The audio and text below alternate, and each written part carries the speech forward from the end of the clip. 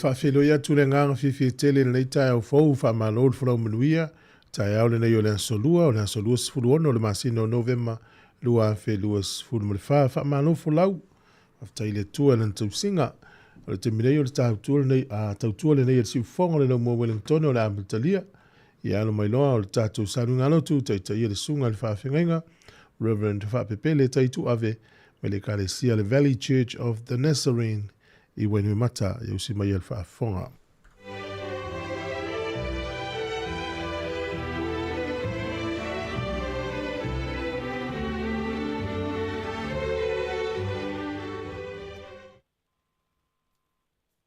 I suafa man malo o tātou ali whaola o Yesu Kiriso te toi whatalofa ma ofo alofa tuai ko nei tae au a mole atunu pele I lo ma lei fua mai I whanonga mata ngō kie o le aso fau mai le atua whatalofa atui le pa ia o le tātou watu nuu mai lava I maunga te tele se ia pa ia maunga iti pa ia whale malo pa ia whale atunu ia no o atu ia a tini o tausala ai o te wala watu o mai au lea o te ina I tātou I tātou tau ni ngā lotu I le nei tai au fau. O leo tātou tapo I atu I le atua. Ala mai ia le nā peri ma le kitara. O te ala I le tai au lava. Meli ie, o te vivi I a te oi luma o le nu. O te whaipe senga fo I a te oi luma o tagata. Awa ua sili lava lo ua lofa. I le maua lunga o le langi. O lo ka maoni fo I ua o I ao. I o tātou te talo. I ia oe I le nei tai au fo. Ma la kai mai o tagata I. E o la fo ma le malos fo. Anau na watu a mātou loto I le nei tai au tamba. Ala I loa nganga pa I ati o mai. Tātou kai tāpua inga whātasi maoi. Ua mua, muni lau fio. Manui ai mea uma mātou te whaia. Ona o Yesu le lio le ola. Amen e pa amen. O leo tātou tapo I atu le tua I le pese ua saunia I le nei tai au.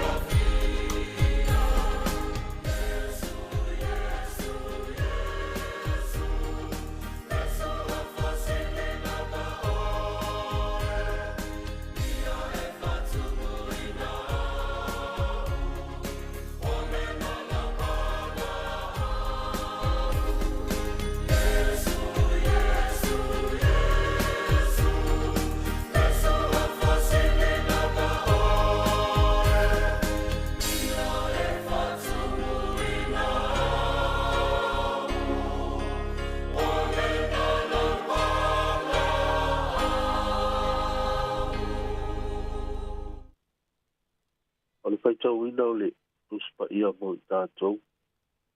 Ua maua se tusi pilipilia mo i tātou nei tae au i le whengainga fou le tusi a apostolo Paulo na Filemoni. Tusi o Filemoni aia o te faitauina la le fai upu e valu, e whaapau mai le fai upu e lua se funu. Ia whaaponga mai o nisi nei o fionga tusi alo tātou wali. O le nei, e ui lava ina ua o whaamalosi e polo i atu ia te oe ona o ke wiso i mea e tatau.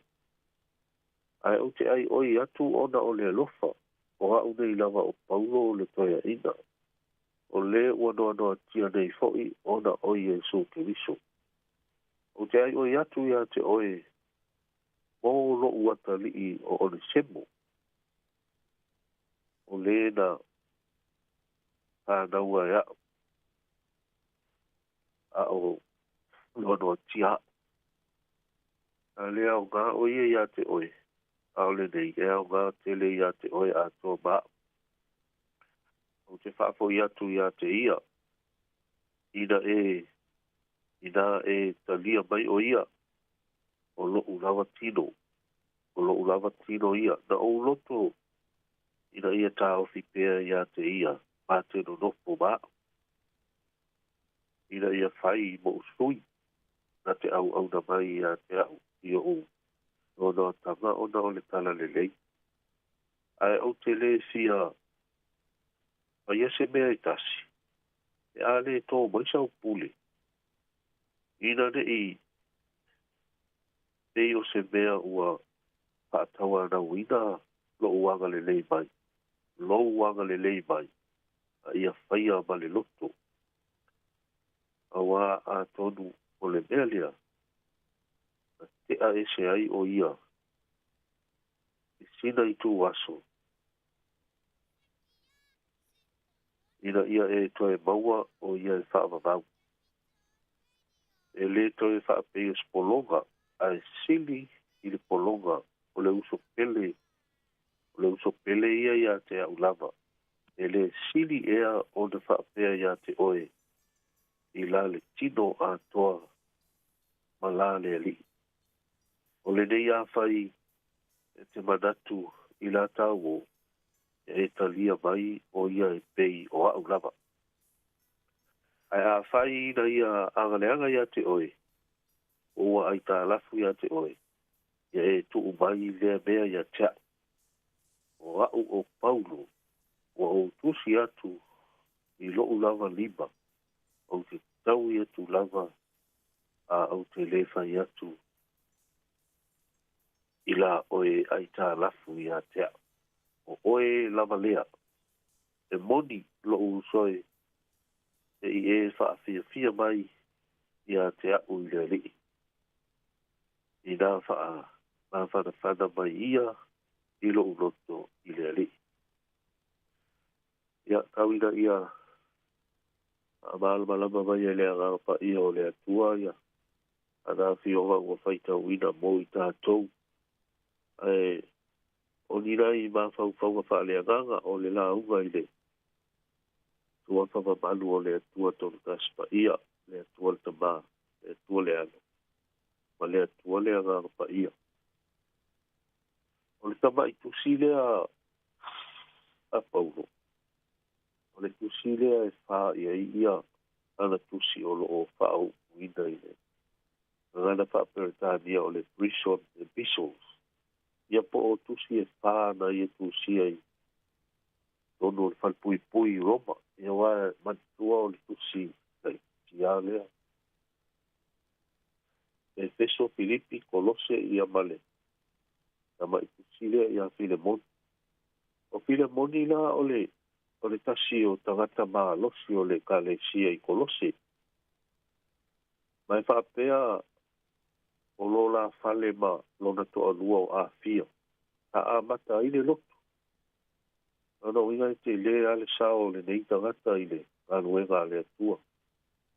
O le tusi la le ia Filemon. E mawhai ao na o wha upuina whaapea o le tusi na tusia e le apostolo Paulo se i toi so o ai le mafutanga Filemoni. Malana polonga, o lana au-auna, o Onesemo. Ia o le vai tau le nei, o lo o tātou, ia i le vai tau o le sauni uni atu mo o le, pamanatuina o le, soifua mai o le pepe na soifua i so le awala lau papa ua vā ai tātou ma le atua o na ole anasala. A o le tusi lea, o le tusi e toi so ai le mafutanga Filemoni malana polonga leo o le semo.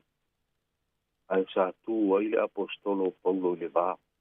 Wa leva o na sola e sele ali i lea ma Filemoni.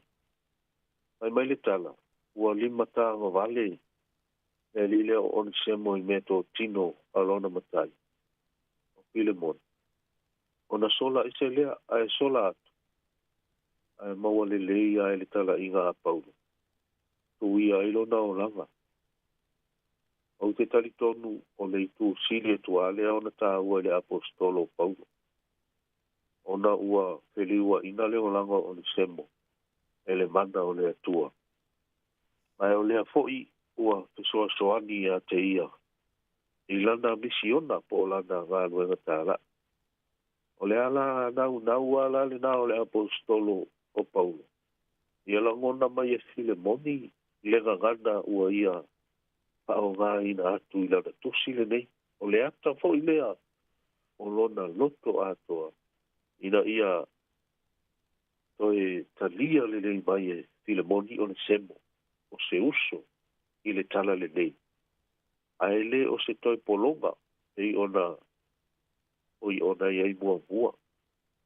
Walama te lea fo i le mea lea ua whaatino e Paulo i e tau mai ai ia i tātou tangata whai tautu spa ia.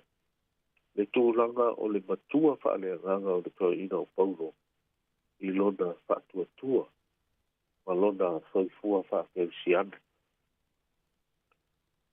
E le isili i fofo i il toi ina o Paulo le tūla i mai o le semo o se kasi o fua ali o lana ngā luenga a evangelia. Ina ua feliua ina le mana o le anganga pa ia leo langa o le semo. Na i lo le manatu o Paulo i lo la ngā male isi fo i tangata ngā lue maa losi. I le ngā luenga le atua. O le isi fo i ana uo wha pele o Filemoni. Ai fo i le ngana o lo wha o ngā ina i le apostolo Paulo. I le tusi. I le whai upo e whaanga, i le whai upo e fitu. O lo wha alia i le nganga whaafetai tele o Paulo i le atua. Ona o ngā luenga le lei malanga na whaia e Filemoni. O atu i le whale pui le sasala o le manongi o ngā luenga le lei a Filemoni. E ala ino na whaatua whaamaoni. Na umalo na mi vi e Paulo le atua ona o ngā luenga le lei a Filemoni. O so atu loa malana whaaholo ma au i a Filemoni i le whai upo e vanu. Se ia wha umalava le tusi. E i ona tā ua. O le winga leo le tusi. O le tusi ua tu ai Paulo i le vāo Filemoni ma o le semu. Ua tu ai Paulo e whai ma puluvanga. E wha tino le leika i le vā o ana whanau wha lea nganga. O se lui i tā ua te lelea mo tātou o tangata whai tautu spa ia. O tātou o ni keusiano o le pesili tele le nā, mai o se lui fo i le nā. O tātou o ni keusiano whaatupu le leika. Ia po tātou fo i o ni tangata whaatupu mā seinga. O lisi tū le nā tātou te wawa ai fo i ai i nei o na po. Ua tele ina. Paali le ngana e tupu ai le vevesi i lunga o e ngā tawhailang. Ai ei vaenga o le tusi.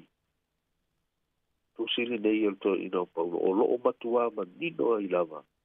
Le tuuina e le toi ina o Paulo o ia i lalo. O na o lona na unau lava. ia toi talia le mai e file boni o le semo. O le semo fou lea ua fo i atu. E fo i o le isi upu a Paulo o se o ia ke riso o le tangata fou ia. O babae mea tuai pa auta. O faa fou ina mea upu. O le ata fo i lea o le faa o le tanga na saudia Iesu ke riso. O oe maa o le leiga. Na ia maliwai o oe maa. Le tangata masala. Ia olo o tātou iaile. Mai taule nei tātou te sao iuni. O le soi fua mai o le pepe o le te masi. O le pepe na soi fua na te whaatino le lenga. Ina ua o tātou maa mane atua. E ala i a sa. Ia o le te au whaale anganga le nā mo i tātou. Sao ia i tātou o tātou. Ia i le whae i unga o le. Nei fo i tau sang. Ia mau tātou sa uni. Aga atu i le. Amana tuina po o le. Whae longa ina. O le aso soi fua o le. Tupu o le langi ma le lalo langi. O le utigo tangata. Ina ia so soo. I tātou ma le atua. O na o Yesu. Amen. Tātou whae u i le tano. Asta i tele tama i longa lopa, whamano ina lo usua whamanu malo ni tai au. Asta i le ola ma le malosi, asta i le aso pou, o e foa. Asta i tele i lau pui ina malau la vea iga, i le soi fua ma le mātou ola.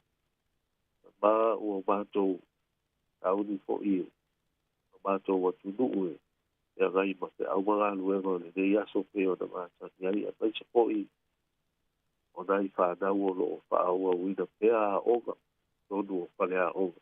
Ia, a tau te wala au pēa i a te oe tamai lau pui ma whapitoa, no soani fo i le. Sunga ia tu ue ma le pūnega o le, nei tio whaasana lau, ia ngai ma, na lātou ngalu e ngawhai i le aso ma le aso. Ia whasta i tele i le au nanga. Maua i fo i amanoa, a tau te whaasoa atu ai i lo fina ngalo. E ala i lau upu polo i lea ato ma lea ato.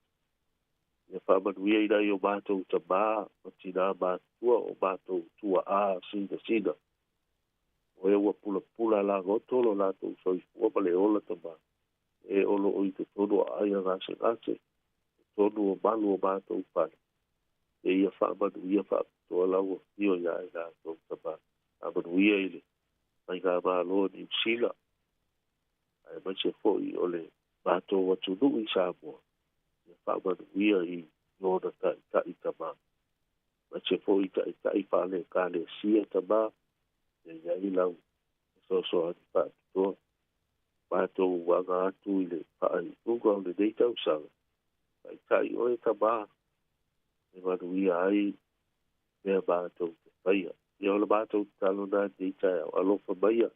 Le moni a wina i mātou e le mana o lou aganga pa ia a maka atu nei se i o lava i le whamavau lava. Amen. Amen.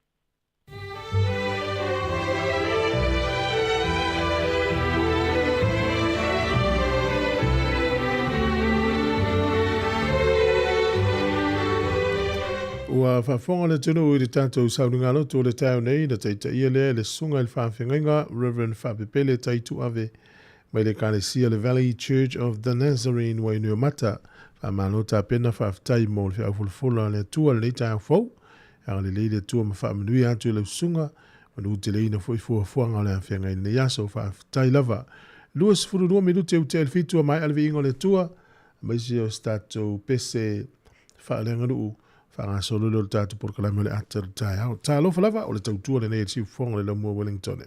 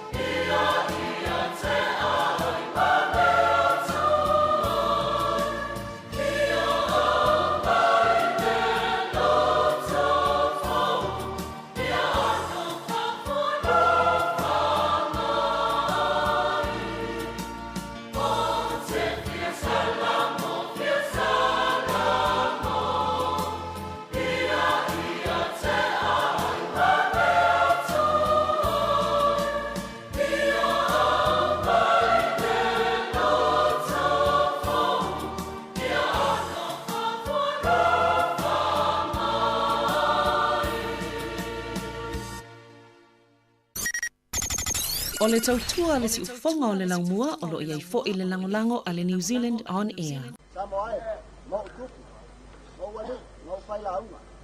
Au mai au le nā, i whai mitanga vai. Oh! Le la lo, la i tai.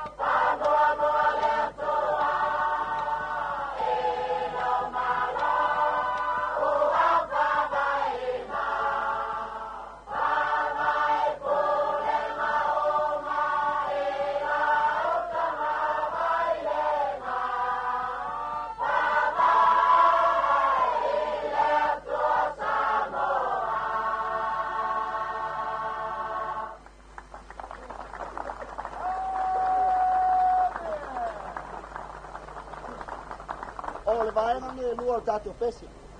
Ya mi watu fatu lo leo pia. Apa iko ese. Ya sena te pia mtani. La amatamai. Ufa. Yo mai al Pacifica. O mai ai Amerika Samoa. Tawa ine. Up. Oh, yeah, so.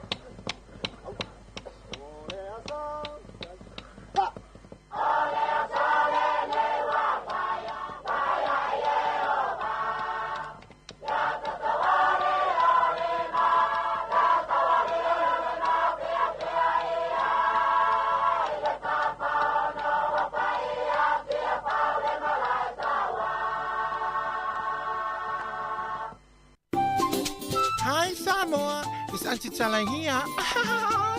Instead of Fifi Falo, ile atang le tayao. Laugh of the morning. I'm at the mail apple feet to the vanveal, su fongalo mua, atang le tayao.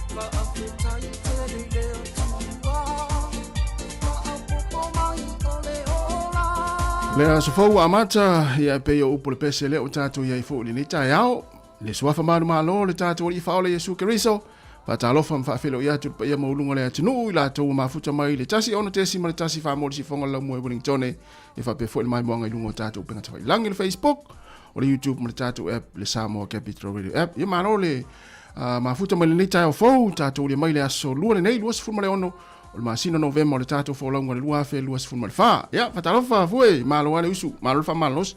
Alo, tasi, tai le lofa malanga leo le tua ua tātou e whiro i le tai au fō. Oa mei o le usu. Ia, el mele iai, a le vava o ele a inga e. A le vava o le a inga, tāt whaal vava o mai le ofisa. So le ese wa ese ni te mi wa ala li tai tai. O le mele ye o le wa tatu anga ia tu le Christmas. Ma le masina fo fa ngota usanga. Le ese mela tu fa vai vai ngal bang. E lo tatu nunga i swinga le wi ni tai o le matel to wai. Ia. Pe ia le fongu ulen fo o na file. Aftai fo ia le mutsina ia po le lua mole. Ia vai ana le milia o ia ngafile u ia se vai le ta o le la wa pai tu wai o tal fa va va wa sa ale te o mo ila la tal va o le una le se el ta i va fa lu malo le su se o ma le yo o maftanga fa le finga luenga ia man tu fa so finga luenga Sāmoa a sa uni ni te finga luenga e fi si so manga luenga ia te vai ili tai o ela fa te lo pas ina lo pa e toi i ngaluenga ia ala di amata ia halu tala no nga fai tala fi matali sa ole ia e a tu le loto tanga te alu ngaluenga ono ini mele tu poi mele tanga tai foi ala to wing ia o te mi alu ngaluenga o le fi alu finga lu sa ole tal si o fa pena si o manga ngaluenga lo ini ta tanga tai ia Ele tai mi o fialu ngalu o no ma nei o le fo i na ma sanga ai me sera pe fa pe o le fa tali ni malanga mai Sāmoa tanga tala le alu fa tali malanga ele le se moi ala me o tau malanga le tata no ngalu ka tinga no ngalu eu acho que tanga ta vale le fa tali ni malanga ai nga mai Sāmoa ia ele le se moi na what why now io fai vai tu te meta no vale le ia o le valu le tai nei fa pe se what why te le valu Ya, matupu vesi ni tai. Ya, mwesi whatalofa le tātou atinu. Whatalofa atu le tātou atinu le nei tai ao. Ia yo au nale tua sunga i whawhengainga o whailaunga tala lei o tai kalesia. Whatalofa i matua tausi tonu ainga, maota ngase, ma maota o tangata mātutua. O loo mafuta ma whaafonga mai le tautua neti si fonga lau mua lunga le wala. O loo whaalongolongo mai le au avita avale o whenga i fo i ngā luenga. E mesi la tua i ngā luenga le nei tai ao. Whatalofa atu, malo le usu. Malo le fo i whamalo si ngā luenga le nei fo i aso. Ia mesi o le nei tai ao. Whatalofa ia i la tau lewa na amata mai la tau ngā luenga le wawea na leila. Malo lava le onsai, malo le whamalosi. O i la tau fo i sa ngā lue le po na po. Ia, whatalofa atu manatu na ua. A mo fo la ngona fo le vai ia e fa to na per sa ngale mu to fo to ia inga faise malo longa le yaso tato mafuta le proclame nei le to si fonga la mu tato tala no fia tato fa so fia ia fa pe fo na usa pese ia pese fia le nita yao e vi le to fo malo si tato ia i fo le yaso ia lo mo pe tato fia pa nga so le tato proclame le o se mai le onga le fifi ko le fifi e whatalo whātu te tātou atinu ure ni tāo. Whangasoro lero tātou pukulame. Good morning, kia ora. Tālo whalawa.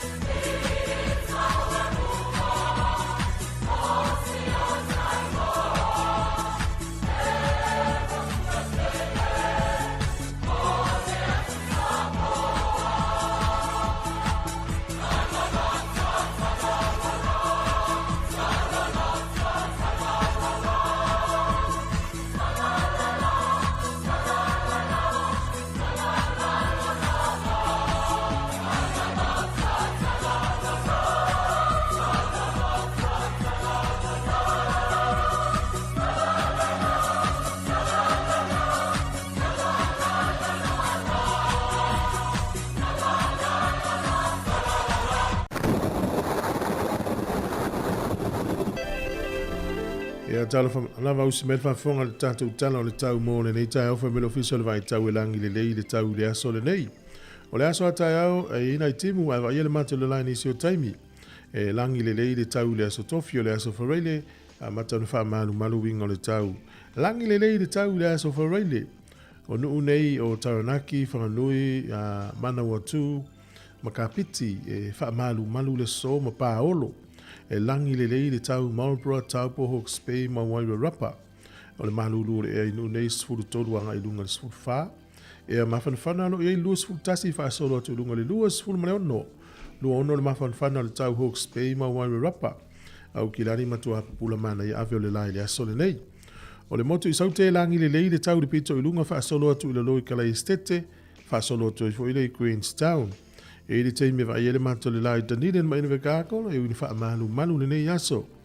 O le malu lua le ea le motu i sautero e le sefulu wha solo atu i lunga le sefulu lima. Ea maa whanawhana sefulu fitu anga i lunga lufu lima. O le au te rengo le atunu nei aso e matele ina langi le lei le tele vanga o le atunu. O le vava aia pia i le soe langi le lei le tau lua sefulu iwa le fo le vela lufu luono le ea maa whanawhana. O le ango toi fo le lai le so Wellington e toi lua sefulu lima minute le iwa na nei le fiafi. E o soa ele la tae au, e toi sifuru walu minute le ono ele tae au a tae au. Fua le e malulu i Wellington e mauna nuutua oi, o le ono wha solo i tulunga le sifuru ma le tolu. E a mawhanawhana alo o iei le sifuru walu, anga i le tulunga lufuru tasi.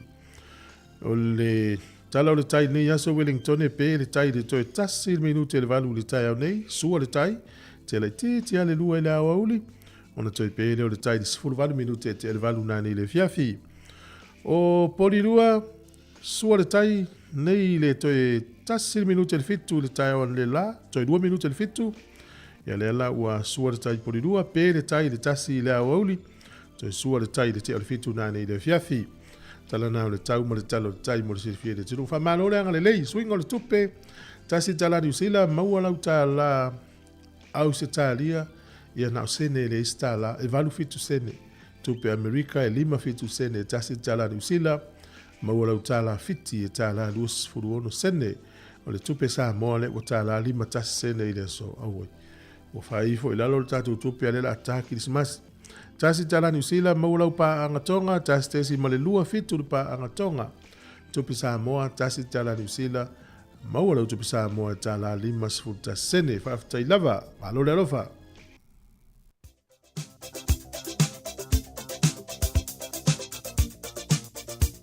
Whaamilianga o soifua, o so whanau, tātou emaili masani lava lena, o so whanau at samoacapitalradio.co.nz, manu ia tele lava o tō aso soifua, po o se aso whanau, fo o se isi le whanau, le aso luas fuluono le nei, o le masino Novema, whaamilia tele lava le atua, ma ia toe whaopopo, nisi tau sanga se tele mo utou, ia masanga tulu ipea, a meise fo el malosi le tino, ia walwhenga iai fi au mga aluenga, meise fo iwa onga.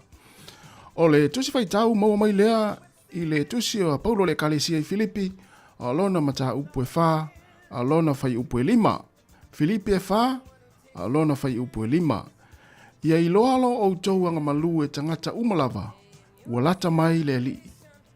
Ia i loalo o tauanga malu e tangata umalava, ua lata mai le li.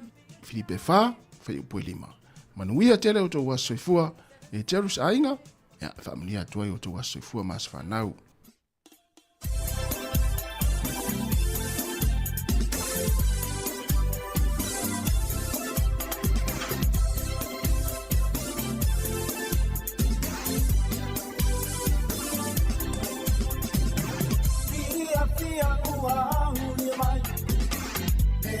Sāmoa he miti iai o se tatala whaamanuia no waso whanau amuria me oni awa mani pēna me usitai ua sirirena me manuia i lohola me oli ai mawhia fia o mai tātou fia fia so far, I'm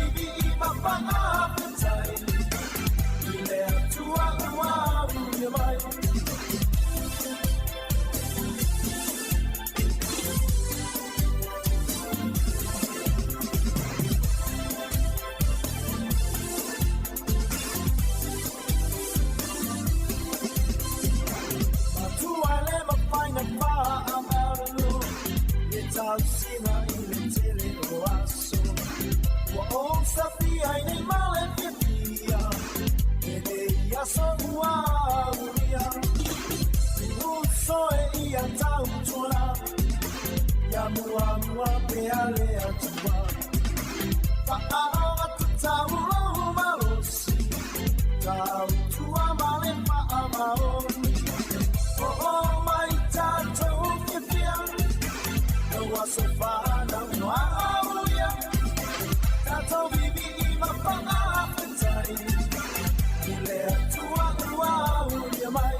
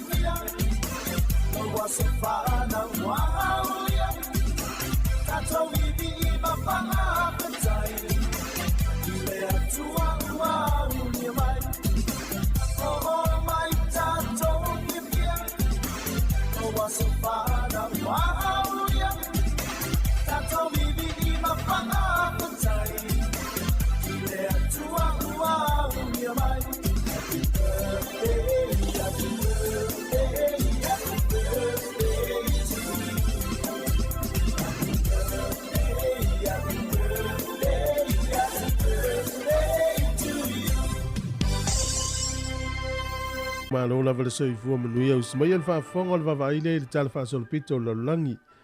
I mea na tupu i le soi tausanga o mawai i le aso luas fulmaleono o Novema. O le sol tausanga e tasi fitu valu. Na tau nuu ai i a kapiteni po Captain James Cook. Tangata su e nuu le nei. E to tonu o le motu o Maui i to tonu Hawaii. Ma peo ia le urua i tangata Europa ua tau nuu i le motu o Maui i Hawaii.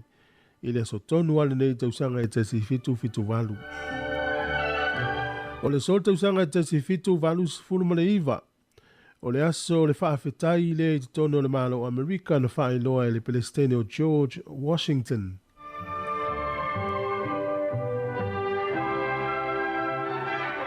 Le sol tausanga e tasi valu ono se furu male tolu. Ia na whaataua i le isi Palestine o Amerika o Abraham Lincoln. Le aso luas fulu ono Novemba e whai maaso whaapitoa o le Thanksgiving. Ale malo tele o Amerika. Le aso whaafitai. Ia le aso le tele na whaano noa ai le manu leo le pipi. Wai pipi ai pipi. Te alua le aso whaafitai le malo o Amerika.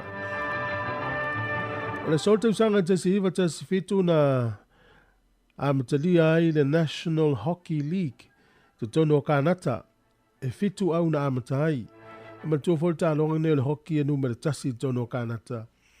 Ia le lava yo o mai le solo. Ta ua pel nei ta amirisanga ma nei ta alonga le hoki. Te le tuno o lalulangi wa tau vai. Ia pe o kanata e ta ua te le ana tau. Te le foi tupe a tangata e ta alo nei ta alonga. O le solo ta usanga e tasi iva lua. Na whaeloa i le tupu tamaitai o Peletania, Queen Elizabeth Talelua, o le atutongi ana la fonga, o le atamwhaifo i ave ese ingoa o le ai ngā tupu ia mai le payroll o le malo ia po lisi o tangata o lo tutongi i le malo. O le sote usanga e tesi iva sifuru malevalu, o Tony Blair le urua i Palemia o Peletania, wa ia whaailoa lona lango ina o le malo ai elani. Toi fo ia tu tausanga tasi iva ono, tasi iva ono i le so, na tatala i le Palestine o Falani o Charles D. Coley. Ia le urua i malusi anga wha ele tise e maua mai le malosi o ngalu o le sami. Ia po o le ave fo ia o Vaitafe. Ia na talaina i tono Brittany i le tu i matu i sisifo Falani. O le urua i malusi anga whaele tisele nei la langi wa whaanga ai le malolosi o au o uma ia po ngalu ia po o le vai foi. O le so e whamanatu ai le nuu leo Mongolia no lato aso e tau o le Republic Day of Mongolia ia sa pule i pule nga whaatupu le nuu nei o malo tausanga te siva lua lima ia suia loa a Vema Republic ia le lai whamanatu e lato tausanga umalava amatama te siva lua lima.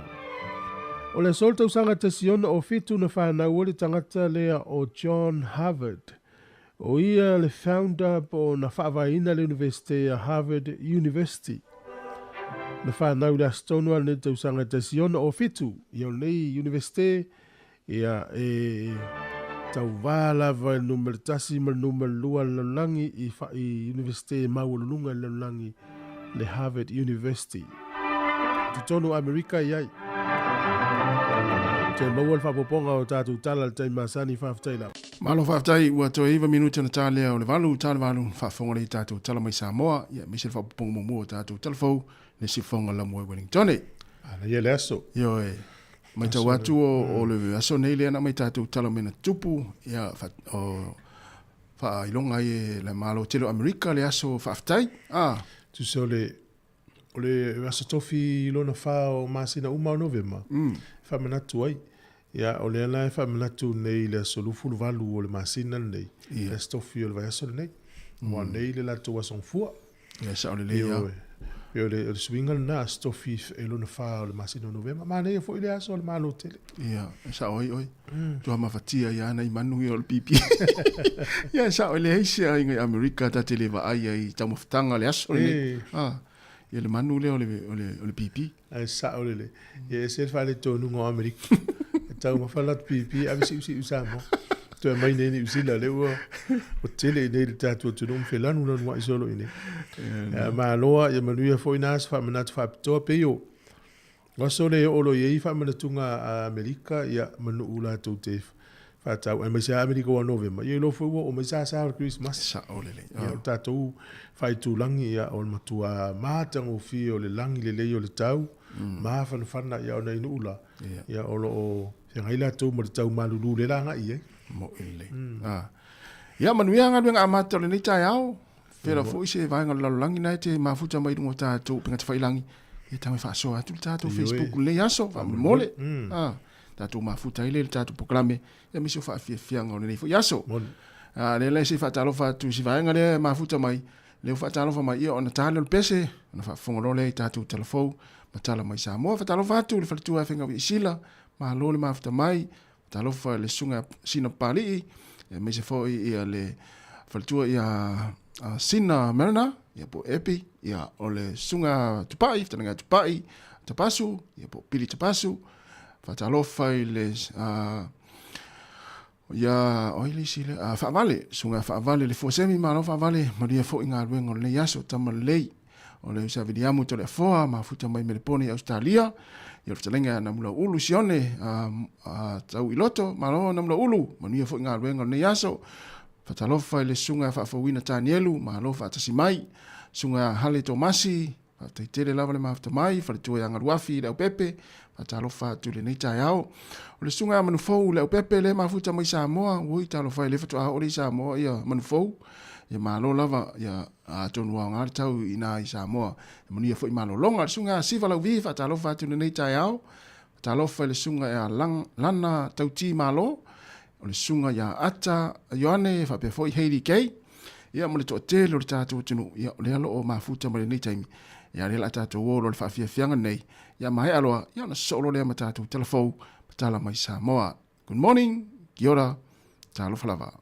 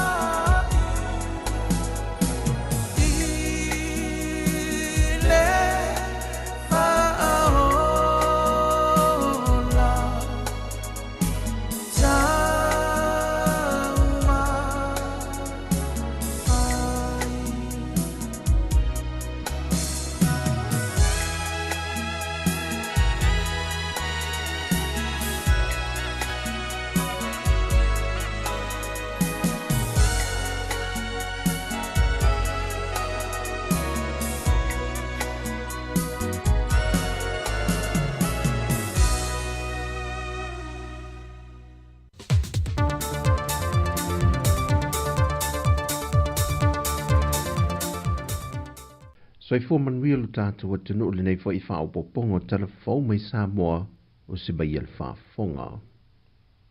Wa toe avatu le malo le fe au le patai le atunu u atoa, e nei e ta ofi nei lo le sawa e no tina ma whanau, e le o se tu masani le whaakerisiano Sāmoa, e whaavae ma o oina mai ai to tono a inga. O le fe au ma le malo e tawalatu le fionga le tamaita e minista, o le mtanga luengo tina ma tamaita I atina nu manga feso tai, na te tala aloa I ai le aso whaapitoa, o le porkalame ale to manga moe poponga tia, na o latu sāvalia ai le taulanga I pia. O le aunga ma le autu o le nei wha moe te atuai I sā wanga matanga, sā wanga I le tino ma le mawhau, o le a fianga tele lea mō ruma na I o alo mawhanau ai whapena foi I tina. O le porkalame le nei le mtanga luengo tina matamaita I tausanga te itasi, mai wata I moai whaala puputonga po komiti ati nāma tamaita e oitu malo te itasi umailea tino. Sau no le fionga mulipola ana rosa ale mōria o ilana saunanga autu. O le tiute male mata whaioi a tangata oma o le te atu le sa wanga. Mai e tātou te tū whaatasi e lango ngā ruenga whaatino e te atu ai ia ngā yoinga le kerisiano. O whamaumonga le ofiso whai numera le atino o wai loa tino ai, le si tia le I le whapasene le au whai o tangata e a whea pe u whale mai I Sāmoa, I le masino o kitopa, pe a whaatusa I le masino o kitopa le tau sangante nei lua whilua se fulmal tolu.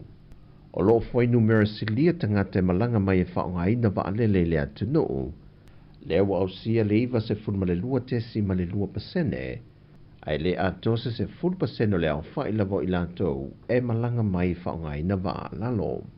Ai o company wa alele e New Zealand o lo numero tasi lon au mia le o tangata I Sāmoa, le o lo whaamawina le fast fulma le 2%, so o iei le e afiti, luas fulma le 2 tesi ma le 2%, iwa pasene mo le company le Qantas, ai pito I lalo le company wa alele a Sāmoa le Sāmoa Airways, e na o leono pasene. Ma I whaamumonga foi, o whaatupula ia le au whai o tātou tangata sa lala mau ia tunu I whawhoi sa ili malo, leo o manuia alo ma whanau, a o toi foi mai e whaamau tui Sāmoa ma tina e ainga. O le itu la iwa le tai au nei o le ata tala I lofa I tuto o le ofiso New Zealand Sāmoa, mo tina ma ta mama tutua wanga wa ai le sitiseni a Sāmoa, ina wālua ia o na mai asai nia, e le kovana le malo New Zealand tula fona tau whaofi, ma wā vene ma tula fona aloa ia. E le yaso ma vai na whaamawina e le silia I le tōru wafe I lantou ia o lo soifua pēr, mai le vai tau sanga o lo anga waa le sitiseni I le awhiwa se lau luas funmali wha, I le awhiwa se lau whasa funmali iwa. E le ngona lava o tangata Sāmoa ia o lo au mau ilo tātou atino, o se awa noa le leile nei mo I lantou, mo tu langa tau tonga fitinga ma tau sia leo le soifua maloloina, leo wale aini pāpui pui, mo ni tau sanga e tau wia tua I le kāpeneta ma le pāle mene, ma te tali mo se teimi umi, ai o lea ua whaaffaingo fie. Ua whaalau I lola report e ofisa le wa aita wa Sāmoa I mule nuu, e ui I le lolo wao le tau le masina nei o November, ai e o atu I le masina ato te sema, e le o iaise a whao wa ia e ono a fia lu tātou o tino. Ai o le masina o Januari anga I atu ia a perila, o masina pito ma ale ia I tau sanga te itasi, I le tūlanga tau ia wha ma matangi malo losi. Ai e lua wha o lo lapta ia I te tonu o le ono masina, wai loa I lunga o masini ale ofisa o wa ai tau. Ma wawe wha ai loa I le atunu mo le tā penanga, pe a whai e whaatupula ia pēr, ma a whiai lo tātou o tunu. Pau le tūlanga wa mai te wina I le masina neo November, wa si tia le tele le swati mo I panasi, ma wa mata foi o na a whiai no whanga mawa lalo. Na mai te wina au telefou le anga I vai loa I sādua whata le a whiawhia na nafi, le tele o ele solo I te whaala, le whaasolo atu I lotu anu, anga I solo.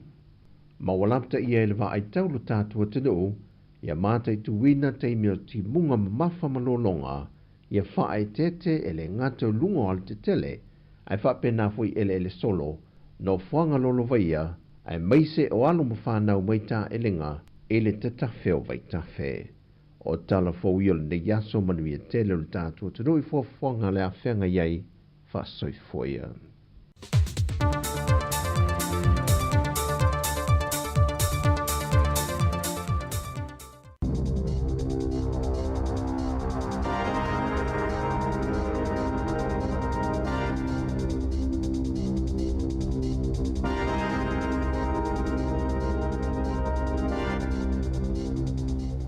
Tālofa lava I le vaenga mua le nei o telefou mai Wellington e le siufonga o le lau mua. O le tala mua. O le ua whailo mai I a vaenga o New Zealand o lo au pito I malosi ai le pepesi o le mai o le talevivini po le whooping cough e pei o na awhia I nei le atunu a toa.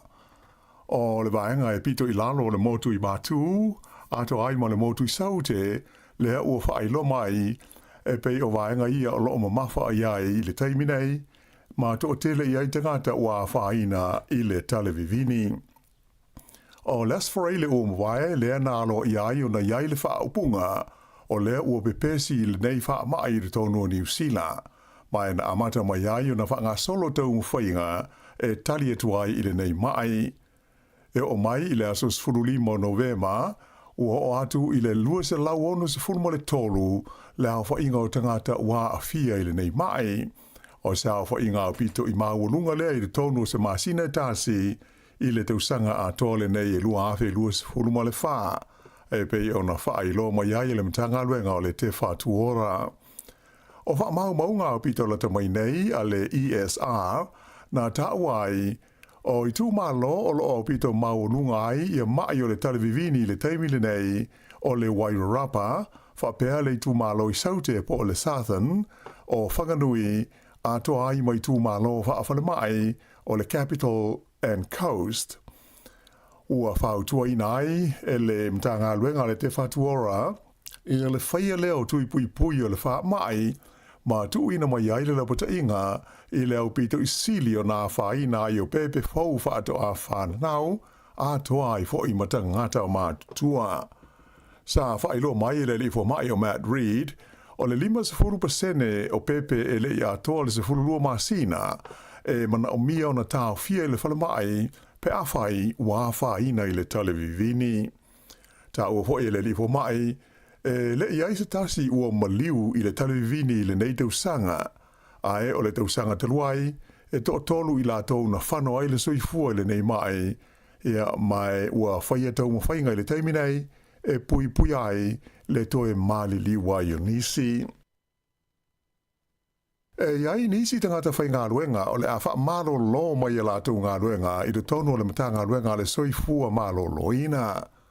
O se ripoti mai le wales whaasa laua New Zealand na ta ua I hopea, o le aso ngofua ana nafi, le ana whaailoa atuai I tangata o lo ngā lulue I le vaenga o fesota inga whaate kono losi po o le IT department, ua le o toe mamau sa taimi, ai le ai ini a lātou ngā luenga. O se whaasa launga e wala I le imeli mo le vaenga o la whai ngā luenga, sa whaari ai le whaatono ngā luenga whai o Rogan Clark, o le a whaamuta I a lātou ngā luenga, I se toe whaatu langaina o ngā luenga whai e le mata ngā luenga le soifua mā lolo ina. Na I ta wai o le au ililinga o le nei fuafuanga, o le atu inane I le au whai ngā luenga a toa o mea tau whisa o ta inga, le vaenga le ta ua o le Data and Digital Team, I se lātou whailo inga e whai e le surululu a tae ao. Nā ta ua hoi e le mta ngā luenga I se pepo o whaamtalanga, e amata I le vai aso le nei, le whaatino ina o swinga e pei o na mana o mia, mo nisi vaenga o le nei mata ngā luenga te lea le malo. O whailo moi foi e iuni so whaatasi e tangata whai ngā luenga, ale soi fua malo ina. O ke topa le sa whaalia ai le te whatuora, e mana o mia le whaasao ina o seisi vai ngā tupe, e o atu I le se lau miliona tā la, mai ana ngā luenga tau whisota inga whaate kono losi. O ke topa hoi lea sa talia ai le matanga luenga le soifua maloloina, ia le siri atu i le fase lau, o talo sanga mai tangata whai ngā luenga, ua fia malolo i lo lātou lava loto malie, po o le voluntary redundancy, i se vaenga o tau mawhainga a lea matanga luenga, e whaaitia na tupe alu i ngā luenga whai. E matua lango ina i le Societe a Fōma i Nifo New Zealand, whaapea i fo ilha la po tonga mo le soifua maloloina o le Health Coalition Aotearoa, ia le lipoti la tau mai nei le whala po tonga o le Helen Clark Foundation, e winga lea ini whainga e fo ia ma tau tonga whitia ai, ia le mai fo ile nei ta ua o le mai puta po le obesity i le tono le tunu. O le nei lipoti wa ta awai, o le tino puta po o le obesity, ua avea nei ma se tasi o mafua anga autu o le malili wai o tangata, ma whai na airo lātu soifua maloloina i le tono New Zealand nei, ua siri atu na i lo le ula sikaleti. O lo ta o manino ai le lipoti e to tasi mai tangata mātua uma e to tono New Zealand, e maua i le tino puta, e lona tolu i le whaatulangana o le nei whaafi tauri i atu nuu e le leilo lātu wāti na e male ta mao ainga, a e tasi mai le toa wano ta mai ti uma e whaape fo i nā whaina ai i lea lava whaafi tauri. Ai e matua sidi atu na whaale tonu whainu mela mo tangata Maori whaape ai matangata Pasifika. O lo whautua ina mai la e le nei dipoti e le tau na whaia ia se la whonga whaapitoa ina ia whaaititi ai le suka i mea tā mawha, ma ia whaasao na toi whaatawina ni vai inu sua malie i te tonu o aonga, ma ia mautinoa e nā o tau mawha so i fua maloloina e maua mawhaonga i te tonu o whale mai o le tunu. Whaali mai fo i e stasio teitei whono o le Health Coalition Aotearoa o Boyd Swinburne, e te tau ile malo o na whaia se fuafuanga i le nei whaafi tauli, mai le tau mateina e le tau o na whaia le la whonga le nei mō mea inu atoa maisi tau mawha sua malie. Na ia tau fwoi o tau mawha atoa mawai inu sua malie, o se tasi leo mafuanga o le whaale tonu o nifo o le totele o tangata. O se tūlanga e langolangoina e le lifo mai o Rob Bicklehall o le Societe a Fōma i Nifo o New Zealand. Na ia whaalia o le mafuanga autu o le tele o le suka i mea ai a te maiti ai maise o wainu sua o malie e a whaina ai o lātou nifo. E langolongina hoi e le wasenga o Fōma i Nifo i le whaia o lea la whonga mo mea tau mawha a to ai ma wainu sua malie ma i a tau fia ma le whaia leo whaasere launga e winga i mea ai e a whaina ai le sui fua maloloina po chunk foods. Ta ua hoi le lifo mai o le mafuanga utu na tau fia ai i te maiti i te tonu o whale mai le tausanga taruai i New Zealand nei ona o le whaia lea o le waimoe e ta se i ai nifo ua mamai. E to tele tangata ua mana na o e tala i tua se vaenga o la tu se leni o le kiwi se iwa ona o ni whaafi tauli tau tupe o whea ngai mai lātou. Ma ua yeila pata inga i lo ai leo no whaao popo ino pea o lea fo inu mela ai maise o lea ngai atu i le vai taimi o aso fia o le kirisi masi. O le masina na te nei o Oketopa e wha afe lao wha inga o tangata na tala i tua ia lao wha inga e tolus furuwalu tesi ma le wha miliona ta la ma ia la teo kiwi saver o se a wha inga maua e lea e pei o na wha lo mai. O whainu mela nei mai le ofisa o le tausi mawaenga po le public trust mo le lua teusanga o mawai atu nei ua atangia i le teimi nei o le o tūla i mai foi le masina le nei o Novema o se tasi o teimi pisi mo tālu sanga mai tangata e fia mo o mia se veso soani mai le kiwi seiva ona o whainga tāma whaafi tāuli tautupe o a fia ai i lātou. Whaali mai whape o le to tele lava o tangata nei e moni o lātou mawhatianga o whea ngai ai. Ona e mana o mia le tu ina atu o whaamauninga o le tu ainga o whaalawelawe ma whaale tono o whea ngai mai lātou i le nei taimi o le tau sanga. E pei ona sila fia ma whai e tangata ona tāna sanga i le whaso swani le nei mai le kiwi saver pe a whea ngai ma wha awhi tauli i le tutongi na o ni pili, a mai se mo ni pili o whale mai ma ngase, a toa fo i ma le wha atawi na o tūlanga ma mea e masani mo le tausinga pe a whai ua wha le tonu. Ia a toa fo i ma le wha atawi na i o se ta wale aluai i le ngā luenga, ai i le mawhai o na tala i tua e tutongi aini ai tā lafu.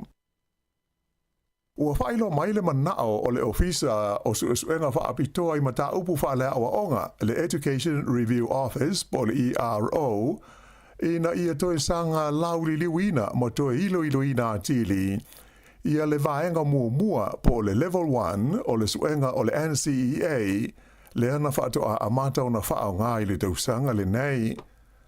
O se ripoti mai le ERO na tauai, e da tau na toe sila atili, ma toi whaia seisi ngā ruenga tele i le vaenga mua leo le suenga o le NCEA, mai o loola pata ia mai e fo i le ripoti, a tonu pe ele lei fo i o na taatia loa e aua le toi iai i le vaenga mua le nei o le suenga o loo whao ngā moa o ngā umai le tonu o New Zealand. O loo wha mawhaina mai e le ERO i le na ripoti, o le vaenga mua o le NCEA e le tāla whea ngai, mai o whautuanga mo ni swinga e le tau na whaia iai e taua ma ta tau na wha tino.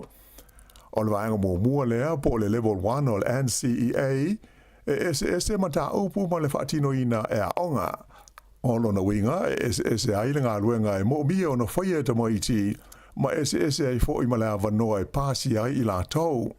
O lo ta ua fo i le lipoti le nei o le tele lava wa onga na o la tau whaalia i le ERO o tongi po o maka e pasi ai le Level 1 e le o se fua le leilea e a tangi ai le ngā luenga sa whea ngai mata maiti i le whaatino ina o se mata upu. Whailo mai ai e le whaurulunga o suenga a le ERO o Ruth Shinoda e mana omia i a seisi ngā luenga tele whaia i le vaenga le nei o le NCEA mai fōringa mai e de tau o na whaia whaatasi neisa i lilinga i a fia umai i a level se tolu o le suenga o le NCEA. O le a whaatala noa ina i se tūlanga whala waitele e le pūlenga o le ai o Dunedin i a lana fuafuanga e whaatau ese i nātu se tasi o whale e tā ua i le tala whaasiro pito o le ho i ai o le tunu. O le whale le nei le numela lua tol tasi Stewart Street na iai i a le Fortune Theatre i tūsanga i tele ai na amata mai le tūsanga lua afes fuma le valu o na tūfua ai o lo alu wai le tupe tūsa e se lau luas fulu lua afe tā lai le tūsanga le pūlenga o Dunedin mo lona tausinga. O lo o puipuia le nei whale i lalo o le vaenga mua o whale e tā ua i le tala whaasolopito le tunu pe tai e iai vaenga ua whaaleanga ina i te tonu ona o le sua vai ua sao iai ma ua ave se ai se vaenga o lau papa o le fola ai whape ai ma se vaenga o le pui. Se li poti na sao nia e tusa o le whale le nei na tala noina i le fontanga ale pūlenga i la songa fua nafi mai ana ta ua ai whape o le nei whale tele e le o toi maua mai ai se tupe ale council mai mo mia se vaenga tupe tele whaale le iai ina ia toi maua lona tūlanga le lei e ma whai o na toi whao ngāi nai.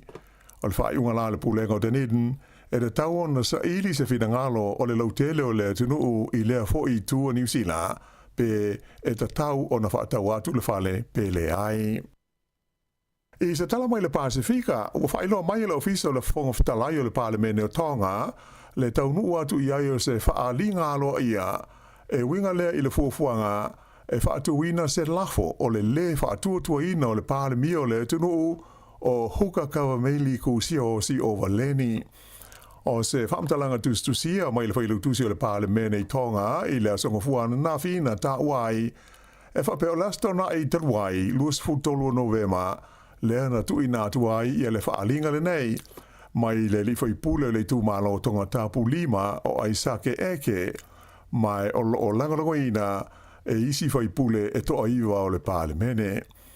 O le Parlemene o Tonga e luas fuluono la whai o na sui whai pule e toa se fulufitu e filifilia e la au palota a e toa iwa e filifilia e no pele.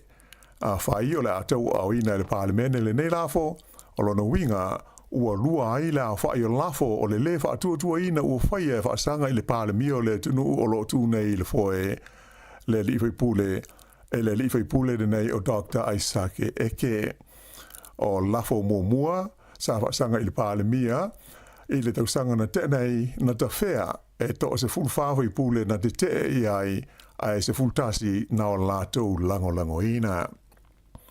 I Peletania, o te enai e le palemio le tunu ia Kia Sāmoa, ia le manao le au palota, ina ia toi whaia seisi whai ngā palota fau, e ui ina sili atu i le 2 miliona, lao wha ingo tangata ua saini ai i se tālo sanga, e wha ataua naui nai le whaia leo se palota fau, ta ua mai e le li palemia, o wha ai unga whai inga tā o au fia i le talo le tupe a le whai ngā malo, le ua mafua ai una le fia i tangata i a te ia.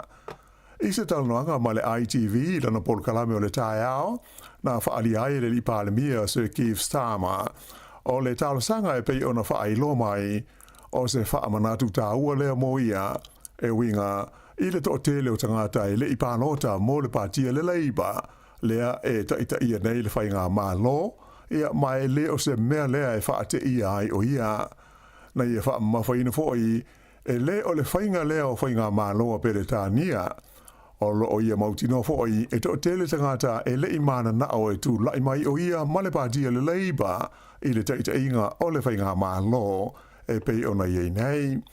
Ai o lo ave le lātou wha amumua, i le whaia o whaai unga tāla whea ngai mo tangata uma i aso taitasi. O le tāla sangare neina tu uina i lunga o le upenga o vesota inga le palemene e le li i swafa ia Michael Westwood o lo o whai tio ina i le palemia i le tausisia leo ni folfolanga na i whaia i le taimi o whaatosina o le palota taruai nei. O lo o iai māsal salonga o le totele o tangata ua saini ai le nei tāla sanga e le no nofo i le tono Peretania ai no nofo ia tunu i whafo. I tā alonga, ua whaasa i le olanga atoa e le pūlenga o le tālonga ti e wila a Ausitalia, ia le li ti e wila ingo ia Matthew Richardson, le ana maua na pina siriva i tālonga lata mai nei le Olimpeka i Whalani.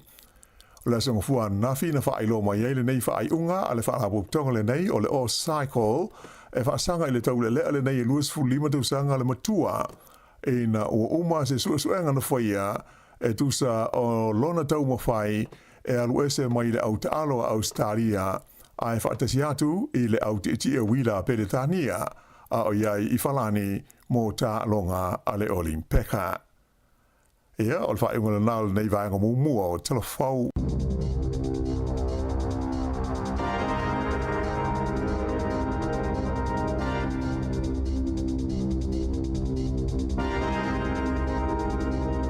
Amalo fa tai fa mai o fa pomo mona tatu telefo le ni tai ao pe tuna tu le fionga le wano atilawa ya miso tatu tala mai Sāmoa sunga ta se salem sam tu la iva le tau nei ya fa fonga le yai lo su fa minute te nei le tu la valu ya toi fa mana tu atu mo toi fa manu ya tu a onga nei fa na u ni tai ao ni la va onga la fa ngai mo to o tu la lata fo di te mi tu wa ya onga mo e tatu lata fo ile di te mi o la nga tongi ya e pe te mi le ese le fia ona i matua pe amo mai ungo suenga al fanau mo e fe longa tongi e fia mai ainga me so no fa pe ya nei fa fenga tonu a fia ngata tasi Sāmoa e lo tato mai ne tunu e te ia u malonga tongi ya Sāmoa yo e tu u longa tongi fa u ngala va so e fa pe fa ne longa tongi na vale ya so lua fa ngai fa ya onga sa mesili tu atu o lo le las for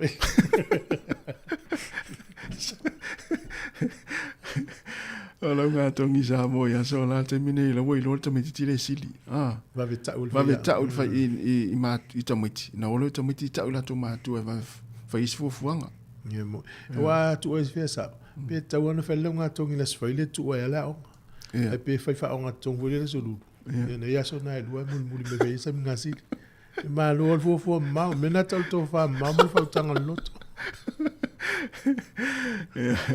ali se fazenga ya te ya wo lima sili yo vo ya samina u fe lolozi ma lo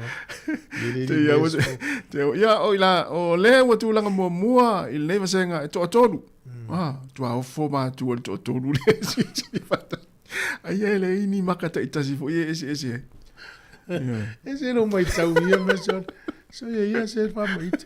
Ya malo la vale on sai ya ulus fulo no minuto te valu e ia na fa se silango le tai o nei. Le na mai ne ta se sai ta tu telefo. O le aso tonu le nei. Ia le uta tala I lo leva noa e talo sanga I nei mātua ia nga va alfa moe. Ai o le whamanatu fo I mo le tātou atunu. O le whatumunga o forms nei. E le mana o mia I se lo ia. E le mana o mia I fo I se tangata se agent e whaia. Nei te ua alu sau tupe tele tutongi se lo ia alu sau tupe tele tutongi se agents tangata whaapitoa so whaatumu me ye le ai.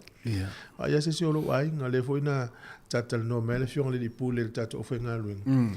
Ia se I toi whamautu. Ia pe I se awa no em whain whai e tato so son nei tangata I le iloa whaatumu ma le iloa whai nei vanga. Ia matahala I fo I te whape nei. Te ua e whalongo whasara launga I se me whape na ia.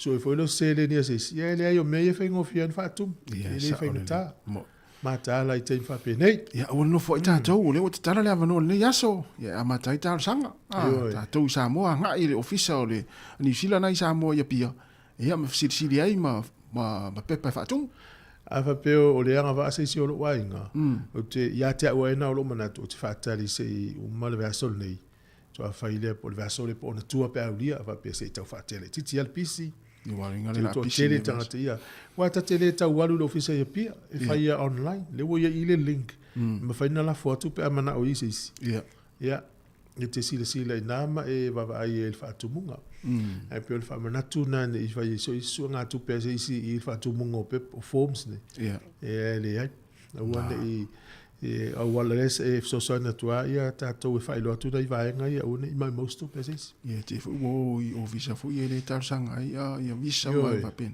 Le na em fin fatu mo o le fale pe. Awa o le sila vanga si wa pona tiel tangata o no ngana mo no papena ia. E ia la to mfaina so ia no mar tongi o sa tupi. Ia na vanga na fa na tua ia ma lo la valon sai. O le fasil silanga tas. Ia. O le il fa moe a fa pea e te manatu e fia fai ulo tui fo leo le COVID. O le pusta ia le fai le maftanga tangata mahatutu o le PAC I Newtown. O le stofi nei le se lufulu valu o November. O le se fulu le tae au tau le tolu le fiafi e ava no ai. E ana lo sua toi o le tulu manu o Constable ma Daniel Street. Ia I na le fale sa le PIPC Newtown. O le fale la le PIPC no Kise House Newtown. Fai el fa mo le ai le aso tofi. Fa no iso te mi te alo fai le pusta. Te lo le la telefone tatu tal no le tale vivini. O le whooping cough. O lo ye lava ia o savilina fia ngai ma por kala mel so fo malo lo ina tatu litio. A le facility e fi ngele tu. E ye se matua po se sinalu fai so na tu yo le tale vivini I se fale tala vai. Na fa mauti no mai le yon fa ilo atu le tatu tu. Ia o no le fale tala vai. O te le sia kia nafi. Al mana ye le fa mo se kalisia le no fa ele. O rua Sāmoa nei o Chile na fa il masina nei. Am tanga masina. Na sa fa itu yo le tale vivini. Ia fa la vela te la tu o man fa tu ia. E no ngala e le na tamai o stangata. E tolu la tu na mali liu tau sanganen e nei de na mai nei la wano news. Ia e wona ia fa ina se si wa a me se tani tamai ti light ia. E na tatu na file leo le tale vivini mo se fia. Mana nei whamnatu, me se ia le whamemoele o i le stofi a le PIC Newtown. Ia na wasu ngata ma whaingata ia na to e pukni appointment. Ia a pusa appointment nei whatu amau le tausang fau ia Januari. Ia ona o le uti o fo mai. A whalewalu, ta tōle whaafia fianga manisa o langa fia whalau iloa.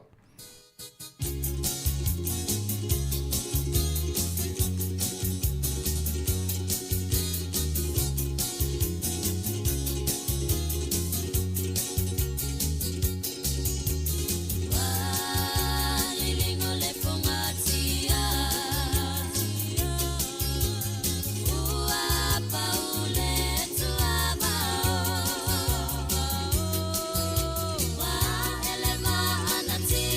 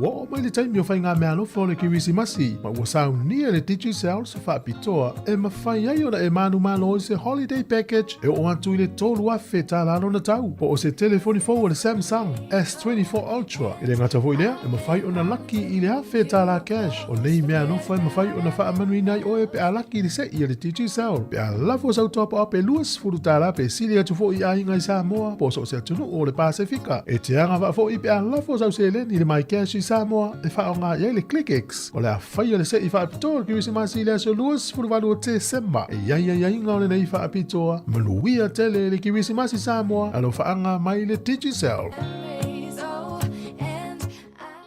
Whaasila si langa tā ua. E tusa malo mātou tu langa e vea ai ma ofisa whaasara lau. Mātou te tausisia tu la fono ua sau nia e le Broadcasting Standards Authority a whai e fia whaia sau whaasea i se mata upu na e whaafonga i ai i le Sāmoa Capital Radio e re tau na lafo mai lau whaasea tustusia i le tuatusi Limatasi Mangavin Avenue Porirua Wellingtone pe ole i meli mai te alu moresi@samoacapitalradio.co.nz e le tau na whaia i le tonu o le luas furuaso whai ngā ruenga talu na whaia le whaasala launga. A whai e le o whaamalia ina oe i se whaai unga o tu inatu e ma whai o na tu ina sao lau whaasea i le te mana whanonga kai pāho po o le Broadcasting Standards Authority e maua nisi whaamtalanga i le wha ngā solonga e whai ialo ia lau whaasea i le openga te whailangi bsa.govt.nz whaafitai. Alo aftai le uto luas for 5 minutes on talia o le tulaiva ia na o tu lunga tu fuel tato link lena ia e pole website ia nga il tato tu le fisili mel taimi nei Yo e malo sila ne na utu atu lunga tato live. Le la tau pai voisi si awala e vatu i lunga mo ni se email mai, message mai. E na vatu iai. Ia tango e whaitau, ia whaitau foi matou, na tātou talanoa i lea, po le alwhainga whaiai. Le ua matawhanga solo, e mola tau e le isi le fiel, mta upu nei wanga waa lau tamā, po si utua a, o nei au a inga uma, o le atou na soifua mai le vaitau sanga lea, o le aso sfuru tolu, o le e vai le inunga, po le sfuru tolu, po le aso lufulu fa, o le masina o me tausanga e tasiva lua fa e lua fa lua lima lua ono lua fitu lua valu se o era so moia no avi tasiva fa iva ia nae o le talalata mai o ma le tolu afe la tau e manu ia ia o le aso nei le utala i leva no e tuta u al vaenga le so fu malo lo ino matu wa tausanga ia wa tele la fu ina po ia mai o tino ia le ia le tupu anu ni pefea ia le fengo fier sau nei faitong fitinga ia e moni o le to tele la to nei le te fio mai ni si mo ile le mo ia no foi sa mo ia fa pe le fitu ono tausanga o le tanta le tamama tu portina matu ala matu a alu le ato ia tamana na fengo fier sau te fato ia sau to ia mo pe tanta no fo ne vaias ava peto tasil tanto la ingala Sāmoa wala no fo umi Sāmoa tau singa o le matua lea ia le vanola le failo sitseni ai o mai no wala wo nei uma le ainga fa pena o to ia lu le tangata Sāmoa o nei si se tau sia peto tasil tangata le tau sia si lo matua posto in ia alfa monianga la lea o lea ua mau ia wala wo fa fo mo le ia au mai e lo nei ni si le tau sia o vili ana po Sāmoa i Sāmoa tala no fo imni sira ai fat o ia inisi o le tātou nuu e anga vaa i le fsitieni le. Ai lau mai, o le matua toa telea. Iesa. Papea sole. Ai tele lai tina. O tele nai tina matua. Ai o lai, o tamai o tele na mani liu. Ai o nai tina le ai, papea sole. Mana ia tele. Ia, tal si o si le fia nei la tau whaana. Ia, mo. Ia, ma vela le tele o nai nei tama, a nai nei tina matua lo soifua mai tonu e mtoa e le loa. Fele le ai o nei tele i loa lai. Nei o lau te i loa. Ai wha peha ue le i o le matatua lea. Ta i fitu ono anga i lunga le ivas full. Malo. O le tatou leina o whātolu walu lima o whātasi. Ia. Pena e vili mai o whātolu walu lima o whātasi. Pea whapea na alo i whaile tui leo le tale vivini po le whooping cough. Ia. E whale tala vai. Iwa o nisi o whaamitalanga mana. Ia le ao mai. Ia e si le fia fo isi o tātou tunu. Ua whawhaingo fia mo la tou. Ia. Ia e au noa ma le tu fasili a fa fonga me ana isi sinalu a vesa na pepe po ila ia mo la noa Mana ia. e ile por kala mele fa nga solo le tato official temine e ta o le Pacific Outreach Project Ia. ia ona i vaenga ia e vatu pe i por kala me ia so uma o ani me totia e manatu le tato tunu e mawhaino tato so ani ai i nei tangata ia la tu tele mo fa matalanga Ia mo.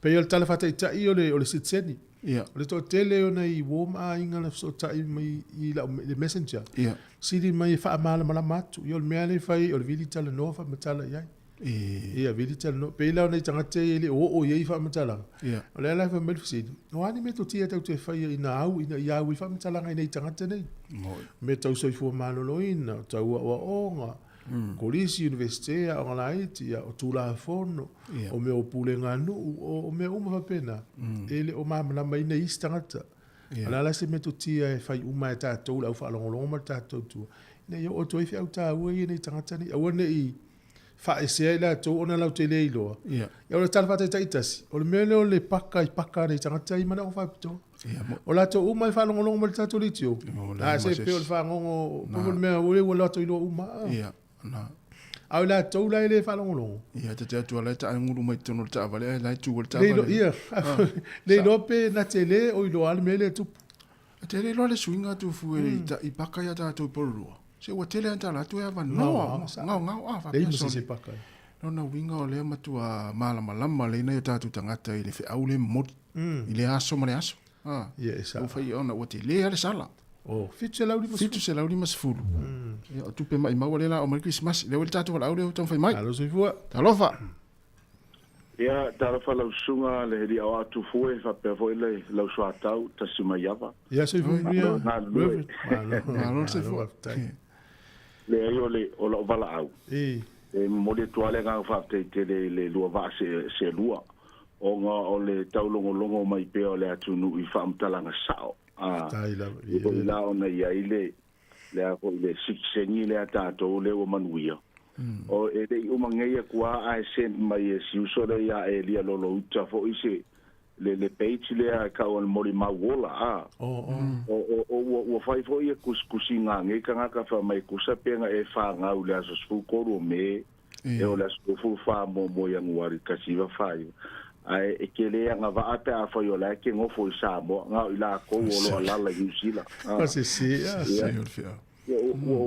si la mai la o lu menga le o le ke le ngi mea e au mai ngi ka nga kai lunga ma ai fa fkaya le ki o le au mai fa makala nga mangingo ma ka ke lo fa foi nga iska nga ka o foi nga ka ki nga la vang fa longo e i ala fa mai pe nga va al fiku se furu pe nga va ale ai o le mangingo i o le fa mai pa mai ongi e no pola si fa Sāmoa ai alo ngo ala bala ko mo dia la ngang fa ka ko o le mai sa o ya fa makalanga sa o ia ave sa o fo ia kangaka pe pa ngo se me ngo bala ko ia ma loar ka longo fa longo pe tai la fa tai foi le sunga mal tato fa so o pe tato ritio tau te velo aso mo to tonu ina yo longo puri le tu fa tai tele lava ya manguia ya fa se fua e pe o tato o na ta si le se nga fo le fa pe o tato o sa tato i lo umame le langa pe le si le no ta tala le line ne tu fa so mai ya mai na to fina ngalo ya ina ia tato wa fo tele au sulu e mo fingo ta pe fo tau la fango mo ile me fo la le tele tato ave al tato fa manatu tu fa tato Facebook share sa walu la i to inga va fa pe on ta reverend ya na fa yo se ai o tele fusu a revo sa das o le si vai na fi fa si le tu ya o le o ani ma fu anga o fa inga tai ona sa ilif so ani tatu tangata so ani al ma fu anga fa inga tai na sa ilif so ani fa mo ya talo fa ya no te va mai fa mo ya le si na si o le ase ma fu anga fa inga tai ona esa ilif so ani ya o le nei atunu o le tele o so ani ele o sa ilia pele o mo fo talo fa pe el vala ule i se mele o fia te vala mai ni se tato tunu e la to tele i lango ina le citizen te loa e finga tana e toi fa so e lo le lang lo ina no na le wei lo e te le lang lo ina Yeah. ya ono le upasia ya fa pe le te le lang lo ina sit sen ya ma lo lava lo funa fina ngalo ya ile ang toi fa so e lang le mo le upasia Ya mo. Ya. Olo talapel tato leina te wala mai ale la tato wis fa fianga ai le tai no la tato pesto fa talo fa tu va nga lewa ma futa ma ni taimi sunga ya sulu ya lo so ya fa vale le fu semi fa ma na volta malo ya ma lo ta fa nga lo ngol po fa vale alo mano fa talo fa ya mila toa kilometre ma lo se fu monia ma fo Eric talo ma fo ya fa tu ya Teresa ene o le fa tu ya Teresa Elisabetta Poutoa, malo fa aftai ma aftamai, ia o Rachel Sifa, talo fa Rachel, sunga fa uliuli pule yata, fa teitere lava le ma aftamai, o le fatua ya Lupe, Malinowski mai na ia i Brisbane, ia sunga tupa i tufai ono, fa pefo ia Ioane Viliamu, ia o le sunga ia Iva Malaitai, fa talo fa tufo ia Antele Oliva, ia fatua si lima taulongo, o waina afuwai, fa pefo ia leulua ia lii, seka i lupo malo le ruai, ya Terini, ya malo Terini, ya ole sunga Bruce Jordan Ufi majo, ya Ellen Solomona marsunga Aaron Sila. Ya lela tatu woro fa fianga nei, ya na tala tuai pedro tatu leina. Tafatu Shane Eli, malo Shane, manu fo nga wengo ne yaso.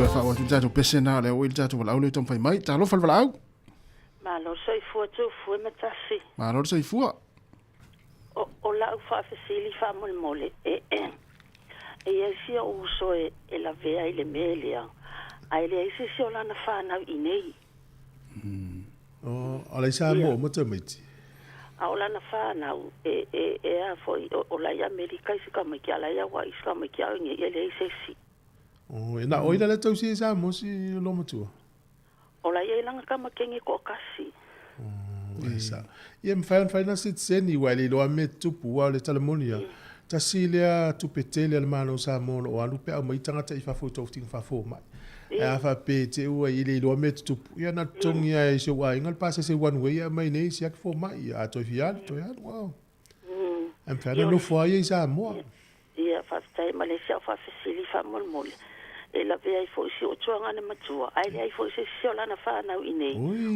e to ta siano na tali ile ya Amerika talo fa mai mau pena ini fo no mai lo ine no fo ya ai o so na mo mai mau pena mau si na to pensione vo ile sit se ni va la se lo ngai o min no fo ine io pe o la fa fasili a kurunga pe ele mo fai nga fa ya wanga form e paole meo le ai e mo fai na pala ye oi ia talo sanga ai le mo fai pe al fengo me masani foi le ia ele fai na lu le ngoli ai fa pe fai na mai nei to ten no fo ya pa wa te wa fai nga tama o ma tu fo ke wo fai nga ka nga fai Sāmoa fai ngo fie e tala moni latina Ole mele ua no te ni usila. Ele usi me fuli le tau te ena ni sile. Ai matangata te ena o tangata yanga va alfa mui moi lea. E maua mala tau. Ele ia ma se mea la alai ana te ena fua seisi. Ua fui la yanga va ai ai le mele. Ia. Fa fekai lava mole ava noa. Fele te walau mai ai. Fele te walau mai ai. Olo te I pitone. O ia pitone. Masani al wharongo ma tato li tio. Ia masangi ango u wharongo no ngoskai mo mwale wo vili a kuai. Na. Te whai mai vili mai. Mai na yolo leo pe vili mai. Ia lo te le tu lava. Mole ava noa. Tai. Ngalwenga linge yaso. Me fase fua. Fase fua. E wela ia le lau mau ia. E lua nei tangata fwe la inga lea e le inisi inei. Ala isa mo e anga vaa. Mo i. Ia. Alo whai. Ma loa. Ia, toi whaotu tātou pese, tala pere tātou awanoa. O le si tasi au nae tāle pese wha mun. Pio nisi o mta upu wani mafu anga o lo whawhainga tā, i ona sa ili fisosoni o tātou tangata. Ia. O le ngō le porka la mele whanga solo tātou riti o le teminei.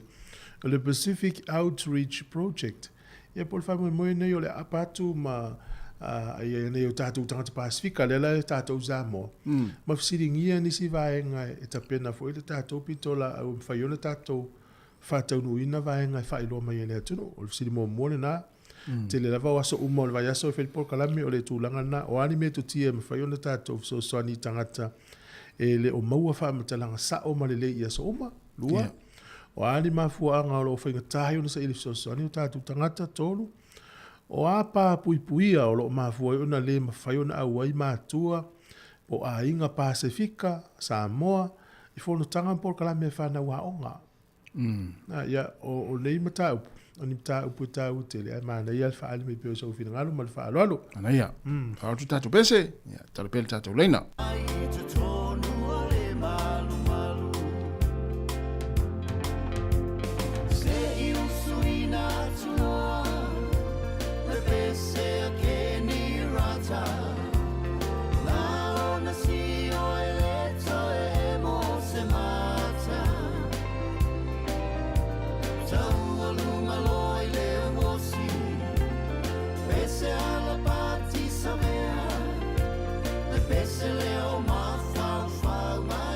ia le wele sta tu vala o le tom fai mai talo fal vala ma lo sai fu manu ia Alo, soi fu. ia sa no mai tama E fa mole ala fa si di se fa mole.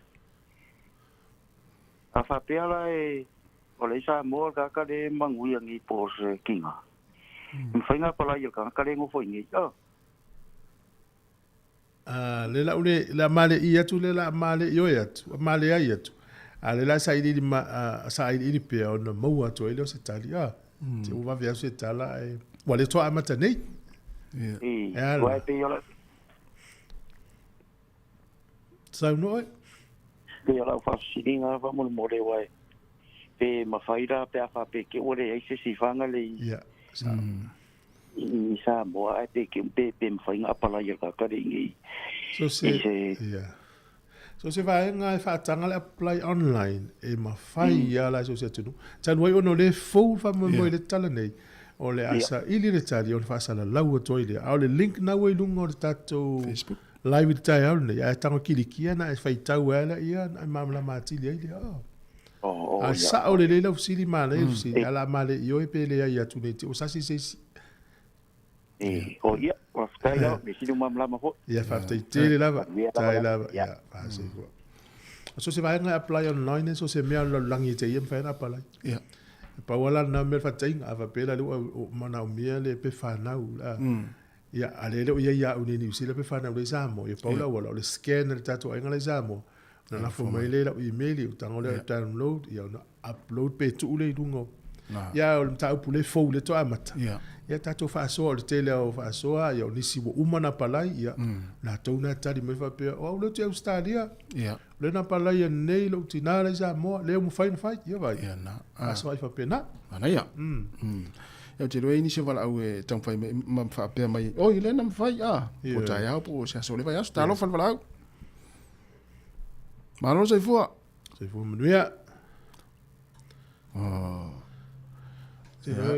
se vai au e fi se teni le le la tare ki masi sole. Al fa mna to pe. Ya, o tato tamale sa fai. Ya, o se furu fusuanga. Se furu foi man malo. Ya, na fa mna to pe va pena. Tai la ya ma i o ila to vi taura vi le si fa tai ta simule fa mi no le vaenga. Ya, bata. Al feina mo el malo mo le au ya to panga. Ana o ya to feina fo. Ya, va volta de bese. Ya, se fatala va tu sunga sani sau. Ya, fa tu ya Nora, fola Norieka, ya tupu ese. Ya, va pe vole se Eddie Ropek, ya sunga ya Saulo fa ya malo Saulo. Ya, ole malu Alexandra Williams, ya sunga apelu mo fili. Salvao Nila, ya fa pe vole sunga Pei Ropati. Ya, le tu Saulo se falau. Talo fa falau. Manor se fua. Malo la val soi foi lo sunga e tu foi matasi le o la ofesili. Le ofesili fia malama. Afa pela o le ua apalai le siksengi. Po le e nei le tina po le tama o le tau fai pepa. Po la foi apalai Sāmoa. Afa pela e maua. O te fia ofesili la. Pe afa pela le ua usau e nofo i nei ua maua lona siksengi. E maua las e ole o te malama le maua le pension ai maua la le benefiti ma le fosili le la tu si la lo fosili mana ya ya o fosili umana la fa mo mau sa ili le o tali o te o ngale fo ya le fia ma fo ile le wai afa pele o siksengi ta wala na maua sina benefiti awa o le pension ia e o tato malama se longa se fuluta usanga a o sina benefiti e benefiti ai nai tina mana i tama ia ma vo pana fa pe apalai no foi Sāmoa e mo po singa fa se lau le masinga po lava lenga ko sa o le ia pe fa se lau le luva ia so pe o nei o lava matoto ia fa fe o mai e tuli le se fuluta usanga ia o nai tina mana i tama o ta i valu se fulu wala ta le ta iva se fulu ia o le alofa o le ali pe afa e au lia se fulu tau sanga fa tali sa o le o le fa fisili le ma le fa alo lava ia panduia lava na lue o le nei ia se si fo o le lau mua ia te fa te fo ma le fisili fa putu ata fisili wa mo wal tali ia fa ilo te lo fisili mo na pe fa tal sanga tu ele atali po le afine le fafo ala isa mortina por tama lua pe mawala spen fitel tangtale pe asa une wa asa une fiu fa tali to amol pensione sa ale le fsidia wa mai na ya fa orta to pese ale wa to minuta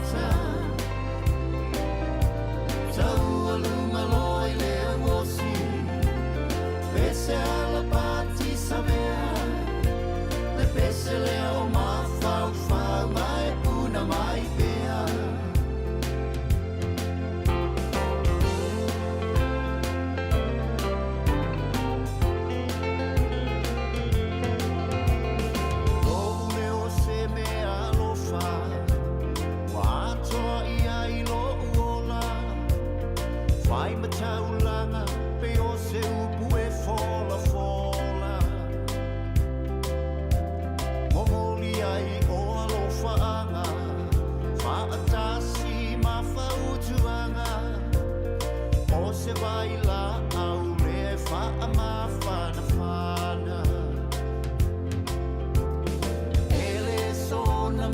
vale ai o te whawhetai e I lo ua tua e tale ni ua o pale e au ina whaatupuina e pei o tale ni e lima a o ile a tamai I e whaateleina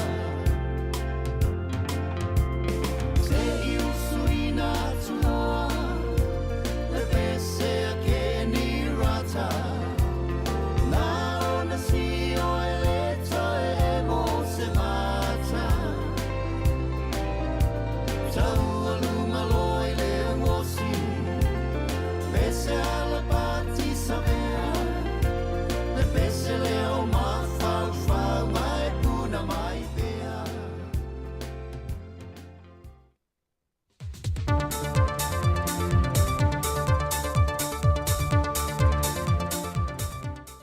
Soifua manuia lo tātou atunu le nei fo I whaopopongo telefon mai Sāmoa o se bai al whaafonga. Wa toe avatu le malo le au le patai le atunu u atoa, e nei e ta ofi nei lo le sawa e no tinama whanau, e le o se tu masani le whaakerisiano Sāmoa, e whaavae ma o oina mai ai to tono a inga. O le au ma le malo e tau latu le fionga le tamaita e minister, o le mtanga ruenga o tinama tamaita I a tina nu manga whesotai, na te tala aloa I ai le aso whaapitoa, o le porkalame al to manga moe popo ngatia, na o latu sāwali ai le taulanga I a pia.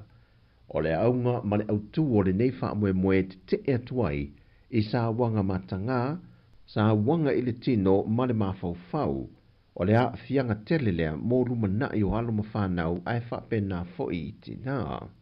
O le porkalame le nei le mtanga ruenga o tina matamaita I tau sanga te itasi, mai wata I moai whaala puputonga po komiti a tina matamaita I oitu malo te itasi umailea tino.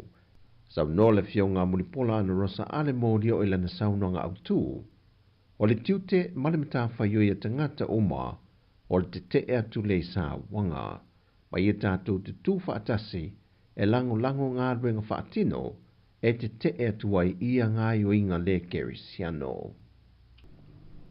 O whamaumonga le ofiso whai numera le atino uai loa tino ai, le si tia le I le whapasene le au whai o tangata e a whea pe uru whale mai I Sāmoa, I le masino o ki topa, pe a whaatusa I le masino o ki topa le tau sangan te nei lua whilua se fulma le tolu.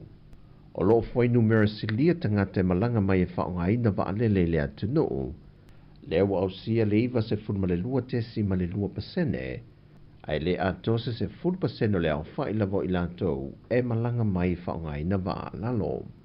Ai o le company wa alele e New Zealand o lo numera tasi lon au mia le o tangata I Sāmoa, le o lo whaamawina le fast fulma le lua pasene, so o iei le e afiti, lua se fulma le lua tesi ma le lua pasene, iwa pasene mo le company le Qantas, ai pito I lalo le company wa alele a Sāmoa le Sāmoa Airways, e na o leono pasene. Ma I whaamumunga foi, o whaatupula ia le au whai o tātou tangata sa lala mau ia tunu I whawhoi sa ili malo, leo manuia alo ma whanau, a wato e foi mai e whaamau tui Sāmoa ma tina e ainga. O le itu la iwa le tai au nei o le ata tala I lofa I te to o le ofiso New Zealand Sāmoa, mo tina ma te mama tutua wanga wa aile siti senia Sāmoa, ina wāloa ia o na mai a sainia, e le ko vana le malo New Zealand tu la fona tau whaofi, ma wā vene ma tu la fona aloa ia. E le yaso ma vai na whaamawina e le silia I le tolu wafe I lantou ia o lo soifua pea, mai I le vai tau sanga o lo anga wa ale sitisene I le awhiwa se lau lua sifun wha, I le awhiwa se lau wha sifun iwa.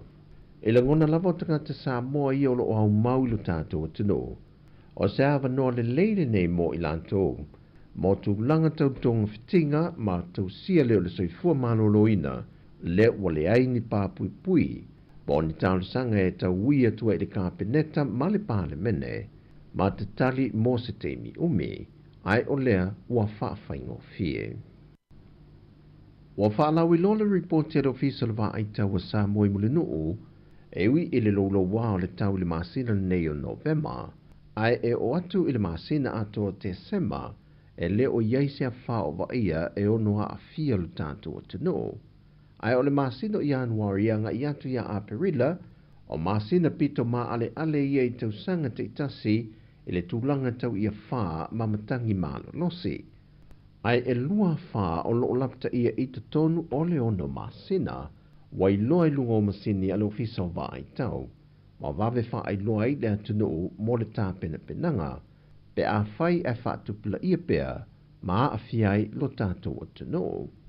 Pau le tūlanga wa maita wina il masina neo November, wa si tia le tele le swati mo i panasi, ma wa mata foi o na a fie no whanga ma wa lalo.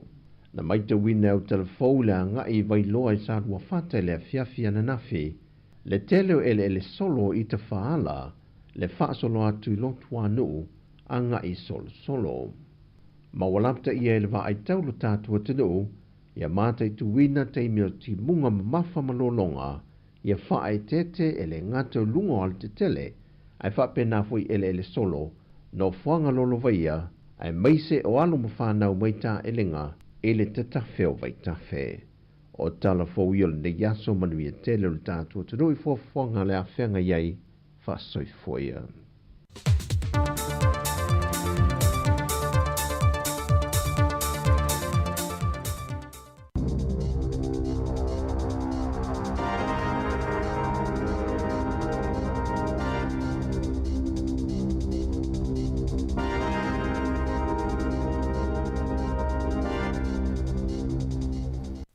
Lava i le vaenga mua le nei o telefou mai Wellington e le si fonga o le lo mua. O le tala mua.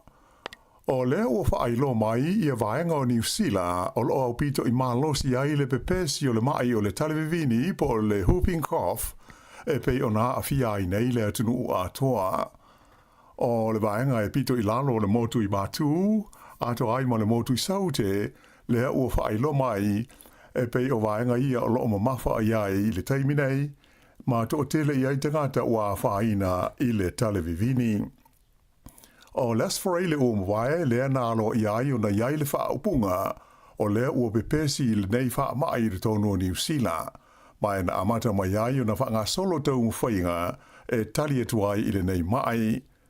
E o mai i le asos furulimo November, ua o atu i le lua se lau ono se fulmo le tolu, le au wha inga o tangata ua a fia i le nei mai. O se au wha inga o pito i maulunga lea i le tonu se masina tasi, i le tausanga a tole nei e lua afe lua se fulmo le wha. E pei o na wha i lo mai ai le mtanga luenga o le te wha tuora. O wha maunga o pito la tamai nei a le ESR, na tauai, o i tū malo o lo o pito maunga ai i a mai o le talevivini le taimile nei o le Wairarapa, whapea le tū malo i saute po o le Southern, o whanganui a toa ai mai tū malo whaafana mai o le Capital and Coast.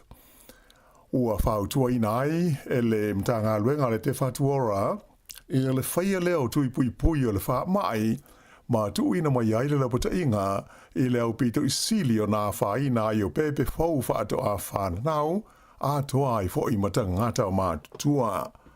Sa whailo mai le li fo mai o Matt Reed, o le 5% o pepe e le i a toa le se fululua masina e mana o mia o na tau fia i le whalamai pe a whai wa whaina i le talevivini. Ta ua fo i le li fo mai le iai se tasi ua maliu i le talevivini i le nei tausanga, ae o le tausanga taluai, e to tolu i la tau na whano ai le soifua i le nei mai, ia mai ua whaia tau mawhainga i le taiminei, e pui ai le toe mali liwa i o nisi. E iai nisi tangata whai ngā luenga o le a wha malo lo mai la tau ngā luenga i le tonu o le mata ngā luenga le soifua malo loina. O se ripoti mai le wales whasa laua New Zealand na ta ua i hopea, o le aso ngofua ana nafi, le ana whaailoa atua i tangata o lo ngā lulue i le vaenga o fesota inga whaate kono losi po o le IT department, ua le o toe mamau sa taimi, ai le ai ini a lato ngā luenga. O se whasa launga e wala i le imeli mo le vaenga o lau whai ngā luenga, sa whaari ai le whaatono ngā luenga whai o Rogan Clark. O le a whaamuta i a lātou ngā luenga i se toi whaatu langaina o ngā luenga whai le mata ngā luenga le soifua mā lolo ina. Na i ta wai o le au ililinga o le nei fuafuanga o le atu inane i le au whai ngā luenga a toa o mea tau whisa o ta inga. Le vaenga le ta ua o le Data and Digital Team i se lātou whailo inga e whai le solulu a tae ao. Na ta ua hoi e le mta ngā luenga i se pepo wa amtalanga e amata i le vai aso le nei le whaatino ina o swinga e pei o na mana o mia mo nisi vaenga o le nei mata ngā luenga te lea le malo. Ua whailo moi hoi e iuni so o whaatasi e tangata whai ngā luenga ale soifua malolo ina. O ke topa le sa whaalia ai le te whatuora e mana o mia le whaasao ina o seisi vaenga tupe e o atu i le se lau miliona tā la mai ana ngā ruenga tau whisota inga whaate kono losi. O ke topa hoi lea sa talia ai le mata ngā ruenga le soifua maloloina ia le siri atu i le whaase lau o tālu sanga mai tangata whai ngā ruenga ua fia malolo i lo lātou lava loto malie po o le voluntary redundancy i se vaenga o tau mwhainga a lea mata ngā ruenga e whaaitia na tupe alu i ngā luenga whai. E matua lango ina i le Societe a Forma Inifo New Zealand whaapea i fo ilha la tonga mo le soifua malolo ina o le Health Coalition Aotearoa ia le lipoti la tau mai nei le whala tonga o le Helen Clark Foundation e winga lea ini whainga e fo ia ma tau tonga whitia ai ia le mai fo ile nei ta ua o le mai puta po le obesity i le tono le tunu. O le nei ripoti wa ta awai o le tino puta po o le obesity ua ave nei masitasi o mafua anga autu o le malili wai o tangata ma whai na iro latu soifua malolo ina i le tono New Zealand nei ua siri atu na i lo le ula sikaleti. O lo ta o manino ai le ripoti e to tasi mai tangata mātua uma e to tolu New Zealand e maua i le tino puta e lona tolu i le whaatulanga na o le nei whaafi tauri i atu nuu e le leiro lātu wāti na e male ta mao ainga a e tasi mai le to vado to mai ti uma e whaape fwoi o nā whaina ai i lea lava whaafi tauri. Ai e matua sidi atu na whaale tonu whainu mela mo tangata Maori whaapea i matangata Pasifika. O lo whautua ina mai la e le nei ripoti e le tau na whaia i a se la whonga whaapitoa ina i a whaaititi ai le suka i mea tā mawha ma i a whaasao na toi whaatawina ni vai inu sua malie i to tonu o aonga ma i a mautinoa e nā o tau mawha so i fua maloloina e maua mawhaonga i to tonu o whale mai o le tunu. Whali mai fo i e stasio teitei whono o le Health Coalition Aotearoa o Boyd Swinburne e te tauile malo o na whaia se fuafuanga i le nei whaafi tauli mai le tau mateina e le tau o na whaia le la whonga le nei mō mea inu atoa maisi tau mawha sua malie. Na ia tau fo i o tau mawha atoa mawai inu sua malie o se tasi leo mafuanga o le whaale tonu o nifo o le totele o tangata. O se tūlanga e langolangoina e le lifo mai o Rob Bicklehall o le Societe a Forma Inifo o New Zealand. Na ia whaalia o le mafuanga autu o le tele o le suka i mea ai a te maiti ai maise o vainu sua o malie e a whaina ai o lātou nifo. E langolangoina hoi e le vasenga o Forma Inifo i le whaia o lea la whonga mo mea tau mawha ato ai ma vainu sua malie ma ia tau fia ma le whaia leo whaasere launga e winga i mea ai e a whaina ai le soifua maloloina po Chunk Foods. Ta ua hoi le lifo mai o le mafuanga utu na tau fia ai i te maiti i te tonu o whale mai le tausanga taruai i New Zealand nei ona o le whaia lea o le waimoe e ta se i ai nifo ua mamai. E to tele tangata ua mana na o e tala i tua se vaenga o la tu se leni o le kiwi se iwa ona o ni whaafi tauli tau tupe o whea ngai mai lātou. Ma ua yeila pata inga i lo ai leo no whaao popo ina pea o lea fo inu mela ai maise o lea ngai atu i le vai taimi o aso fia o le kirisi masi. O le masina na te anei o ke topa e wha afe la wha inga o te ngata na tala i tua, ia la wha inga e tolus furuwalu tesi ma le wha miliona tā la, mai ia la teo Kiwi Saver, o se a wha inga mawa e lea, e pei ona wha ilo mai. O whainu mele nei, mai le ofisa o le tausi mawaenga po le Public Trust, mo le lua teusanga o mawai atu nei, ua atangi a i le teimi nei, o le o tūla i mai foi le masina le nei o Novema, o se tasi o teimi pisi mo tālu sanga, mai tangata e fia mo o mia se veso soani mai le Kiwi Saver, ona o whainga tāma wha awhi tāuli tautupe, o a fia i la tau.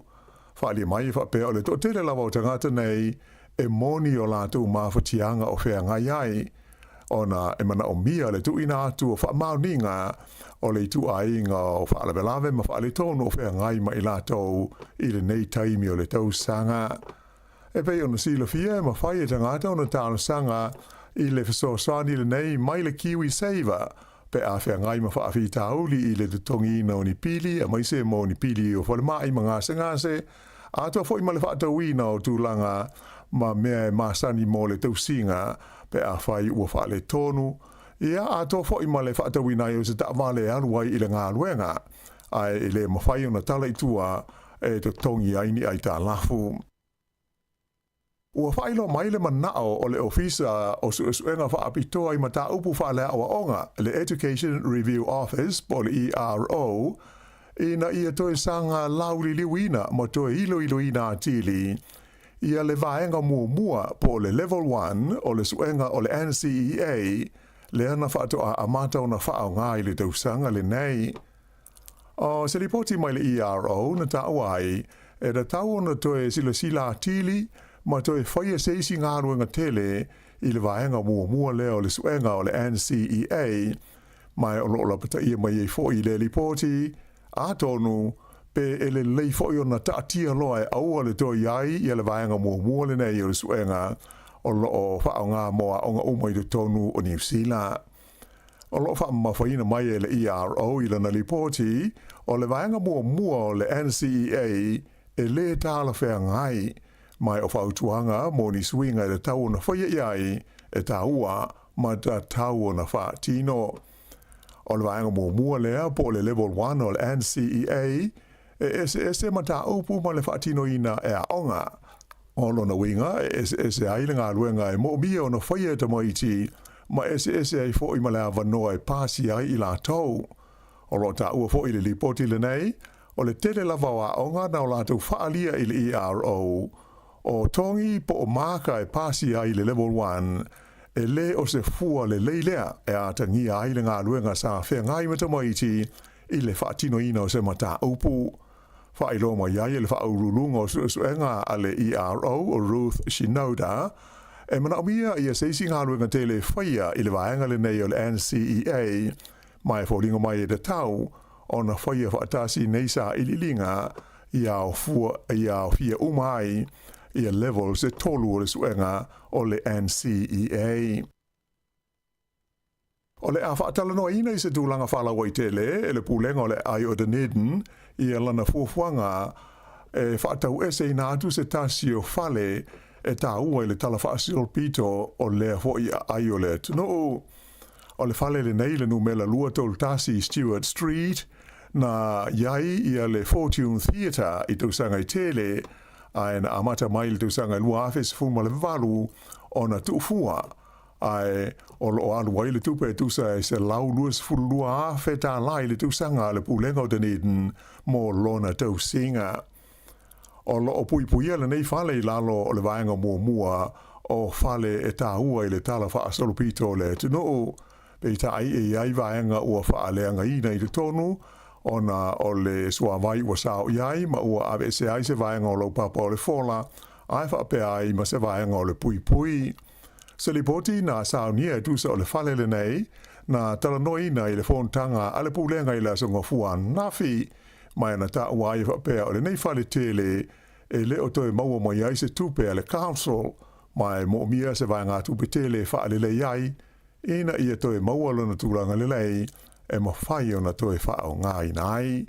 O le whai unga la le pūlenga o Dunedin, e te tau ona sa ili se whina ngalo o le lautele o le tunu I lea fo I tua New Zealand pe e te tau ona whaatau atu le whale pe le ai.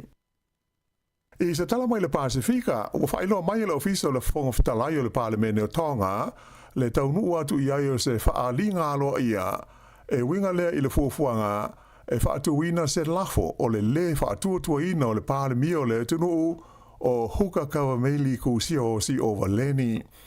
O se whamtalanga tustusia mai le whailu tusi o le Parlemene I Tonga, I le asongafuana na fina ta uai, e whapeo lasto na I taruai, luas futolu Novema, lea na tui nā tuai I le whaalinga le nei, mai le li whai pule le tū malo tonga tāpu lima o aisake eke, mai o langarangoina e isi whai pule e toa iwa o le Parlemene. O le Parlemene o Tonga e luas fuluono la whai o na sui whai pule, e toa se fulufitu e filifilia e la au palota, a e toa iwa e filifilia e no pele. A whai o le atau au ina le Parlemene le nei lafo, o lona winga, ua lua ai la whai o lafo o le whaatua ina ua whai e whaasanga I le Parlemia o le tunu o lo tūnei le foe le li whai pule e le li whai pule de nei o Dr. Isake Eke o lafo mua sa whaasanga I le Parlemia I le tausanga na tenei na ta whea e to se full whawhai pule na te te I ai se full tasi na o lātou lango ina. I Peletania, o te enai e le Parlemia o le tunu ia Keir Starmer, ia le manao le au palota, ina ia toi whaia seisi whai ngā palota fau, e ui ina sili atu I le 2 miliona, lao whai ingo tangata ua saini ai I se tālo sanga, e whaataua naui nai le whaia leo se palota fau. Ta ua mai e le li Parlemia, o whai unga whai inga tā o au fia I le talo le tupe, a le whai ngā malo, le ua mafua ai ona le fia I tangata I a te ia. I se talanoanga ma le ITV lana polokalame o le taiao, na whaali ai le li Parlemia Sir Keir Starmer. O le talosanga e pei ona whaai mai, o se whaamanatu tā ua lea mo ia, e winga, I le to tele o tangata I le I pānota mo le pātia le leiba, lea e taita ia nei le whai ngā mālo, ia mai le o se mea lea e whaate ia ai o ia. Na ia wha mawhaina fōi, e le o le whainga lea o whainga māloa Peretania, o lo o ia mautino fōi, e to tele tangata e le I mana na o e tū lai mai o ia male pātia le leiba, I le taita inga o le whainga mālo, e pei ona iei nei. Ai o lo ave le lātou wha amumua, e le whaia o whaai unga tāla whengai mo tangata uma I aso taitasi. O le tālasanga le neina tu uina I lunga o le upenga o vesota inga le Parlemene e le li swafa ia Michael Westwood o lo o whai tio ina I le Parlemia I le tausisia leo ni folfolanga na ia whaia I le taimi o whaatosina o le pālota tarua nei. O lo o iai māsau salonga o le totele o tangata ua saini ai le nei tālasanga e le no nofo I le tono o Peretania a e no nofo ia tuno I whafo. I tā alonga, ua whaasa I le olanga atoa e le pūlenga o le tālonga ti e wila a Ausitalia, ia le li ti e wila ingo ia Matthew Richardson, le ana maua na pina siriva I tālonga lata mai nei le Olimpeka I Whalani. O le asanga fua nafi na whailo mai le nei whai unga a le whaapoptonga le nei o le o cycle, e whaasanga I le tau le nei e luas fulima tausanga le matua, e na ua uma se suenga na whaia, e tusa o lona tau mawhai, e alu ese mai le au taalo a Australia, a e whaatasi atu I le au te tia wila Peretania, a o iai I Whalani mō tā longa a le Olimpeka. Ia, o le whainga le nāle nei vāinga mua o telefau.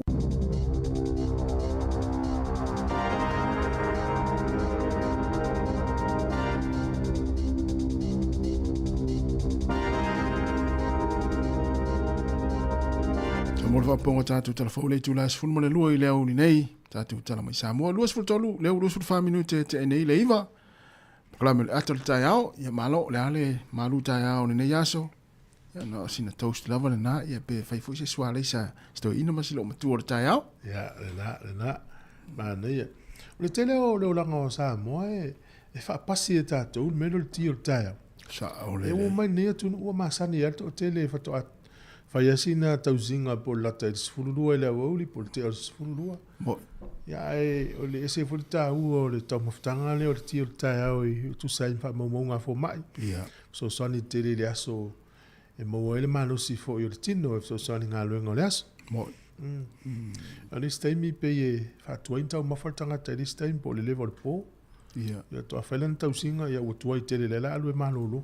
O li stanga te mo ia e tau le fia te fo mo le inutil tai au. Tu sa tau. Tu sa tau. E se au tango i le iti. Sa o le. Atoa. Pe o le lata le fulu su tasi va to a e pe na tatu o le mai Sāmoa mla ta le aonga. Sa o le. E te longa tal malo longa ia to a mai lo la lo le lama na po la lo le afu. Fai ina lama. O ta tu in tia tu ai la lo mango isi ai ngal tai au a. Ja la. Fai pula ma. Ja ma le niu ja ma lo lo sai. E fa manu yanga mo la to ia le stete Victoria. Me tau atui tu whanga se leni aina mali ele malo le stete o Victoria. Ia. O le masi no me sa whaila tu tala lea. E tu tongi atu lai ta pena i whanau moa o ngā lua whelua lima. E ta i whase lau tala al ta matiti. Ia. Ai whafonga mai la i le stete lea Victoria. Ia vai te uru atu se emaili mai malo o le tau stete. E ta uatu ai o le tupe nai wha o ngā ia o ngā tamaiti. Ia. Fase lau tala alo ngā alua tamaiti e valu se lau tala Australia. Oh, iso. Mana ia. Ta pena i tamaiti mo le a o ngā tau sang fau e se e fu ia nisi vaenga o mawhai matua. Le tele o to Australia ma to le ta fi malo tu pe o valua. Paula le me mo. Olha. Ta fi tu pe o valua. Ja. Era fa ina ile o pisinisi. Sa olele. Ole si o si pisinisi o me tawina te termine o pisinisi ela to te fe ia mo fa mo moli mo tu sia. Olha o tu família. Yo, ele vai ngale fe ia mo fa mo moli o curious. A fa ina foi na la tu tua no a fa ina fa so tangata ni te. Ja, sa olele ia. Ole o tu sa so ni maso la ila o kliva meli. Termine ia so tau sanga mo vai o ka se pisi o nai ta vale ia. Ia termine ia o malolo to tele o na o. Tele na mai nga luenga i o fa ina i pisi nisi o na o pisi nisi. E vai la le telefone na me le fiona un. Le foi la vai e le si vai ngal IT e so i fu malolo. Se vai la. Ya a vai le la o tasia tanga tam to afi fe fa nga tupe. Wa le lo po afi to mo si singal wen. Sa olele. Yo ya fa ina ole fe o tanga ta fa nga tupe. O le taulia o lo business. Ya le tong ya rent a business. Le tong ya isi vai nga ya fa malolo lo fe ngal nga le business ma le tau tua. Ya mulmuni ane lo kalo mo business wa wi stupe mo. Ja, sa olele. O le internet fa tau.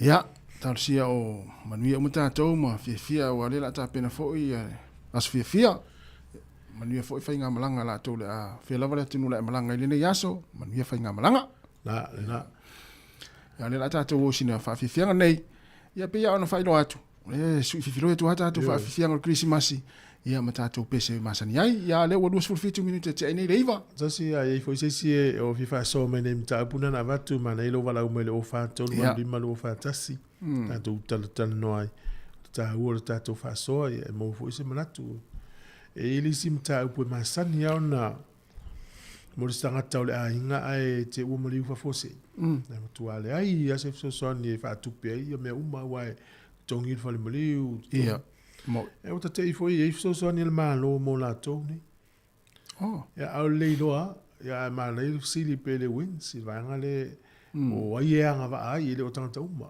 ia o tongi foi le te o tanga me un fa pena mo ya e sili pe o le sili ta to te mana mana ya ya wala mai tatou te noa tatou e vai se o te fa no o le la tatou Christmas tarsia ya one i afatia sa momal Pacifica o le vai e valvalo ia mai le official vai tau ia pia ia le tau ya tu lango tau vai tau su le tatou a mate october ia pe wila tau son fo te le lama na afatia i sa momal Pacifica ia vai tau a fa matang tu talo le pui sta tu tu no mesel Pacific ia o le ia fa ina ia fa malo se fua malo super ko maguia malo se fua pele sa ulo valau o ngai si pingo si panga o ngai o ngai ro hat o ia lo tai lava awala vai wala ko fiti o no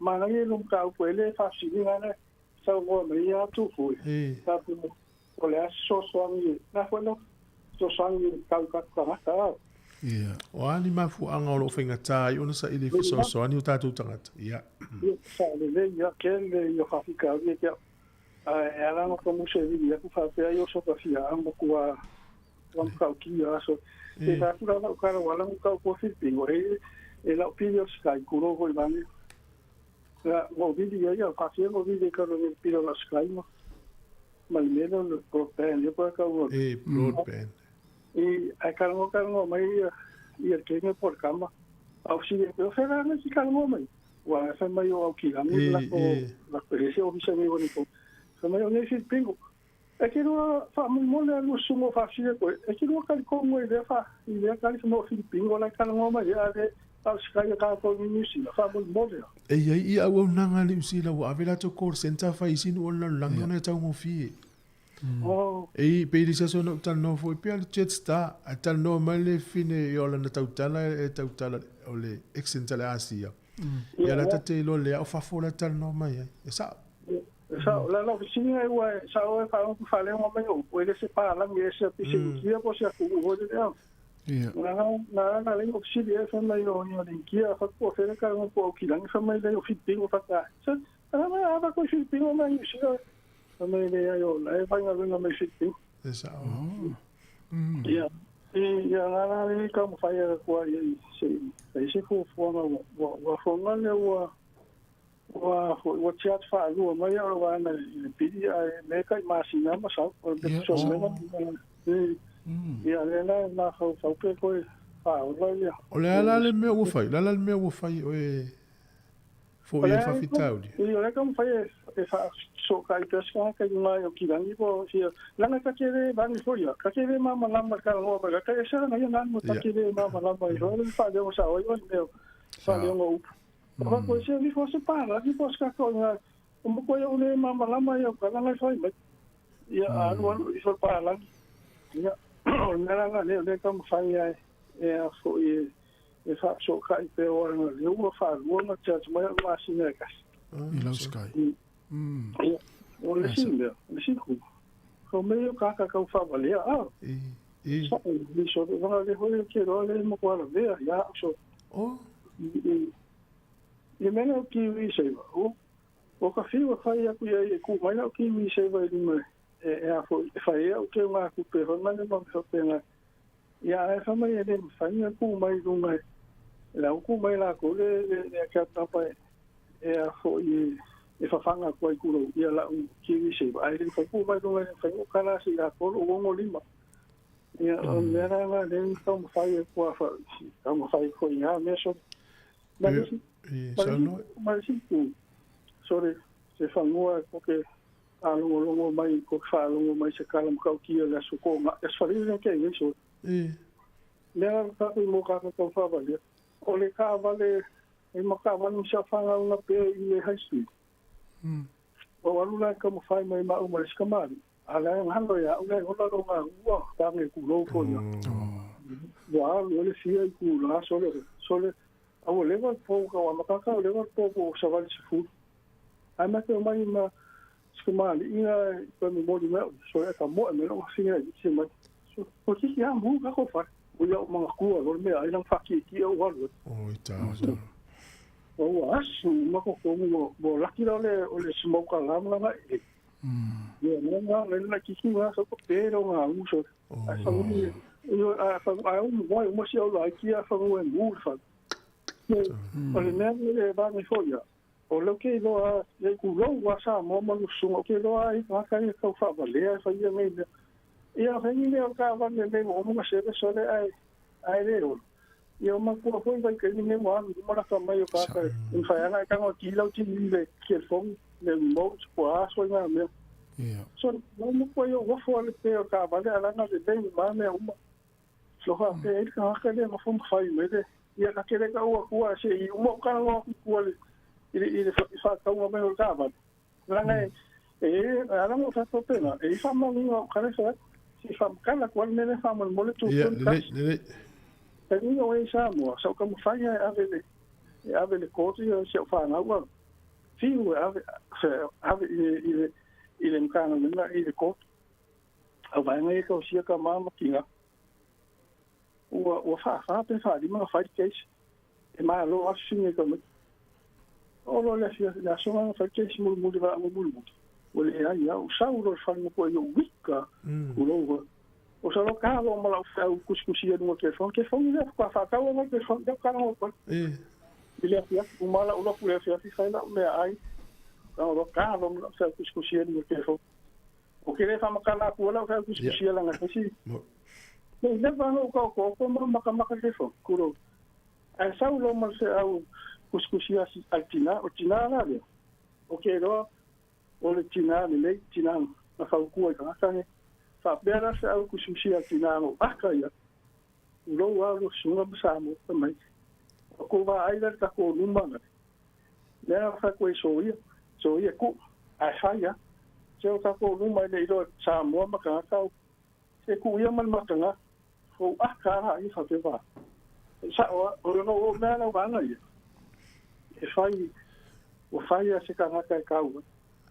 Ia, ana o le saula ni sila kau sanga un kuaku. O wala au ki ole no ma pokala me sila mo kuale ku lo ka mo so fa wa le sele. O yo fui mo no kafi. E fai mo sa. E fo tan. O pokala me kon wala no so mi se fa.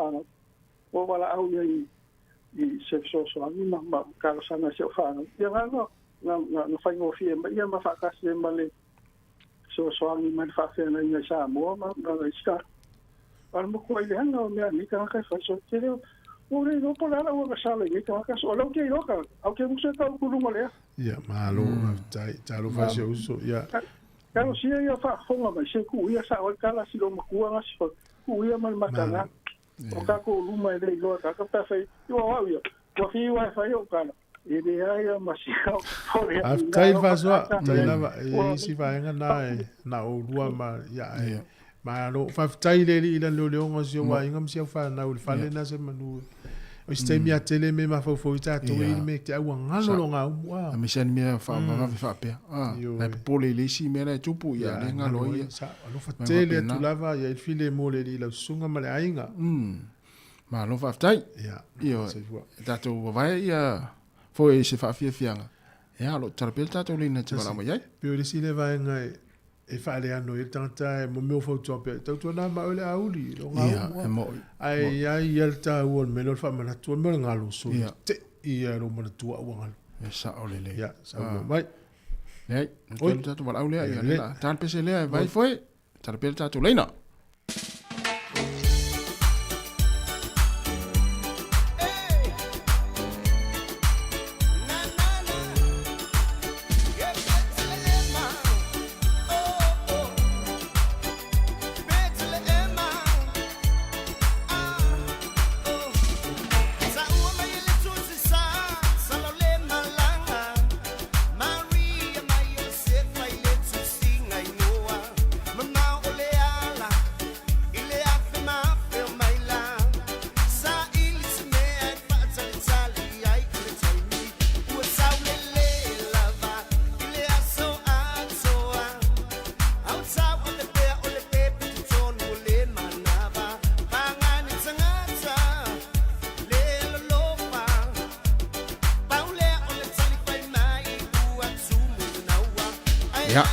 tu tatu pese ona le wil tatu wala uli tamfai mai talo fa wala ya talo fa la ma lo se fo talo fo lu sunga ni tai ko ai le no fa ma le le tu ai aba tu asinyo fa so fo i pa no no so na fisili mai stina le fisili fa pe pension e ma wale le penfiti pe a fa pe e ma wale pension ale ma lo le a tos futa sanga na te mawai.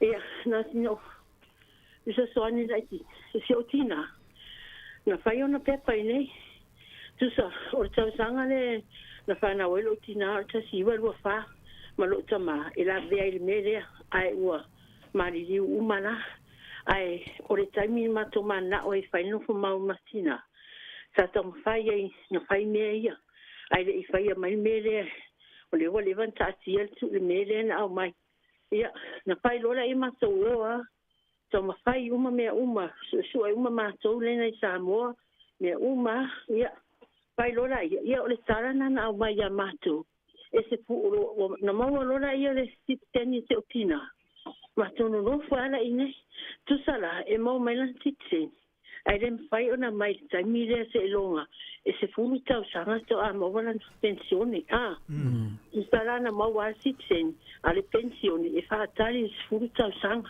na mo na san benefit ia na ma to lola ia para i lo benefit ia le para ina e o ana mali o ye o mau mai pensione ara e o la benefit ia la mana ma to lo fa benefit e ma fai ona o la benefit pa tali e tai me mau la na pensione ia na mau lo la ia na pensione ia tu lo la ia benefit a tele a se na me na mau mai for benefit awa o benefit e mai every week vai so mai ai e mai ai tele a me mau ia ai na o al pensione ia vai tu lo ia le la tu lo le ai mai lo pensione ni sila se ia ma to fai ai mana ia tu al benefit tele ai every week la vai sawa ia ia o le mena Sāmoa ko manuanga e marisa kina wa iba pa lai o wa iba limon tausanga o maliwa o fa nga o mal pensiti a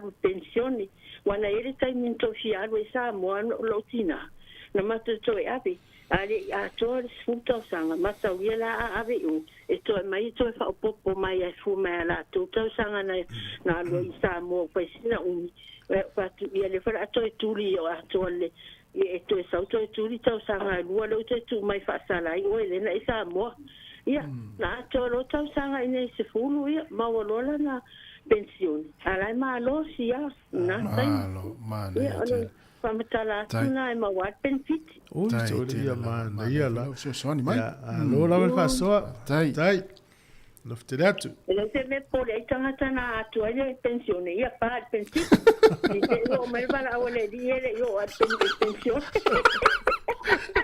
ai o mai bala o le di ala o ma o benefit wa po o fa mai taman fa ia peta e ma wa isi a benefit wa lo si sen ya al pensione e fa tali sfuta sanga era o tawa ai fa ia o la benefit le wa lo ma tu io o mal pensione Vai lá no fiel o pole a lá no tal sanga non pensione ya Mariana ya so para o le di le io la pensione ala wanga il pensione le pape ala va ngane ini sila ta so tele lo ko nei na me a so le ma lo ar so ngani ma lo mania le aso tai la se voa tina so nga su e me uma ta le na ya o le la fa o tu pese tal pel tato le na te vala mai ai ya tala na tupu man mo fo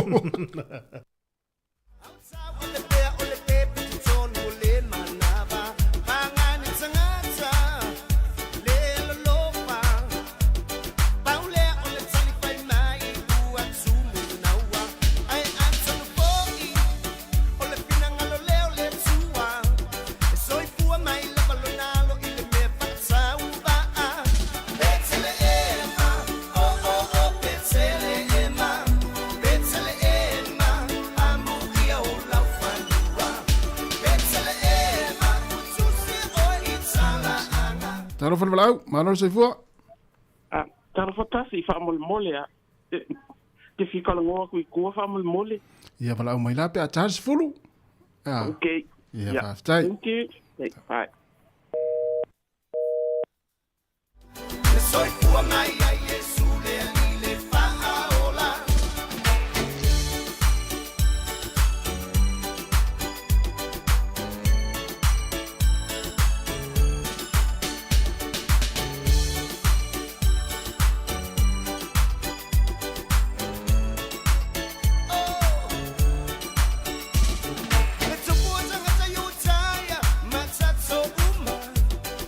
Soy tu mai se awala ma wala luna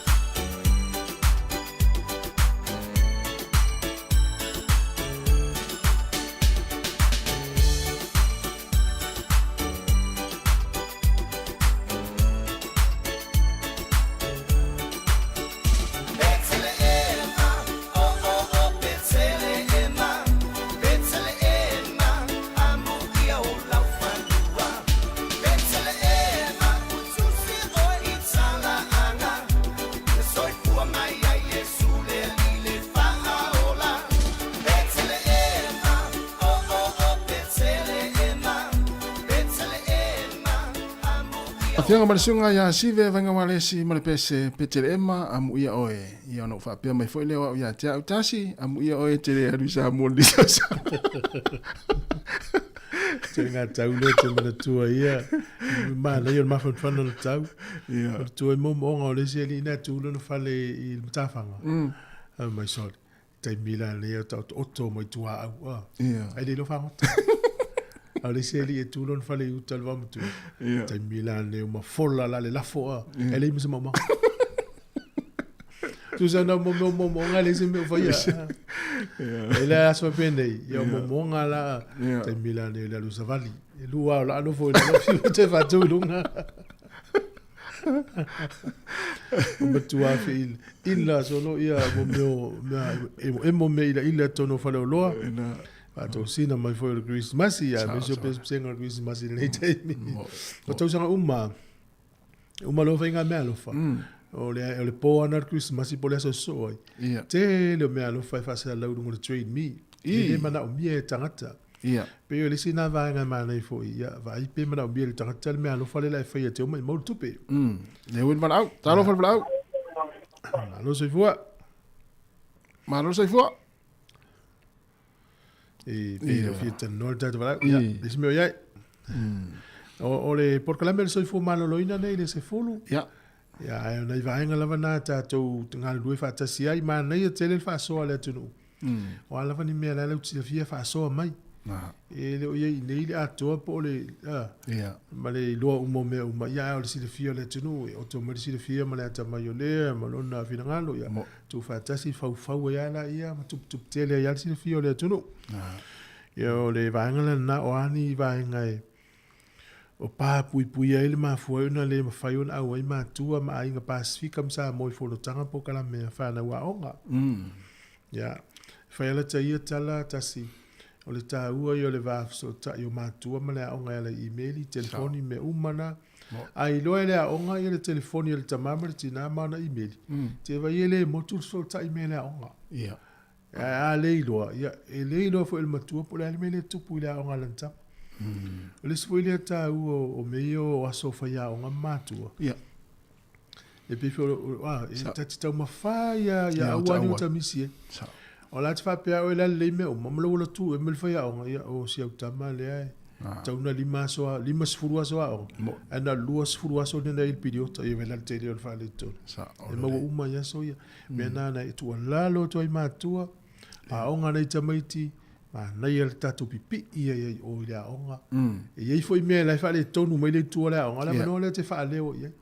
Ala fa pe ele fa pe se la pa se ne foi tu ala on fa ya sa ole e me ser vanga nta tal noi foi yes o email tu la on I matua ya po la la tu le text ele o ya ilo wata li po lo fine ile vasenga le ale lo ola yel ta mititi ya ala pe la sa tu ai me pe la sa ta fa uma le si le si vasenga ya vanga fa pe na wa ta un ma mai wala nga afia ina fa na pe atu ola nga tu le fale ya ona o tengia foi le ale lo la sa ina fa na ta ua le o fa ai lo ia ngona fa pe nai oi fa ia fono fa ia ma o le ua mai fo le tau sanga fa le onga ia mo ai sta mai ti o le menuia e tau fa le tau sanga fo ia me tu il tato lango ia onga le tamati yo le si na si di ani va mafu anga mafu fa fa tau sa il so soni tatu tangata ia ana ia tele mau ale so soni ia sa ili o le meo sa ili e te ia ua e mau ai anu fo no fo ile sa ili ia na le mau ia le mo ana ia malango le tam fa ia nai fa nau I wa le lopo le masina fo e te fa lo me fo le lisi o le fa ia sa lo le o te mau fo ia na o mai le sunga ia fa halinga le ota pe o le fai pa anga le tatu li te o mo le Victoria University fa la uloa ia le lisi o le fa o le tau sanga le sa ole oi yo te foi le nga solo mai matua mai zamo sa ole le fa no foi no scholarship yo mai nei e asi mai nei tamiti am sa uni tamiti ne to foi zamo nga lue mo mano zamo e tongi le bond por tu pele na scholarship e to am faina nga va am faina malanga ese po fe malanga fe nga lunga e wa ya le tamiti la fe lo ya lo e fa ma na ia na va Yo fa pe o le la fa u ale te u lo o la tu ina. Te tangwa ina na ya te o la fa u. Te fiwa te siri ma so le o la fa fa u. O to u to ya te o po nei. O le so le fa u. That ya o le fa u la PhD. Ai te lo la tari ya. Sa no la les. La stofi. Yo la so lu lo te lo sa mo le fe. Ele fe to lo la nga siri tu me lo te lo ai. O leva na fe wa yo na te fa u le wa vai le mena ta u le va ta u mo. Yeah. Ya wa le ta u mo o mo ta lu sa mo. Ino va tu ele se me ya lu e fa volu ta fa nga wa te ya no me la wa ngon. Te mi to fa. Alo va tu na so le. Wa o lu ngol PhD ri le o. Pasi ri lo i mo sku ti. Alwatua le apa FIFA au lungal PhD ani si wele sikuchi o vai tu i Britania la ufa e mai le doctrinal tama ita i PhD Camilla e le University of London awa Camilla le Salis oui awa le fa le University of London o le tofini o Salis Princess Anne zala la ufa e le fo mai Camilla. I find a Princess Anne. Tua va veli na mo na PhD ali nta fa ja. E ma tua o na sao Camilla de tu langa tau mata pu tau fe tau tusi. Pe o na sao na wai e ia ma fu anga ilo ia nga fa ai tata. We fa no o ru ati ro fa va ta sia mo Camilla. Ya le la tata tu pese. Mo lo le fa lo pamula pipi. Pamula pipi mo ya PhD Camilla. Ya manuel nei ta yao tatu mafuta pe. Yo tau dua fa salongo nei. Tatu fa salongo nei. Ya ai manuel lava fu fango nei ta yao. Ya le lava tina pespesenga nei. Ta pena mai tatu kula me ale soi fu malolo ina Sabrina Casiano.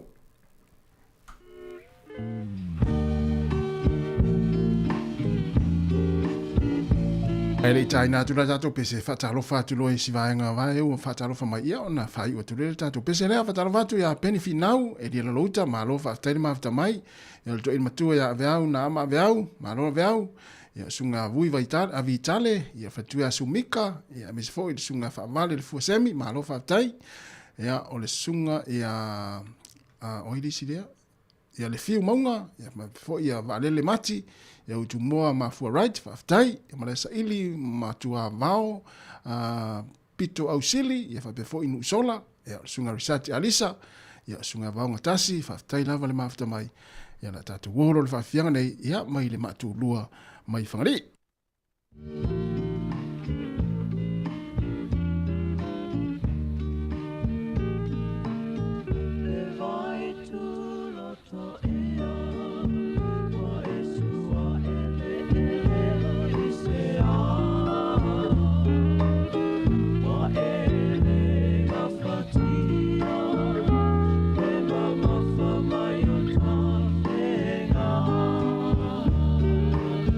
Oh,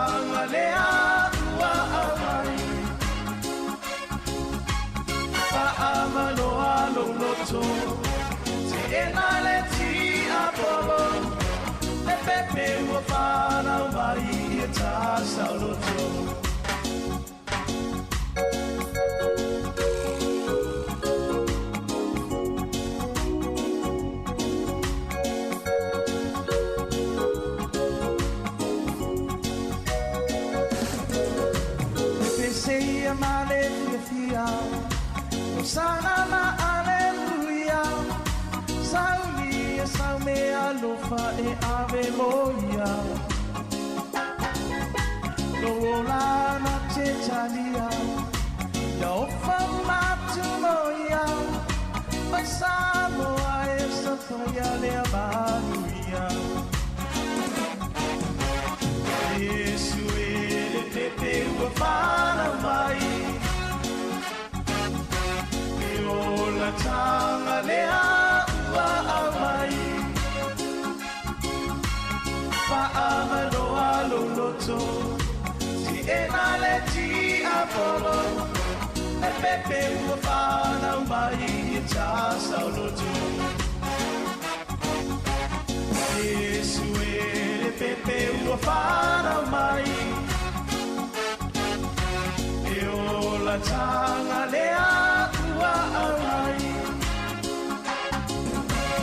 Whaamanoa loloto Ti ena le ti apolo E pepe ua whana mai E tasa loto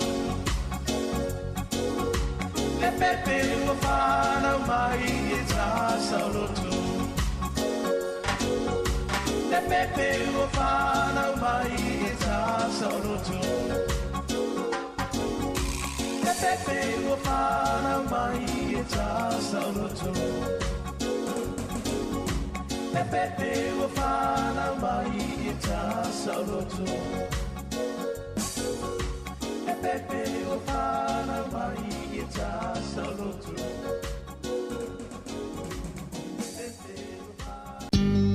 Talofa wa o le tiongi e fafo au lalo o le tia maa pa fonga mai pea I le si fonga o le lau mua I Wellington.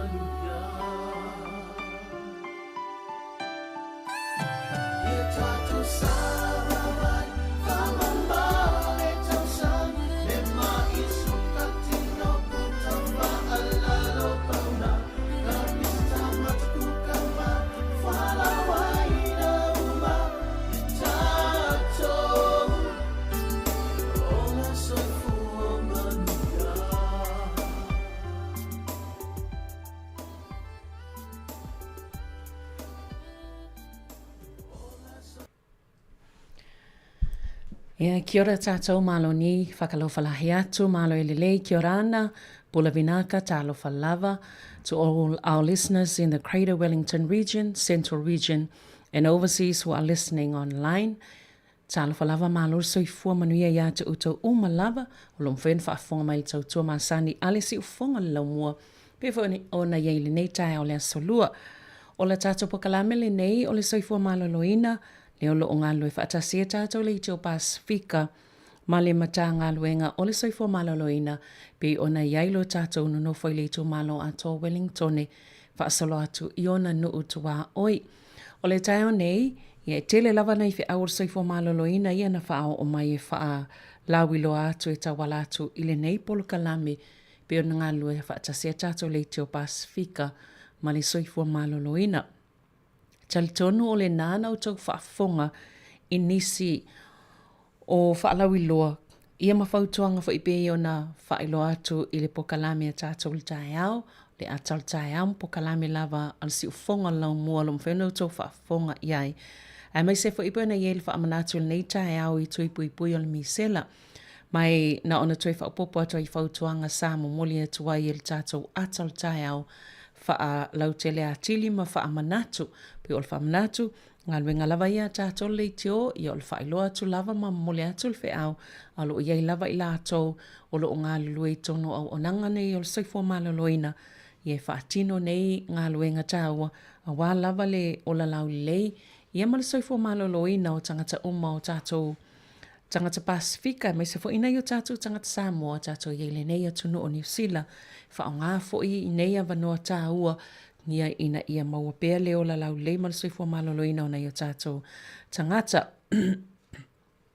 O lo o toi wha amanatu la le whai o toi pui pui le nei o le MMR, po le misela mami male rubella.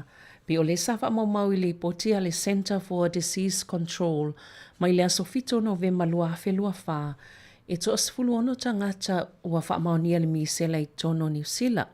I le tausanga nei lua afe lua wha, fa atusa ile na ole to afa sa ye fa mo mo tau sanga lua fi lua tolu ia le nei wo ia November a was fulono le fa ingo tangata na afial mi sela nei tau sanga ia o tau sanga talwaina to afa lava i tau sanga ato lua fi lua tolu lo no wingo fa mo ninga yo lo tau mai ai o le lava fa solo ina fa popo tangata lo afia o polengal na ole te fa tu ora pol so fo malo lo ina New Zealand mo fa tu ina malo sele atu no ina ia mautinoa e le tupu mai se isi whaafi tāu li tele o le pepesi le o le misela i le atu no.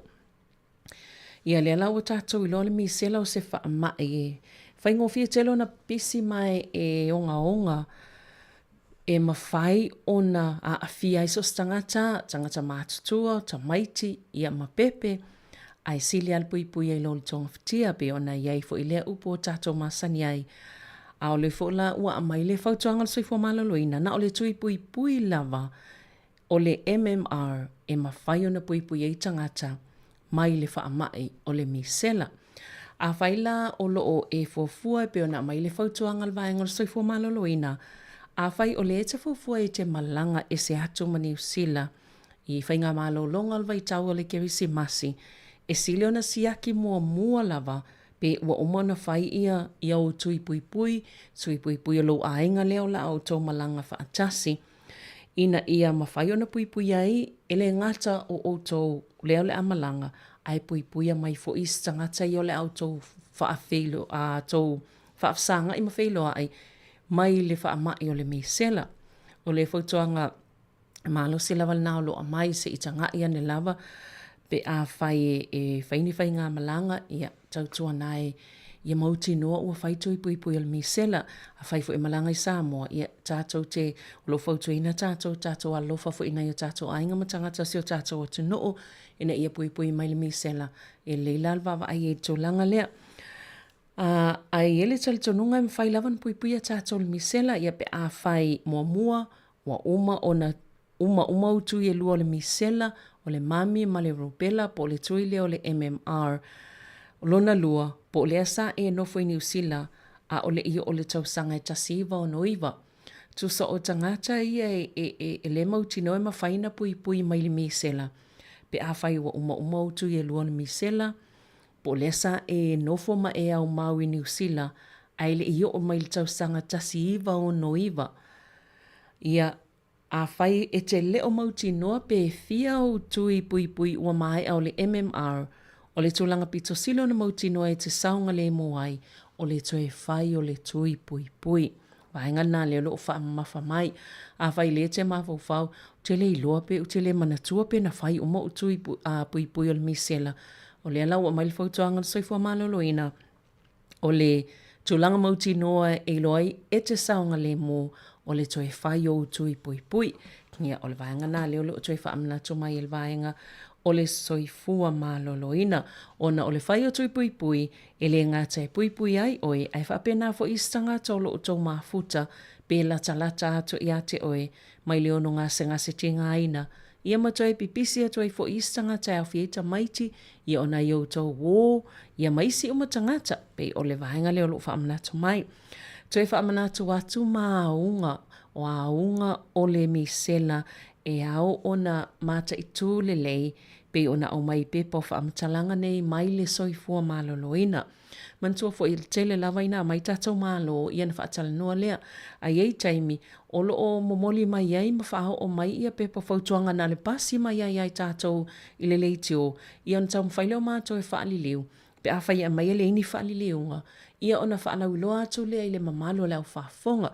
O le ngaluenga nā leo lo o whai o lo o tātou ngalue whaatase e male soifua maloloina. Ina ia maua pe I tātou le puipuinga mai le vaenga o nei whaamai I ono o iei tātou. O aunga la o nisi la ia o aunga le misela o au mai le soifua maloloina ina ia tātou mata I tū ale o tātou la tātou I vai tau nei o aso fia. O le misela ma sanu na mata I le fiva I lunga atu o le tolu valu tikeri. O le olo I le tolu valu po lunga atu tikeri le vevela po le fiva o le tangata. Pe mau le tale, kontafe le isu, ma le tinga o mata. Ia tatau lona mana tunatu o pe o maa unga I le misela le sato e whaamnato mai le tato le teo sifonga la mua. E wa aia fo I le pata o le tino, lua I le wha aso pe a unga mua, umaloa unga mua ia wa ia to le fiva, ai lua tutono le lua I le wha aso, ia wa aia loa le pata o le tino, a mata mai lava I fōlinga, ia ai muli ane wasa solo I le tino, I 5 mawai, e o atu lava I le vai aso le umi e pata I le tino, o isi nā unga o le soifua mal, o le whaamai o le misela I tauna mata I tū, le olo o au mai I le vaenga o le soifua malaloina tātou te tilo iai. A whai o oepo se tasi o lau ainga wa awhia le misela. Whai mai le whautuanga, no fulfale, au e te whea luai. Ia ai wala au telefoni le o le healthline, man tua fo I le sa il tātou whaasisilanga le sa wha o atu ma wha leo wha solo atu le masina o kitopa, saul nei masina le sa wha leo ina e ana. Sa ela le tātou whautuanga na I le laina leo le healthline. Bili le healthline no fulfale pe ai lo wa iaia a fianga ia po o aunga ia. No fo I le fale wala au lo le telefoni o le healthline o le numera o valu selau o no tastasi ono o le o valu selau ono tasi ono. Ia, ele ngata I le se tau e te tongi I lea telefoni. Ai mau ai fo I whaamatalanga mo soifua maloloina, wau I staimi e tau te tau leo wa ile fo mai wa ile fo ile stupetele.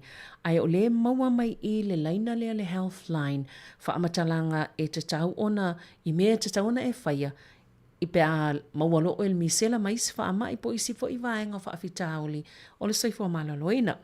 Ia vaenga lana e o le whai mai, a wai loa ua e maua le misela pa o sesi fo lau ainga, no fo I le fale, Vili le healthline o valu selau ono tasi ono. Ia e maua mai ai le whaamatalanga tā la whea ngai mo oe e fua I le tūlanga wai eilo ngase. Ia po le fo I tutono le ainga wa awhia le misela. E o e te vili mani le tio, o te vili mai soifua maloloina. Pe a maua le misela. Ai wala au tato numera na o valu selau ono tasi ono. Pau lawal mātou ngā luenga na o le whaai loa to whaamtalanga nei. Ma vaenga I te anga iai ia pe ai mo mia le soani I le tūlanga o lau soifua maloloina. O lo whaatulanga ina pele maua lunga o le awanoa e pepesi e le misela i totono New Zealand.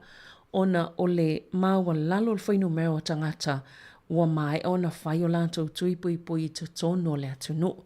Ia lea lea e tau au mai le whautuanga le nei e matua te lea le awanoa e pepesi e le misela i totono New Zealand.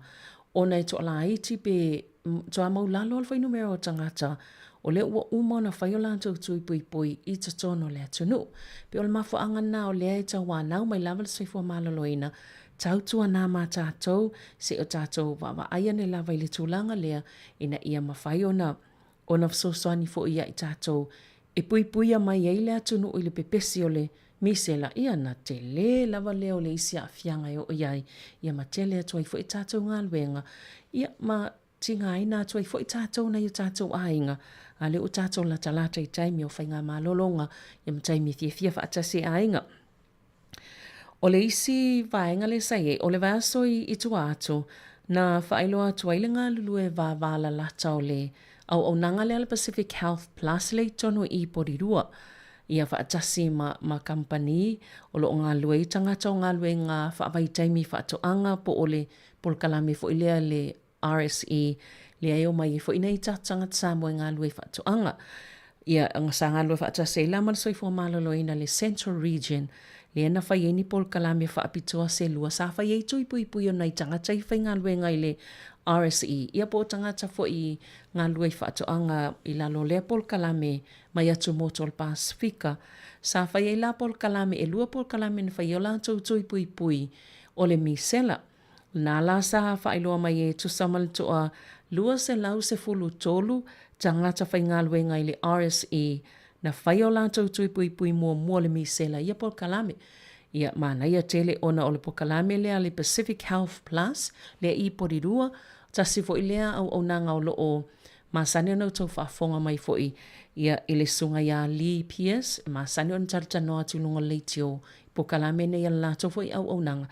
Ia o lātou la lea le sanga lue whaatasi ma company ia e whai tui pui pui nei tātou tangata mana ia tele le e mauti no le whaila sa mail whautuanga i nisi o le e vaenga i o tātou tau ainga o lea e ngā lue fo i ia tautua nā le i po kalame ia e whaamnātua i lātou e awal popole o le whai tui pui pui e fo i lātou ia a toi fo atu fo i Sāmoa i taimea toi o ala ua umana whai o lātou tui pui pui ngā le whai lalo po kalame nei o le whai a fua pe o le mana ia nā o le fo i wha moe ia sa wha leo i fo lal whaftai al Pacific Health Plus lea porirua i tele o company ma wha laptonga i salato ngā lue whaatase ma le te whātu ora ia ma le Pacific Public Health Directorate pol vaenga i tono soi fo malolo i nalo ngā lue fo i whalmai ia e whaatino ma mawalino whanga sa whai e fo i ngā lue ngā whai tui pui pui o nai o tātou tangata i le RSE ia lea sa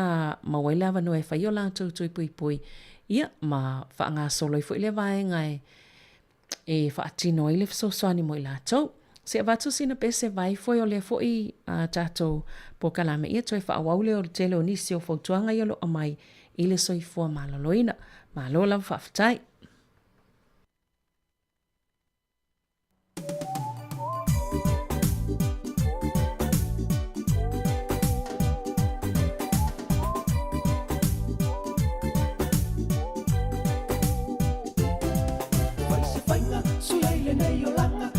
Faile masasa Beyo se ma ie pipisia a fia talu le fata mala Le lau faiva o se pelu tala Tui ai le fatu o tia le nganga amisi Malingi loi matai ui le pala Fase ngasu fata fea i foi pe au o le vasa Se loto e tuia i se uso a tangata Tu ulo wa moi a venga mamafa E vai le pese sa unilo Tangata poto e fa ulo na fale I lunga o le papa Se fautuanga, se loto e leanga Ma se mutu fai tala Tu usa olo isu i le mea e puta i le manava I me aleanga fa alata i le fa aolata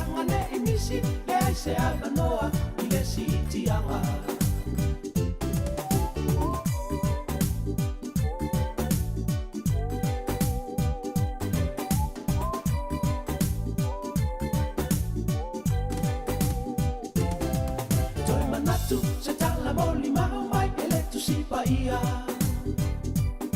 si whaualunga o ne pukane sanafa o i le mutia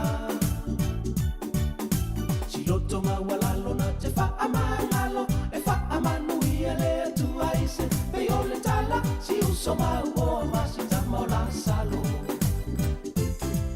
la foai me ale lalo langi maua i le oli oli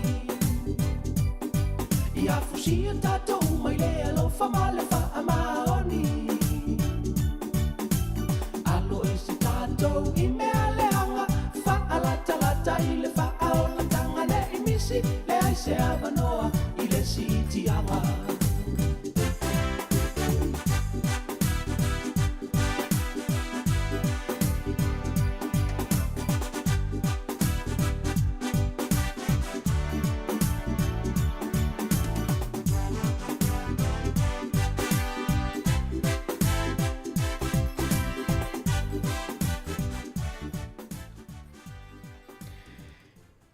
Ia, o te whaawawa tua tātou whautuanga pe o na maile vaenga o soifo maloloina. O le pokalame i le astona i tua atu le sa whai ei fo i ale vaenga le Fiji Nurses Health and Wellbeing ma le au unanga le Pacific Health Service i le Hunt Valley. Ta si le vaenga o lo whatano fo i tono tātou le te o Pasifika. I whatase fo i ma le waka tau tua o le Be Healthy. Mai to sama le to se lauto le fultanga tana o atu i le aso i le polkalame le sa whai e le fo i asto nai a le Fiji Nurses Health and Wellbeing ia le sanga lue whaatase ma le au onanga le Pacific Health Service a le Hunt Valley ia manise o onanga nei o lo ngā lue whaatase fo i matato le to e whaalaulo nei vaenga o se fo malaloina ia o lo au mai lava le whautuanga mauti noa ua whaia tui pui pui. O lo iai lawan por kalame o lo whaanga solo mai le taimi le nei e o atu ile ke visi masi ma o lo o whautuaina pia i tātou e le leila wana tangatanga ima whaanongolongo po o whea a o a whea foi e whaia ia por kalame. O porirua o lea e o foi nātou le Pacific Health Plus i Cannons Creek le whaingo tui pui pui mo Tamaiti mana tua i tui pui pui o Tamaiti i Asolulu. O Asolulu umalava mai le tolu i le awauli e o atu i le ono i le afiafi ma tua a whai o lea e te sila fia e le umatu i pui pui o na i o walo i a leo lo o tui whaamanato mai porirua le Pacific Health Plus i Cannons Creek e mawailawa no i Asolulu te itasi mai le tolu i le awauli e o atu i le ono i le afiafi. Ma o lava nole nei mo whanau i te a mai se lava mo whanau Maori Pasifika o a tatau o na whai o lātou tui pui pui pe o a pasi foi pe o overdue le taimi tatau o na whai i tui pui pui e pe o le MMR ma le tale vivini po le whooping cough le o loo whaamanato mai Asolulu tolu i le awauli e o atu i le ono i le afiafi pe a whai ia ele i atoa i le mai a tui pui pui. O le isi tala whiwhiolo o mau e fo i se whaamanianga, ia po o se tau i a maua i le pepa e whai le whaatau o tau mawha po le food voucher e maua mai e mo tangataianga wa a mo le whaamanianga ia matau mo whai e lava ina i a whaamae a tui pui pui. Pe o nei vaenga i o nei whaatau sina i o lo whai e au onanga nei a le Pacific Health Plus ina i am whaian tato e whai tato tui mwha uma le tui o whanau. Ai, e whapena fo i lai whaata mo le vaenga le tupao tina, mo to tonga whanau le tupao tina, le cervical screening, ma ua mau fo i lawa no mo ia siaki o atu lawa i le kerisimasi.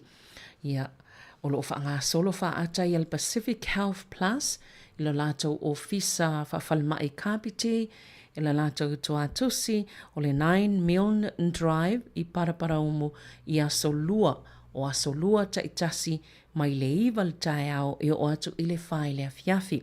Manatua o le Asolua, iwa le tae au e o atu le whae le afiafi, ma wailawa noa i ile ofisa lea le Pacific Health Plus, au i lai kapiti i Paraparaumu e whai e wha ata po le cervical screening mo le tu pao tinam ta mai tai.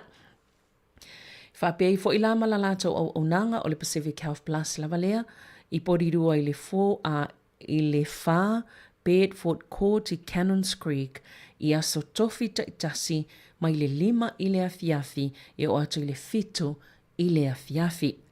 O i le wha le tuatusi numero 4, Bedford Court, Cannons Creek, i aso tofi, mai le tulai 5 le afiafi, e o atu le fitu i le afiafi.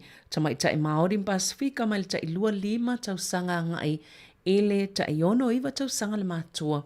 Wa pasi le tai misa te tau, ona whai e o lātou whaata, i o tautonga whanau, i a polo cervical screening.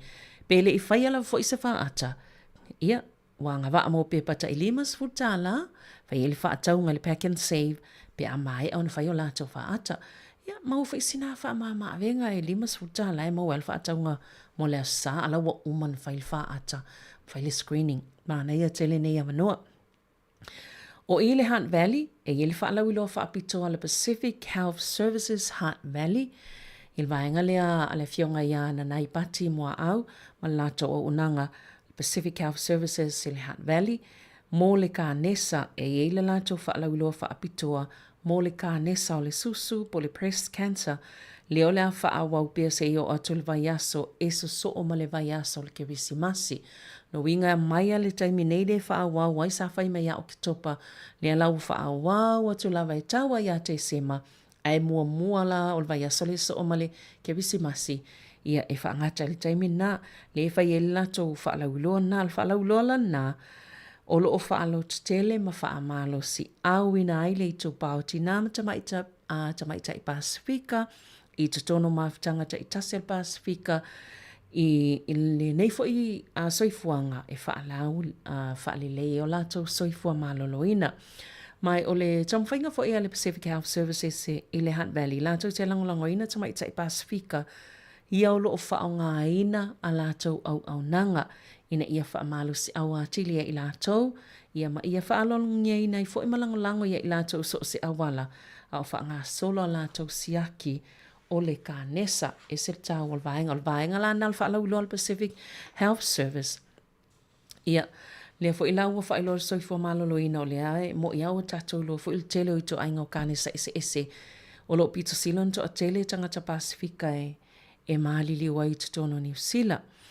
O le mo le itu bala o tamaitai, o ka nesa e pito to o tele maali liwa o le ka nesa o le susu, breast cancer, ka nesa so ai ma ka nesa o tō tonga whanau, cervical cancer, ia ma le ka nesa o le mama, ai o le itu pawa lii, o le ka nesa o le polostate, o le mama, ma le ngā au tele se itu lo, po le bowel cancer, pi o ka nesa ia leo le opito silion to tele ia i tu pata i tasi e mali liu pe mau waiso i fua. O lo o ta mai wha mau maunga ma wha mau ninga ia fo mai, po le vaenga o le soifua maloloina, e mau lulunga tu fo numero tangata Pasifika, e ngase i ka nesa ma tangata e mali liu mai ka nesa. Ai la i titi tel fo numero tangata e wha asawina mai le ka nesa, pe a wha atusa o tātou tangata Pasifika, i isi tangata anuu i te tono New Zealand. Pe o olo au mai a wha maunga ia, e mo moli mai ai ia le wha amalo si au, nei au nanga o le soifua maloloina, ia i tātou ina ia mwhaion tātou langona le tāu o le vaenga o lo o ngā lulue i lātou, e wha amanatu mai i tātou ia tū langa nei na ia tātou o e whai tātou siaki.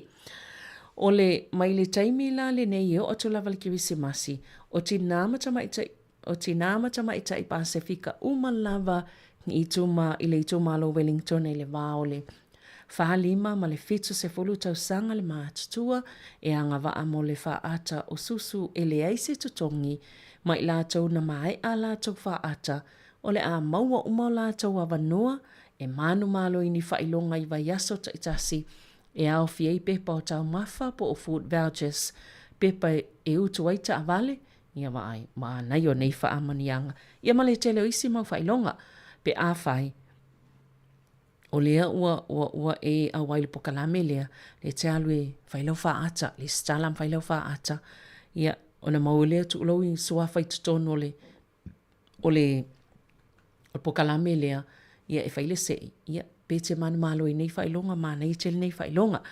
Whaata se la matama i tai ua mai au lātou whaata ia po o le whaata ia po o vaenga i ta o le mammogram e iai le awa noa o to mete lava le alu o lo swafa i tono le se i mwhauna maan malo le whailonga e lunga tol wha se lau tā la ma nei o nei whailonga ia e whaile wha atau le Kerisimasi pe a whaia te alu e le stala lo ngoa ia matu i tono i te alu whailo wha ata o oile i tono le wha lima a nga ili fits futau sanga le matua le te anga waa ai whaia le i whailo wha ata lea wa fwoi wha ata i te i lua tau sanga ma whaile mema cram ele i tō pāti nama tama i tai i e siaki pe ingi lams ia pe mo i se vaenga i le masani ai fwoi lea vaenga o le tōtongo le tino le tina ia na whaile o tonga fitinga ina i puipuia awane i o atu i le tōlanga leanga o le kānesa. Ia, e mawhai ona whaaulu lau swafa i lea tau wanga pe a whai le stala lau swafa e whai lau whaata i le Pacific Health Service i le Heart Valley wala aulal numera lea o le ovalu selau fitu wha fitu lua ta stolu ovalu selau fitu wha fitu lua ta stolu ia pe text fo ile tama ita ayo epi ilana telefoni o le o lua fitu fitu ono hiva ono o lua fitu fitu ono hiva ono ia numera na pe a whai o lete ilo o se walo lai whai leanga lewa whātau sanga ili whai asa o whātau wai ta ilua tau sanga ia mtoyo o tō whaasilonga ia te oe a whai lo o tolu tau sanga whātau sanga ia e sili ito e alu e whai lau whaata lea o oile i tonul waol whali maa ngai ili fitu se fulu tau sanga ia a ngai whai mana ia mausia wanoa maufisia tala fia e mafutai male ainga newa i tau ali i ol Kerisimasi ia tala fia i si o tau ainga uman whai lau whaata lea ia leo tali mai fo i mana ia le ai o li kilia ia isen mana ia pe o fautuanga ia lo whaamalo si au mo i tātou sina pese ia ona tai whaawaulo le tātou pokalame i le nei fo i vaenga le tai au.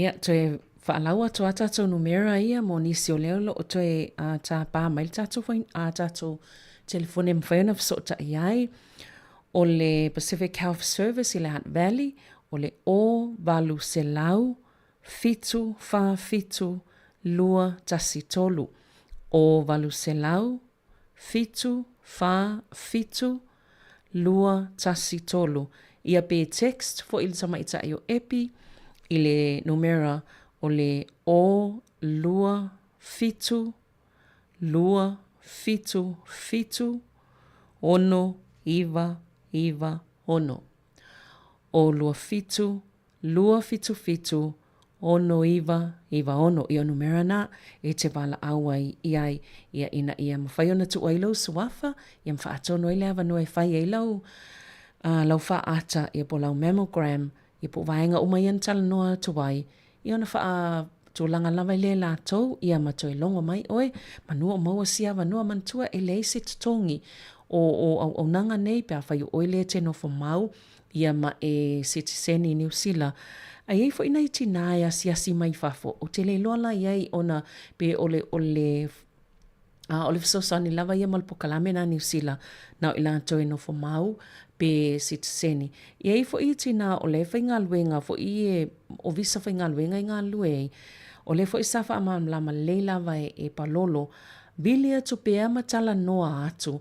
ia ona vava aile o lato ia il tulanga na ai a fai pe o le tafao mai a si ele ainga a fai o le te tono il numero le ia me le vile pe le lo pe mo mai se lanto so soani ia po o se fa asino mo istulanga e fai wai pe tele la fo ina so soani ne uta si mai pe anga se ngase ma ave fale mai ia tau tongi pili o tangata ia ta o toi fale mai ia ai la to so soani mfena whaatala noa i tātou mana i tātou ainga le tongi ngau pilim tulanga whapena ia ai maua le malamlama atoa pe atal sanga i manu le wai nei tono New Zealand au whaanga solo i po kalame ia o isi la vaenga na a whai fo ila ua mai ona whai wha atau susul masina o ki topa wal masina na lesa whai ele wha lau luan nei al vaenga le Pacific Health Service i le Hunt Valley ia e mawhai ona e mawhai whana alu tauwanga na ai whai loa Pacific Health Services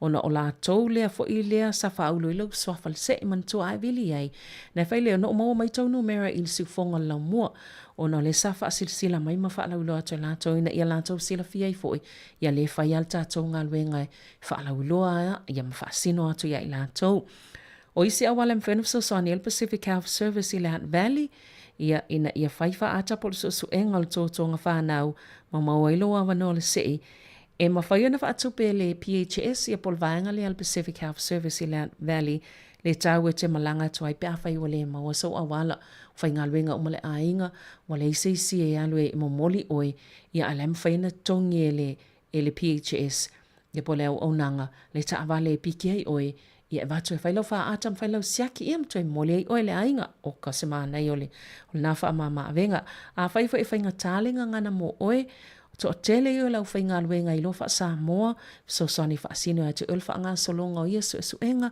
i mwhai o te mo o mia tangatale sau e wha amatala mai a tea o nā vaenga o mai mwhena e tala noa i ai e maua lava i a lo so sani i le whainga o nei o nei wha atam nei so suenga ina i mauti no le te malama o malmele fai ia ai book lola appointment vai tātou numera na wa umana la watu ia msosani il Pacific Health Service Hunt Valley lato fa moe moe ina im whenuf sosani ta mai tai Pasifika fai e lato siaki mfa atata ua nei o le soifua maloloina manatua o le fai so o au siaki po o fa ata o le susu fa saoina ilo soifua pe a fai e vave ona iloni fa afita hauli e ao o na vave tonga fitia. O le masina fo ilal nei o November e yele po kalamita ua le Movember e whaata wai le soifua malaloina o le itu pāwali le o mantal noa to le itu pāo tamaitai ia a o le itu pāwali le whaata wala masina nei ia o lo o yai fo ile pe lawan ta ua fa mai ese i o le kanesa le au fia i le itu pāwali pe lau le kanesa o le polostate o le bowel ma le kanesa o le pa o skin cancer ia pe ole kane sana e pe tau le to te le tato a pe ia la ua fa solo anu mera pe ona iai mol maul vai ngol se fo maloloina le fo ila wa au mai le fautuanga mo le tu pawali ina ia a patu ma so tai mai si fo ila to wo ainga mau so tangata matua ala i fi au fa tol se fo maloloina o le mafau tasin nei vaenga o le mental health o le soifua maloloina o le mafau ma le ola lau leipe ona whaalauloa i lungo le teo ia ma le porkalame le positively Pacific social media o le ngalu e whaatase tātou ma o nanga nei whaalauloa nei vaenga tāua ma e te tauna tātou na ia ma whaalo tutele le tu pawalii ina ia fsota ia tu isi fo ia lii ia siaki po a mai ia o a mai oe nei vai tau soifuanga ia mantua nei masina o November o whaatau ai lo tātou ola malaloina le vaenga le tu pawalii ia ma sosani malango ia i lātou ai mai se lava lātou e masani ona tu inga fo ia e ngungua e seasea ona tautala ia ele pe o stulanga sai e momo te ava atua mo file mua wa tau le tautala ia ai mantua ia e whamai e mana tua so ta im taltanoa ina yuso ia pe ise meo o whale tonu pe fsile ia uso o amai oe ia tamwhai a mata stano anga ala ni whaafsili lea tangata o vaenga umalawa lea umal soifua maloloina lea na ola mato whai tau atu lava mato e whaamanatu atu lo o mai whalal whaamanatu awane i ina ia awane i ne i fo ilea whaamamafa lo tātou wita i tangata e lata iai e ala ilo lātou i sāma feita iai ia po le liliu lo ile awa malosi ia mwhalau whaasaina fo ilea pe e mapu iai ale ile si awala mwhena fsosani i lātou whaataltanoa i lātou i tūlanga fo i olo iai matau iai le fsosani ia male awala olo mwhena mau mai le fsosani ia manatua tatou au onanga ia taitasi nei e ele tai au manino o le tai au manino trust o le vaka tautua po le vaka atafanga o isi uma o onanga nei o le ai whaatal noa tu lava ilunga o le tatou le itio lo mwhaiona mau le fsosani tai au manino la le latou telefoni o valuselau tolu whalima ia le latou tuatusi o le sefulu tasi o Process Street i Elston i Porirua i le latou tuatusi nama la telefoni vaka tautua latou telefoni o le ofa lua tasitolu valufitu hono o ia o le tuatusi o le Eva Litney Place South Porirua City Centre i Porirua maua iai latou na o le vaka atafanga o le latou telefoni o valuselau valulua lima lua valulua o valuselau valulua lima lua valulua o le latou tuatusi Crown Floor o Leono Hagley Street i Porirua le ai uma ofisa nei o onanga uma nei le tono Porirua wa ai whaingofia la atoa i fia molu sosani a le maua ia ngai atu i le vaka tautua ia lo atu i le tau manino a lo atu i le vaka atafanga o lea sa whaatanoa uma nei o nanga i tono o tatou o ofisa whaasalau si ufonga lau mua a wala atoa i nei vaenga taitasi ia o le isi vaenga tau o lo o whaamanato mai le ito pawa li imantua foi e ese le tātou manu ma le tātou tausia tātou taavale ia e pe e sile atu le tausinga o tātou taavale i lo le tausinga o le tātou o le maloloina mantua le whaile warrant of fitness e tātou taavale e mai se lava i ato le tausanga ia pe o ia se ipukla o taavale whaile le warrant of fitness ia le mai le fautuanga la me le whapena i fo i tātou le ito pāwa lii whai fo le warrant of fitness a le ito pā o lii Pasifika tau fo ina siaki o lea o mai le fautuanga.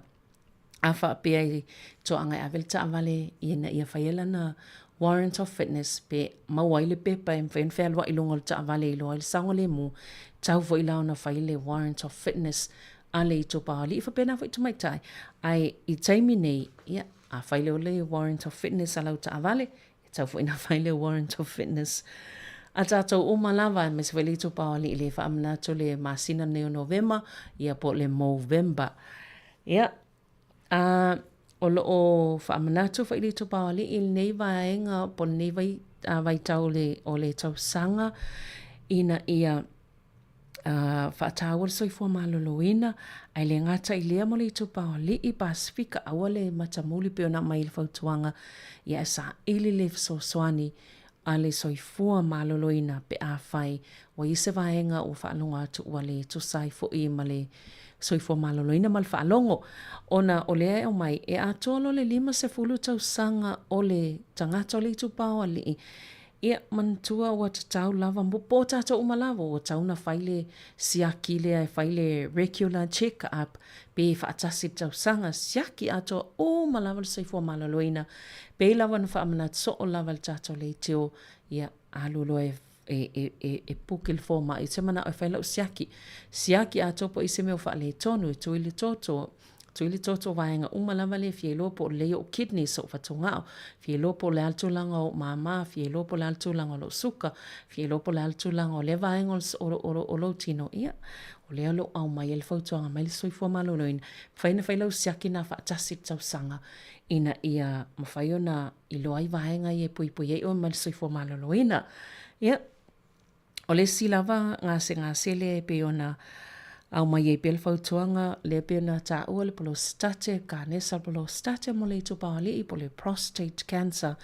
ia tasil na vaenga o fautua mai ia fai lava lau siaki fai so lau siaki pele e faatasi tau sanga le ta ua mfena piki mai ele vaenga le fa le ton ma vave lo na tonga fatia ia o le vaenga le pe ona au mai lava le ngase le cancer lea pe ole kanesa le pito sile ona to tele la vai tu pa ali tono ni sila e a fia ai e tu samle fa fele tu pa ali e mau ai ma fa mau ni le ngase le ole prostate cancer pole kanesa ole prostate tau sanga te tasi ia e sili atu na ilol tulanga yele kanesa le tu pa o tamaita ile kanesa le susu breast cancer ia ole prostate cancer fo ila e lona luna pito mawalunga e malili waile tu pawali i to ainga o kanesa i te tono ni sila ono tasi pasene o ila touia e a fie le kanesa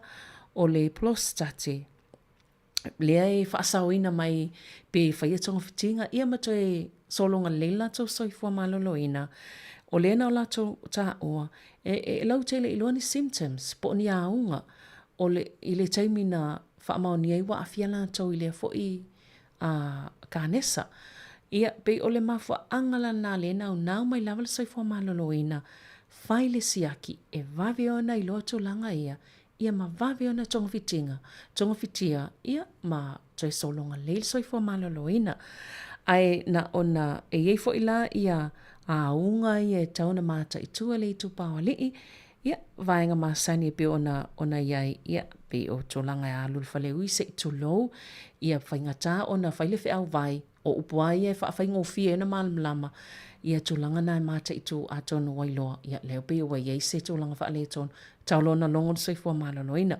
tātou whaile o aloa i upu whaonga el vaenga soifua maloloina ai tau ona tau atu i vaenga e no fouta iai ia mata i tu ia isi vaenga e a whailava e te fia sila fia tira vaenga vili lau fo mai ia pe vili fo ile ovalu se lau ono tasi ono numera ia na tau atu tala noa iei se i whaamatala mai o leu te whaanongo atu pe ia o aunga ia tau mai isi aunga i ne whaamatala le lato e fsili fo ia mo mia le whaamatala upu e iai la fo ila to mfaina fsosani e whaamatala mai a oile ngan Sāmoa ina ia mawhai ona malama lama lelei ia ma sailia lolo tonga fitinga e tauna whai ia e fautuanga na ia le o mai pepa nei ai o vaenga te tasi o manei pe ona ta ua ia e te tau lava ona no fauta iai whaile siaki whaataua ia vaenga to avatu lava tato numera ia mole i le soifua maloloina i te vili iai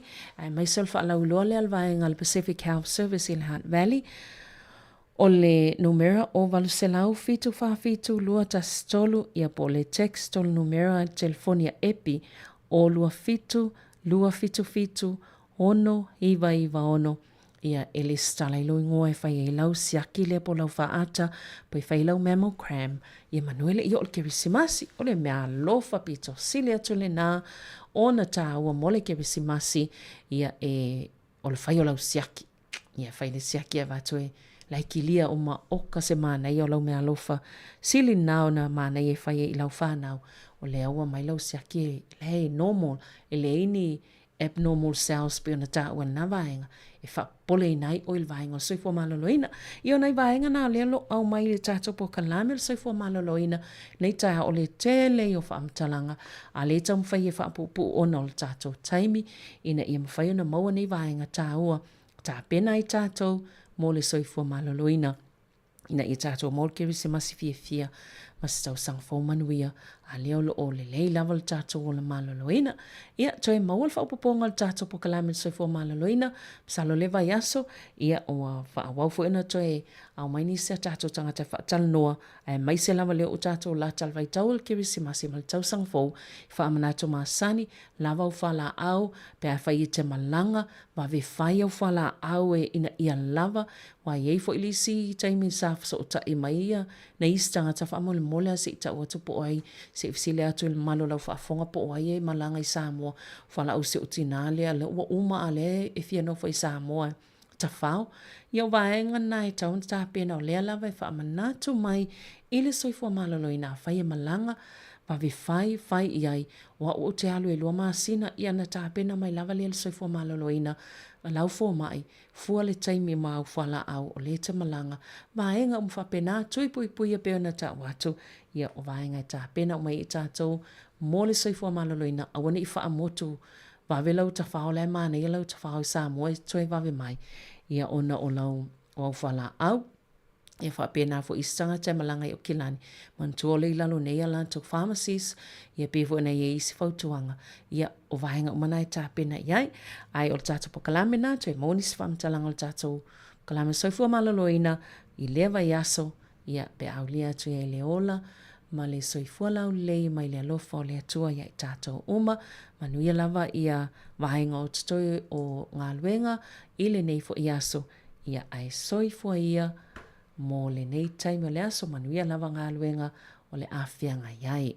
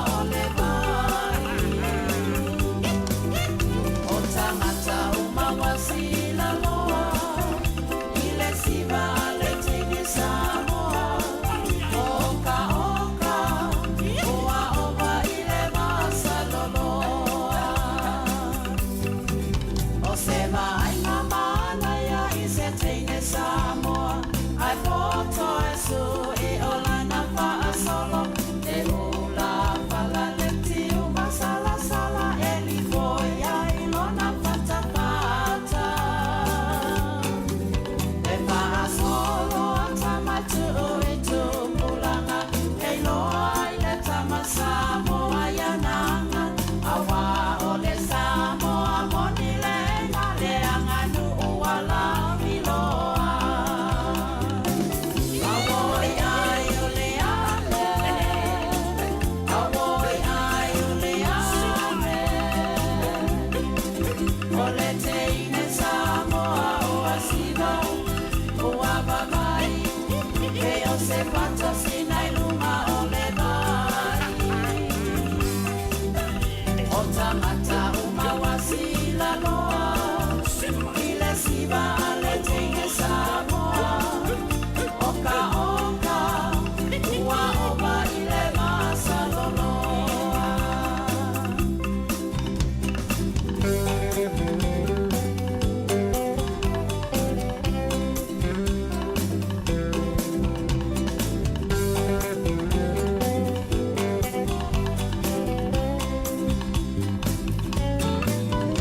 Oso oi te wila pua malelanga ali kunga ola anga o Sāmoana su i fifilo iai safa asala ma e vane ai i le solo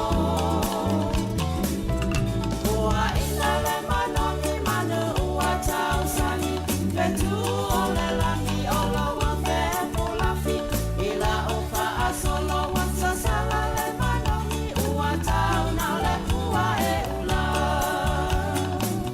awoi ai uliane awoi ai uliane o le teine Sāmoa ua sila ua babai e o se pato sinai lunga o le vai o tangata uma wasila loa i le siva a le teine Sāmoa oka oka ua oba i le masaloloa oka oka ua oba i le masaloloa oka oka ua oba i le masaloloa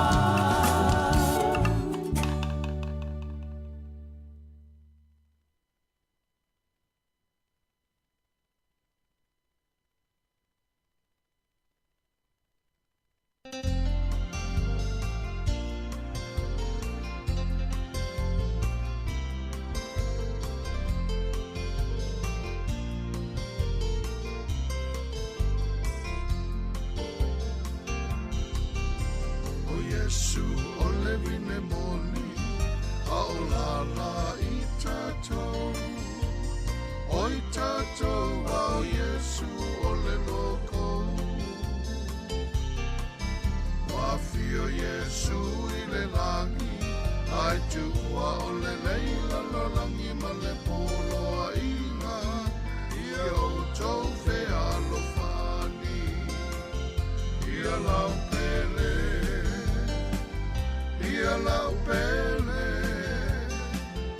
ia lau pele ia e mana tua o le awa la e vala lua ai savali o wane i e toe te pai tua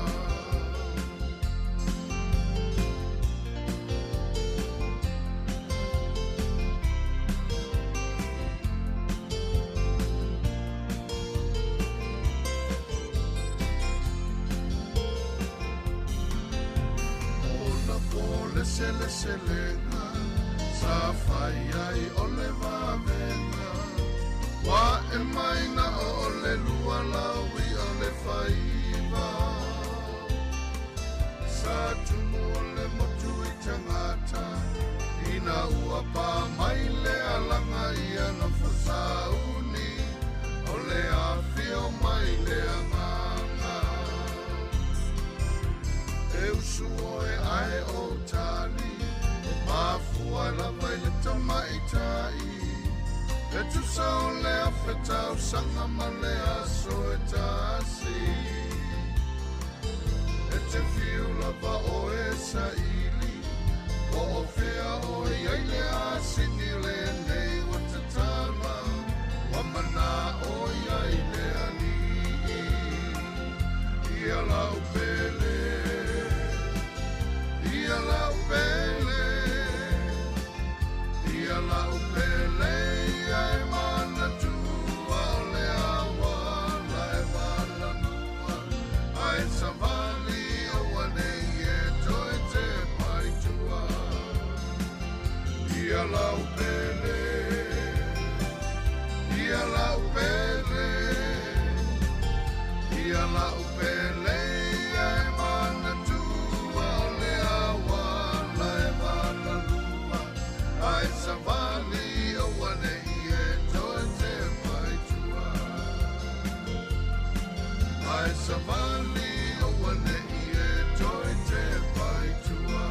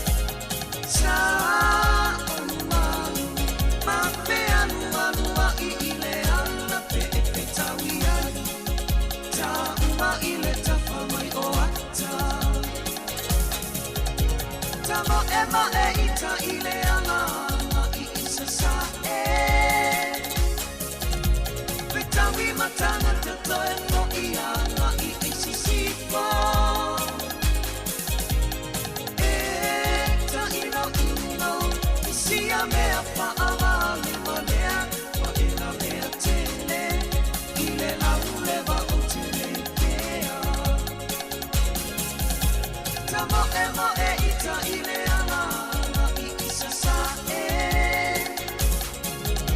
Pitawi matanga tatoe po i anga i isi sifo.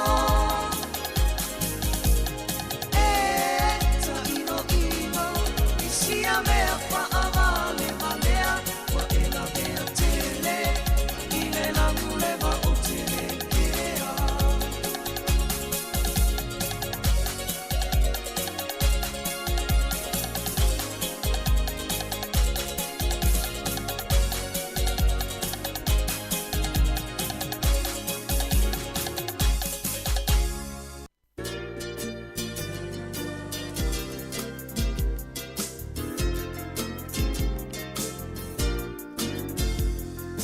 Lela lele o Sāmoa, you're the star for sure o Iloa.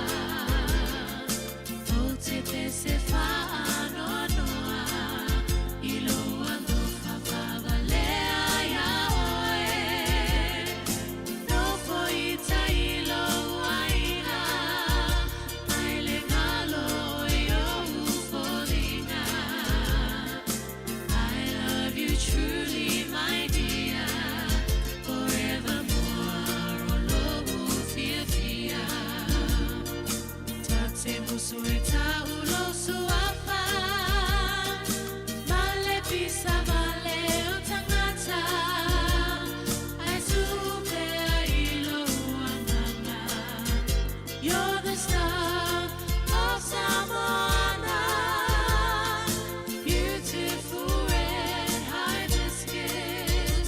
I've admired you right from the start.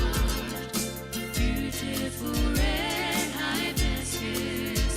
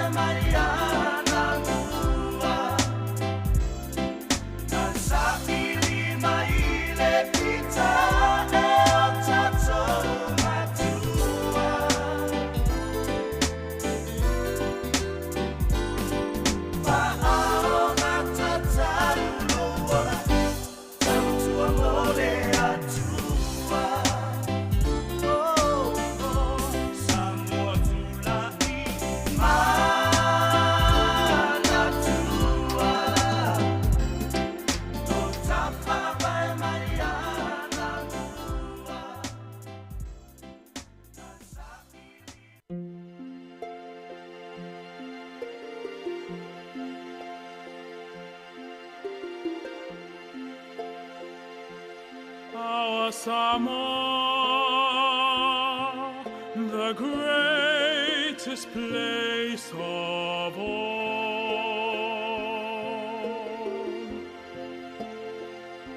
She is green and blue, lush with beauty, hearts as pure as gold.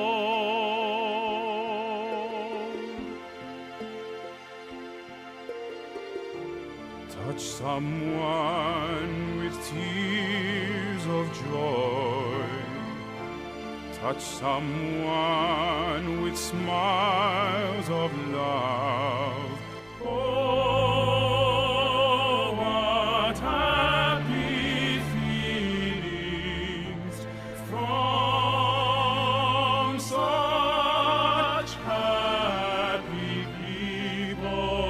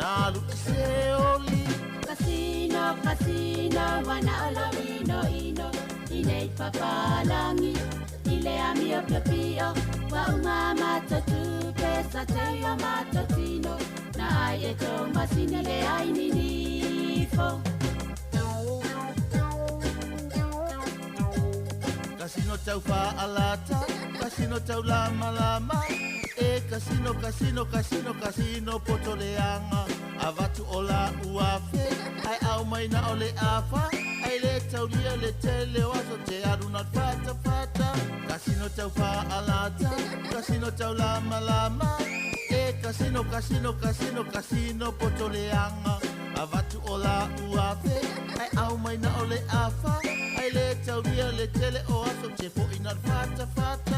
Casino, casino, wana ola ino ino, ine papalangi, ile amio pio pio, wa umama totu pesa teio matotino, na ai eto masine le ai ninifo.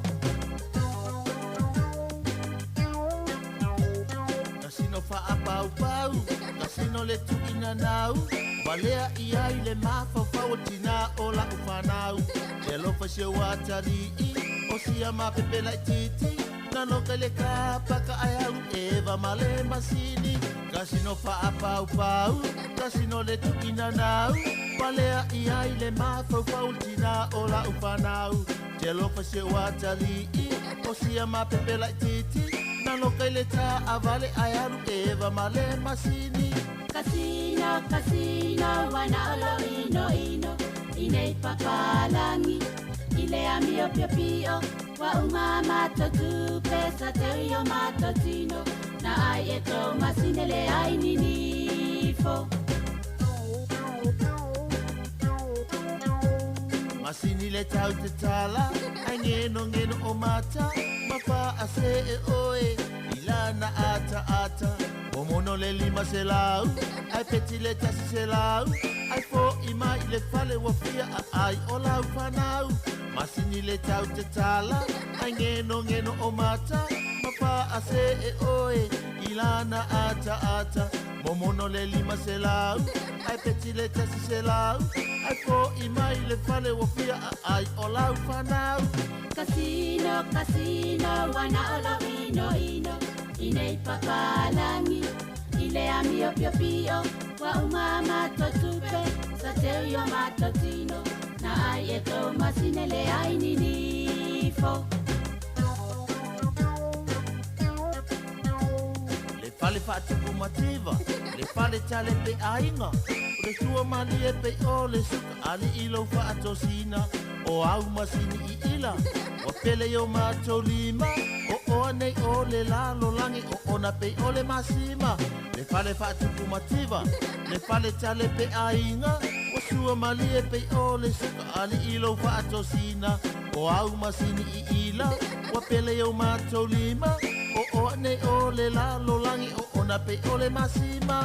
Kasino, kasino, wana olo ino ino, inei papalangi, ile amio pio pio, wa umama totupe, sa terio matotino, na ai eto masine le ai ninifo, na ai eto masine le ai ninifo, na folo eto masine le ai ninifo.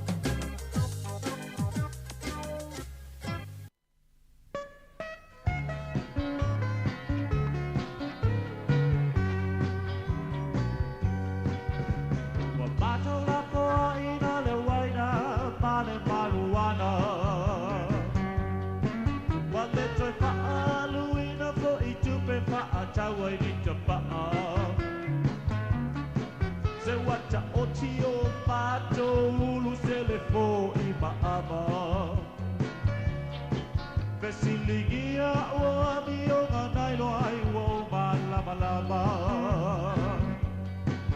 Ole nei au mai pese o pusia le fe alofani. Ai apio I pole akaka o ia le ole tai tai. Rauni atu I le malo olo oile langi. Ai se la bona pina utula I masavali. Zato sama vali fatasiana I le siti. Ole lau mua ua teu teu ina mai e lea li. Wani a pena ma papaia e la poai. Atu I le ai na moni o loo I le langi.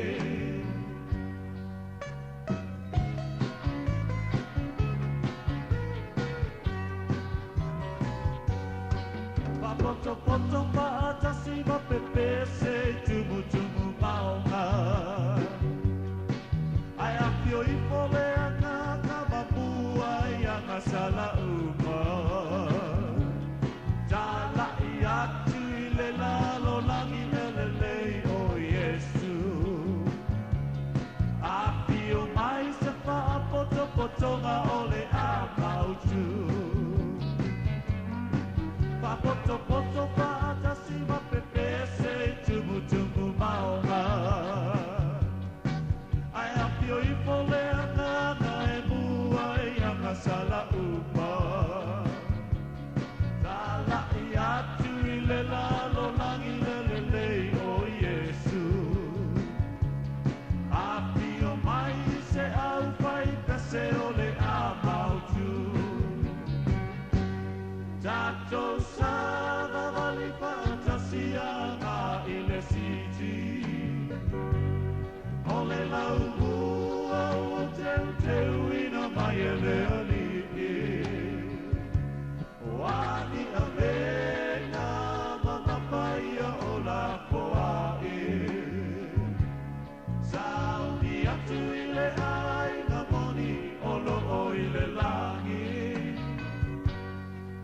Tātou sāna gali whaatasianga I le siti.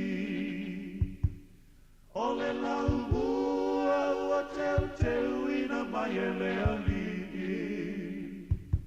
Wani a vena mama whaia o la poae. Sauni atu I le ai na wani o lo o I le langi.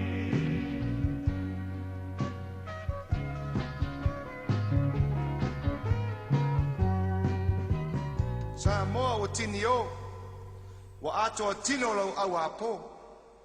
Le ngava taua lea ma lau tino I malo. Sāmoa o tasi, I lau toa le manu Sāmoa. Ua ai nei Sāmoa. Sāmoa I sasa e masisifo. Ua sole fetua. Ua susulu atu I numama. Le manu Sāmoa le ae ua mua.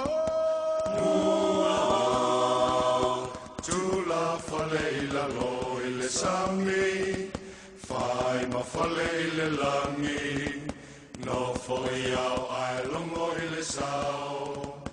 Ma le fale le sa tulu tulu I tau. Sāmoa le fale se la.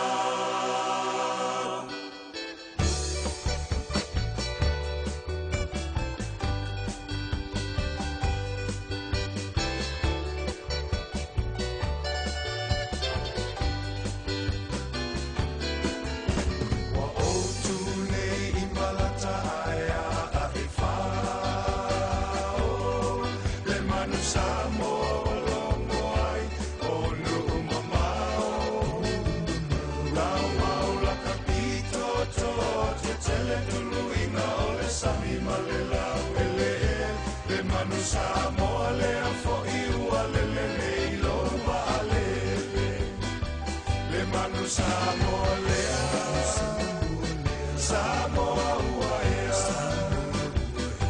Tupulanga umau Sāmoa, tau tua na lau tau tua.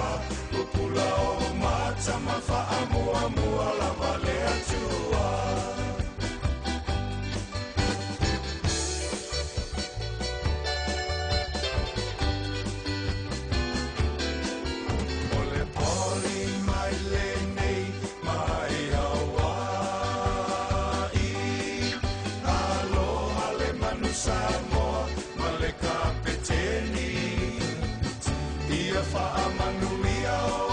Sana I le tanga vai o Amerika.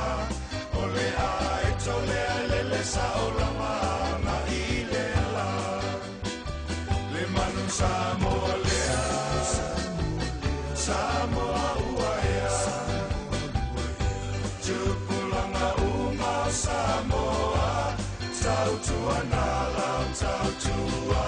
Upula o mata mawha amua mua lava lea tua.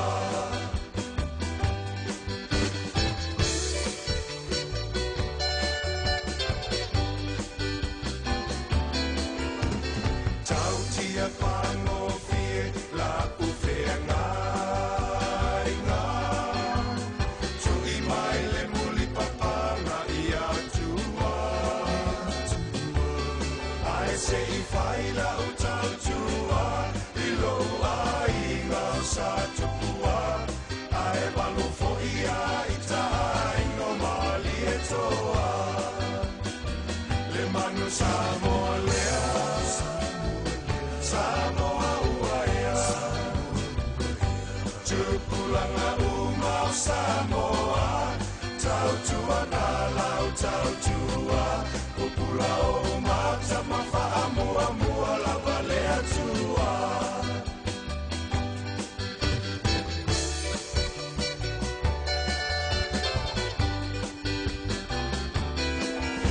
Manu ai matutu I la Sāmoa ina ua whai o le Sāmalinga. O lau foa I whawhetai te le I le au la patai ma le sau ele. Tutu I la mamanua se I lango lango mai o lo tawa a lele. Le manu Sāmoa lea, Sāmoa ua ea.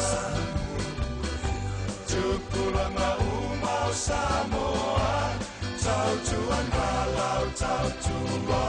Upula o mata mawha amua mua la balea tua.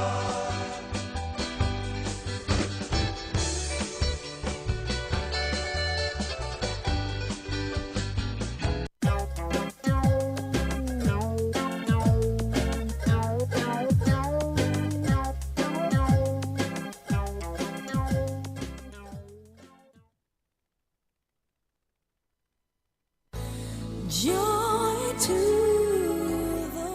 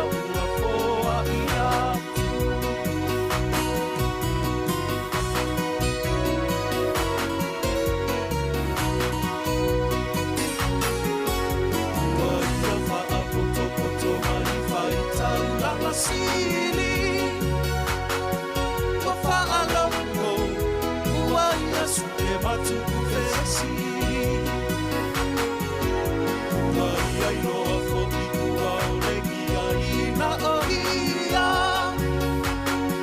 Le ama koi, ua tele ai fo i lona ita. Sāmoa si i le whaapetai. Yesu leo ua whangaru ai. Mai maua maua e le ama koi i le whale o manu.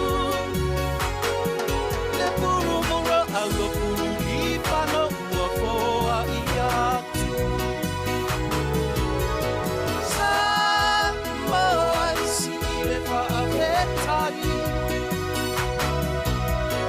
Yesu leo ua whangaru ai. Mai maua maua e le ama koi i le whale o manu. Le puru mura au o puru i whano ua foa i atu. Le puru mura au o puru i whano ua foa i atu.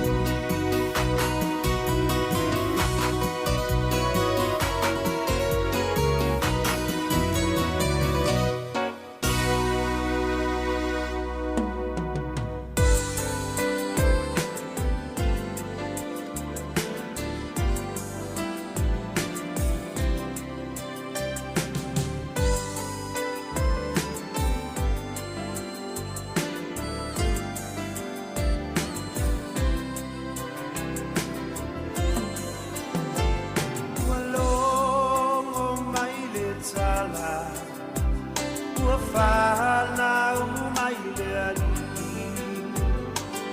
I le whale o manu, i se potu vai titi. E ua whaatau raa, i le vainga a tangata, a o matua ia. Ua whaama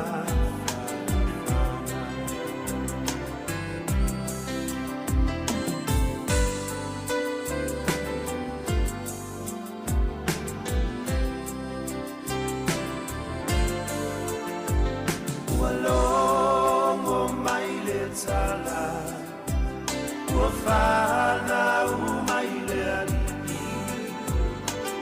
I le whale o manu, i se potu vai titi.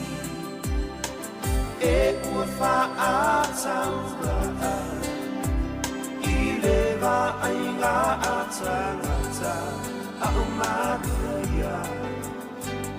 Ua whaama whana whana, a o matua ia. Ua whaama whana whana. Alleluia, Osana. Lanu whamamamana. Ua fio mai le tama. Whaalogo i le tala. Le tuia. Le tuia i loloto. La Sāmoa le.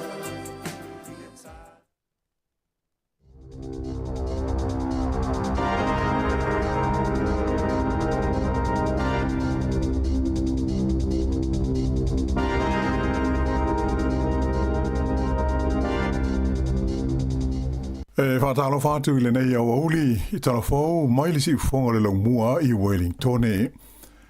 O le tala mua ua whaitio ina le min stau leo o Mark Mitchell i a le amioa se li leo na pue sonata ma whaasala lawina i lunga le social media a o ia ofuina se ofu tō ninga se tasi o kengi i le tonu o le ofisa i taimi whai ngā ruenga. O le ata o le leo le nei sa whaasala lau i lunga o fisota inga te le wawave ina ua tuana ina i aso talua na wha mamalu le tū la whono le o whaasāina ai nei o na toi wa ia se tangata o ia ofuina se tō ninga so se kengi I no fuanga whaitele I te tonu o New Zealand atoa. Nā ta ua ai le minsta ia Mark Mitchell o le nei tūlanga o matua le tāla whengai ma le tūlanga mo o mia mo leo leo. Whaelo mai le komisina langolango o le mtanga luenga leo leo o Paul Barsham ua whaanga solo nei se suenga I lea mata opu whaamautui nai se isi fuafuanga whaia I le leo leo na awhia ai. Ua whanga solo I le teimi nei se suenga leo leo tūsai o le maliu o se tamaitai na maualo na tino maliu I le tono se whale I le ai o Blenheim I le motu I saute. Sa wala uina mai leo leo po le afo le valu I le tae au la sunga fua nafi I se whale I le awalengo le Muller Road na lipo tia mai ai le nei whale velave I Blenheim. Limas furulima te usanga le matua o se li na tau fia mai ai leo leo mai ua whaia iai mōlianga o na o lea whale velave. O le tae au ana li la lea na tū la iai o iai luma o le whaamisnonga wha I tūmalo I Blenheim mai ana whailo mai ai leo leo e le ai seisi o la tō sa ilia tu sai o lea whaalawe lawe.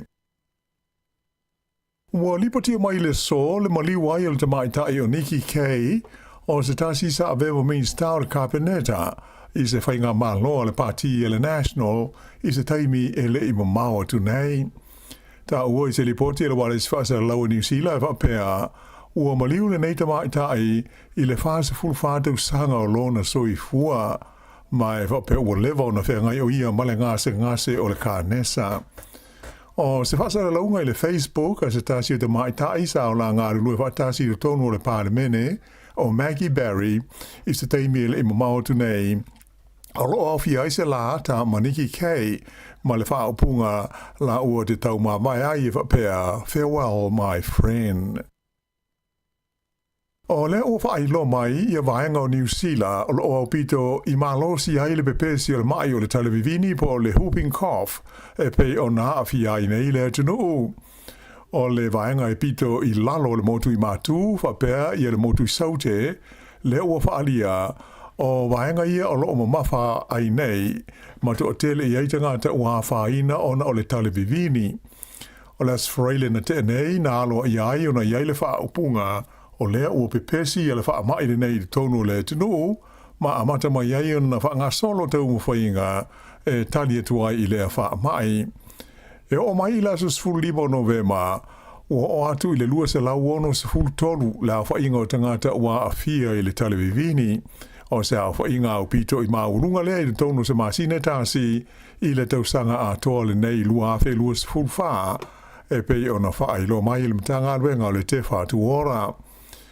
O whaamaunga pito lata mai nei a le ESR na taua ai e whapea o I tū mālo o lo pito māwalunga ai I a mai o le televivini le teimile nei o le Wairarapa whapele tū mālo I saute po le Southern o Whanganui a toa ai mai tū mālo whaafale mai o le Capital whapea mo le Coast. O lo whautua ina mālo si mai la e le te whatuora le te tau o na whaia o tui pui pui o le wha mai ma ua tu ina mai aila pata inga I le au pito silio na whaina ai o pepe whaato a whanau ato ai mata ngata mātutua. Whailo mai fo I le lifo mai o Matt Reed o le 5% o pepe le I a tors fulu lima masina e mo mia o na tau fia I whale mai pe a whai o maua I le televivini. Ta ua le lifo mai e le I aise tasi o maliu I le wha mai le nei tau sanga ai o le tausanga na te nei e to toru I la tau na mali liwai ia ma ua whaia nei e tau mwhainga e pui pui ai le toe a whaina ma mali liwai o nisi.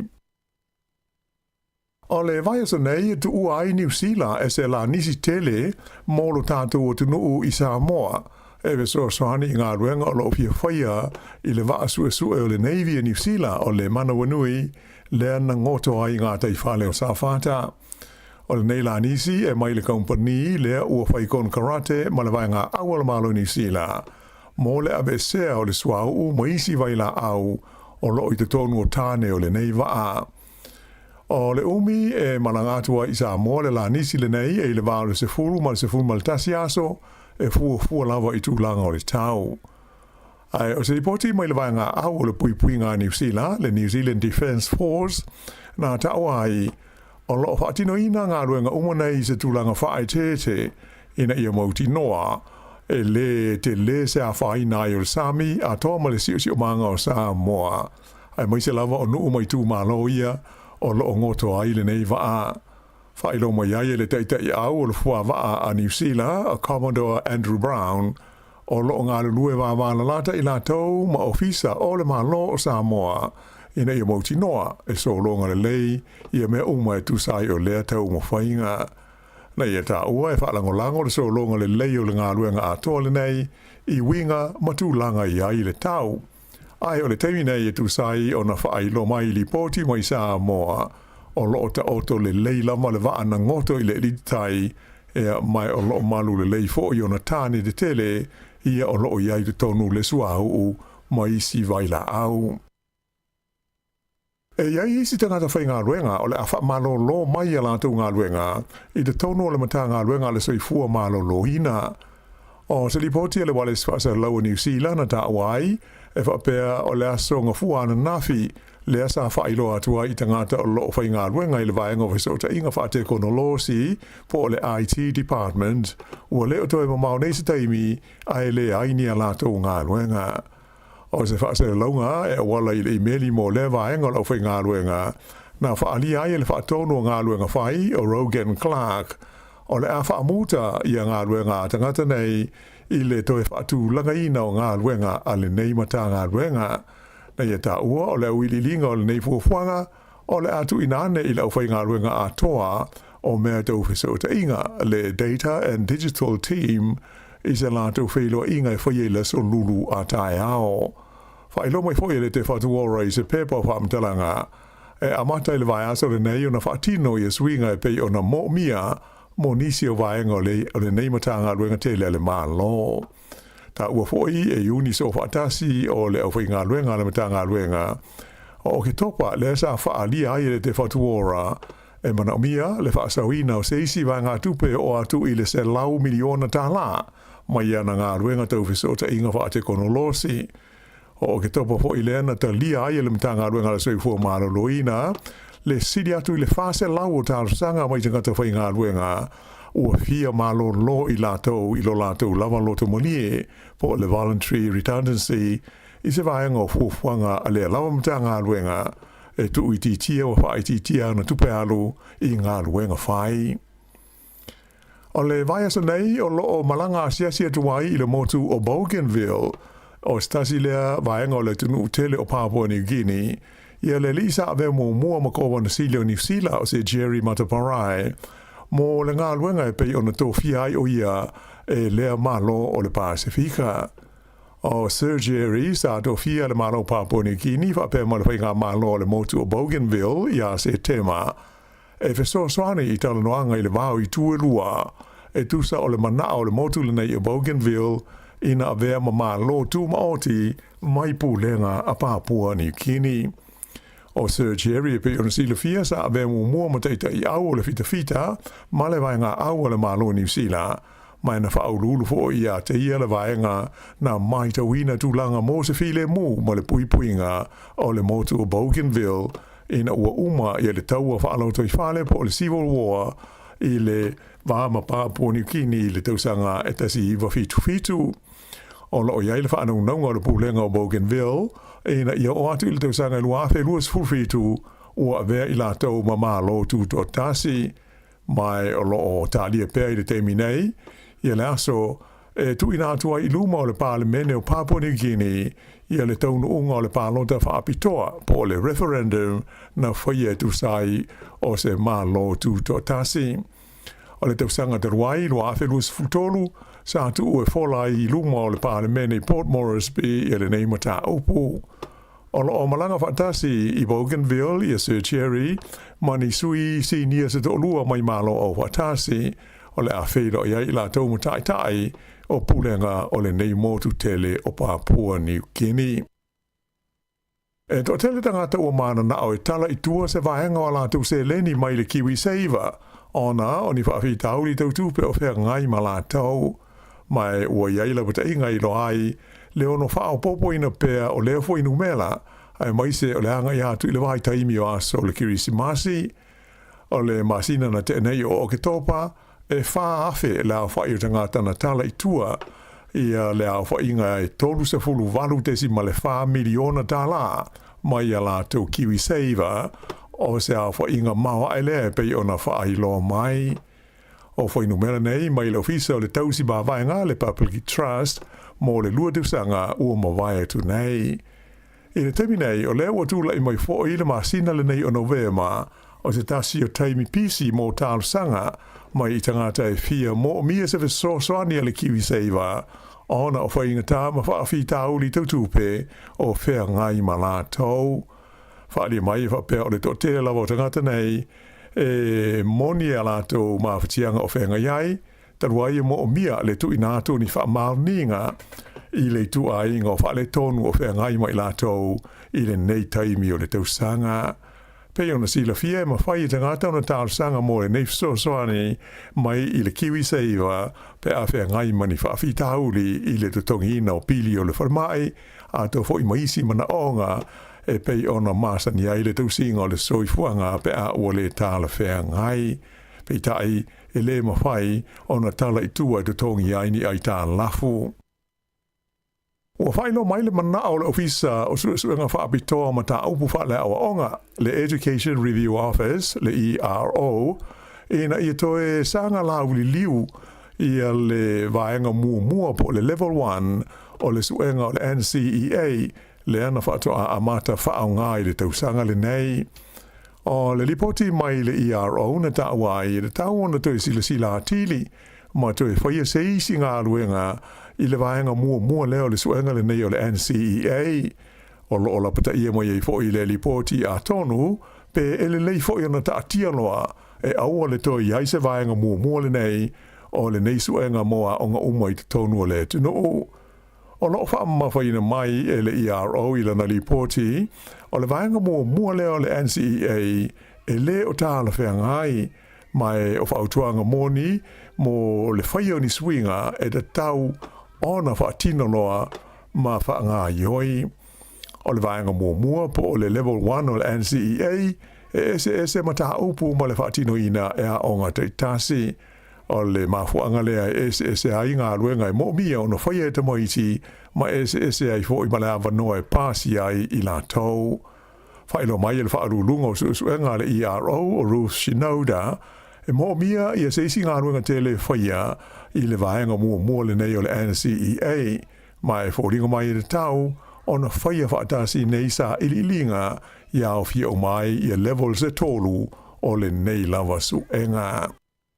I tā longa, I kirikiti I whaale wāo mā lo, le o wha māunia mai le pulenga o le au kirikiti a New Zealand le Black Caps. Ua toe fo iatu I le li o Kane Williamson, mo tā longa whaita wina whaale wāo mā lo e tolu, I le wā ma le aua engelani, e amata I le vāia so nei.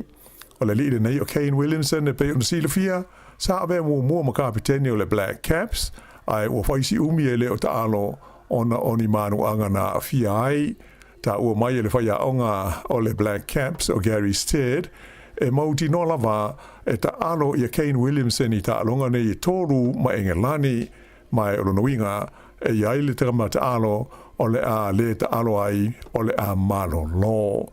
O le ta alonga mua la I le vāo New Zealand ma engelani e a mata I le stofi I le ai o kalais tete. Ia o le whaingona nāla nei vaenga o talafou.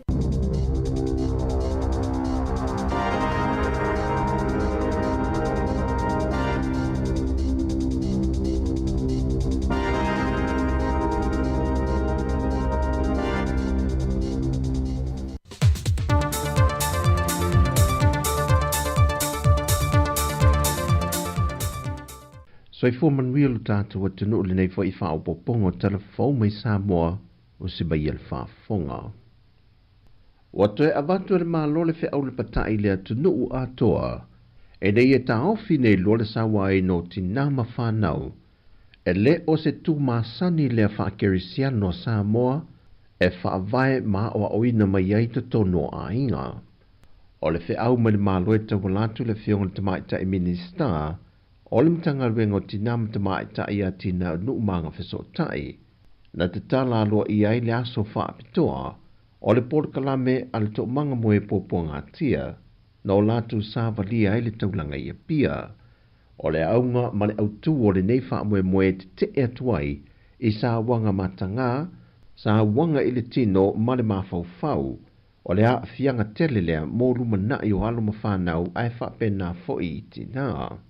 O le porkalame le nei alamtanga luenga o tina matamai ta i tau sanga te itasi, mai watai moai whaala puputonga po komitia tina matamai ta i oitu malo te itasi umailea tino. Sau no le fionga munipola ana rosa ale mōrio i lana saunanga autu. O le tiute male matafa yoi a tangata oma, o le te te atu le sa wanga. Mai e tātou te tū whaatasi, e lango ngā ruenga whaatino, e te te atu ai ia ngā yoinga le kerisiano. O whamaumonga le ofiso whai numera le atu no uai loa tino ai, le si tia le i le whapasene le au whai o tangata e a whea pē urwhale mai i Sāmoa, i le masino o ki topa, pe a whaatusa i le masino o ki topa le tau sangan te nei lua whilua se fulmal tolu. O lo whai numera si lia tangata e malanga mai e whaonga ina wa alele le atu no, le wa au sia le iwa se fulmal le lua tesi ma le lua pasene, ai le atose se full paseno le au whai lavo i lantou e malanga mai e whaonga ina wa lalo. Ai o le company wa alele e New Zealand o lo numera tasi lona au mia le o tangata i Sāmoa, le o lo whaamawina le whasafulma le lua pasene, so o iei le e awhiti, lua safulma le lua tesi ma le lua pasene, iwa pasene mo le company le Qantas, ai pito i lalo le company wa alele a Sāmoa le Sāmoa Airways, e na o le ono pasene. Ma i whaamaumonga foi, o whaatupula ia le au whai o tātou tangata sa lala mau ia tunu i whawhoi sa ili malo, leo o manuia alo ma whanau, a wato e foi mai e whaamau tui Sāmoa ma tina e ainga. O le itu la iwa le tai au nei o le ata tala i lofa i te to o le ofiso New Zealand Sāmoa, mo tina ma te mama te tua wanga wa aile si te senia Sāmoa, e na wāloa ia o na mai asai nia, e le ko vana le malo New Zealand tu la fona tau whaofi, ma wā vene ma tu la fona aloa ia.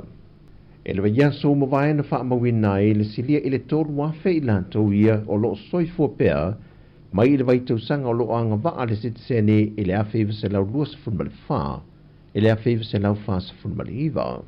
E le ngona lava o tangata Sāmoa ia o lo au mau ilo tātou atino, o se awa noa le leile nei mo i lantou, mo tu langa tau tonga fitinga ma tau sia leo le soifua maloloina, le wale aini pāpui pui, mo ni tau sanga e tau uia tua i le kāpeneta ma le pāle mene, ma te tali mo se teimi umi, ai o lea ua whaaffaingo fie. Ua whaalau i lola reporti at ofisa le wa ai tau wa Sāmoa i mule nuu, e ui i le lolo wao le tau le masina nei o November, ai e o atu i le masina ato o Desema, e le o iaise a whao wa ia e ono a fia lu tātou o tino. Ai o le masina i Januari anga i atu ia a perila, o masina pito ma ale ia i tau sanga te itasi, i le tūlanga tau ia wha mamatangi malo losi. Ai e lua wha o lo lapta ia i te tonu o le ono masina, wai loa i lunga o masini ale ofisa o wa ai tau, ma wawe wha ai loa i le atunu mo le tāpena penanga, pe a whai e whaatupula ia pēr, ma a fiai lo tātou o tino. Pau le tūlanga wa maita wina i le masina neo November, wa si tia le tele le swati mo i panasi, ma wa mata foi o na a fiai no whanga mawa lalo. Na maita wina o telefou le anga i vai loa i sa rua whata le a fiafia na nafi, le tele o ele solo i te whaala, le whaasolo atu i lotu anu, anga i solo. Ma walapta ia ele wa ai taulo tātua tinu, ia mata i tuwina te meo ti munga mafa malolonga, ia wha ai tete ele ngata lungo al te tele, ai wha pena fui ele solo, no whanga lolo vaia, ai meise o alo mawhanau maita elenga, ele te tawheo vai tawhe. O tala fōiol ne yaso manuia tele o tātua tinu i whanga le a whenga iei, wha soifoia.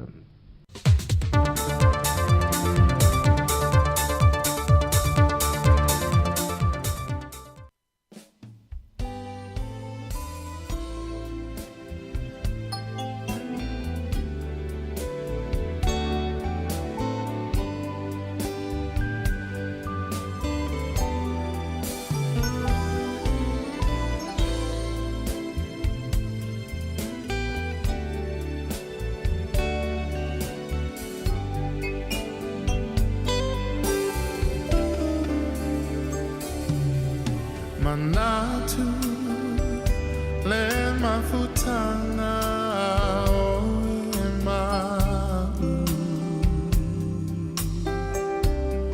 o e manatu maita o tu mawita I lo fatu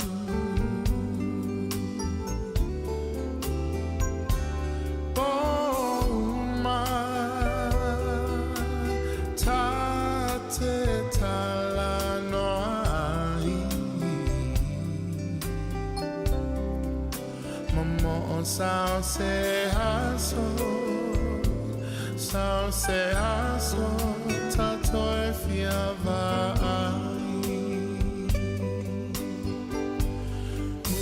Usue e fuli mai lo tua la upele o tele tu na oe Tau sao songi Mana tuai Usue e fuli mai lo tua le polonga Tale lava Afai olea La upele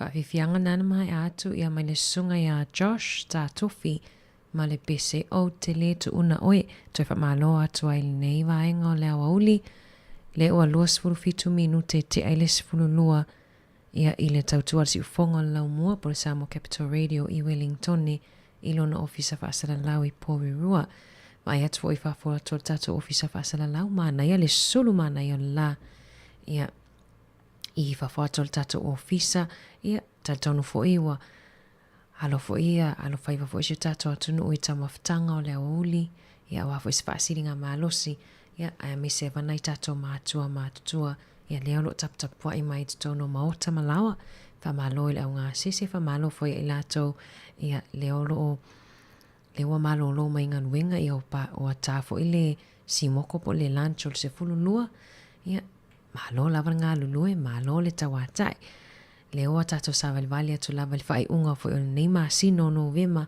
ia on tato fatalo fat fo ile de asumo mo te sema ia ile vai aso fo va vetele la lo tausanga so le fa pe la tato o le tai ia ile pe to tolu fa vai aso ia o lo fo il Christmas fa maluina fo ile le aso fo tato li fa ola ai to fa malo atu tele fo fuanga fa fainga wenga ia o fo fuanga onga o launga tongi ia o fa fianga fo ia tono fa fainga wenga ia e fa manato fo ia pe fa ai wina fo ia nga wenga nei tausanga ia manuia tele to fo fuanga a manatua a fa pe nai tau mafale ava ia mana ia le mai u fa na we momoli o ile painga tonu na fa ia party ia awale avena tatu ta avale ni te ilavo toe tutupu mai ni fa lave ia le wala tamaya sofia fia mau fo itala ia mai Sāmoa inisio tato pa angai Sāmoa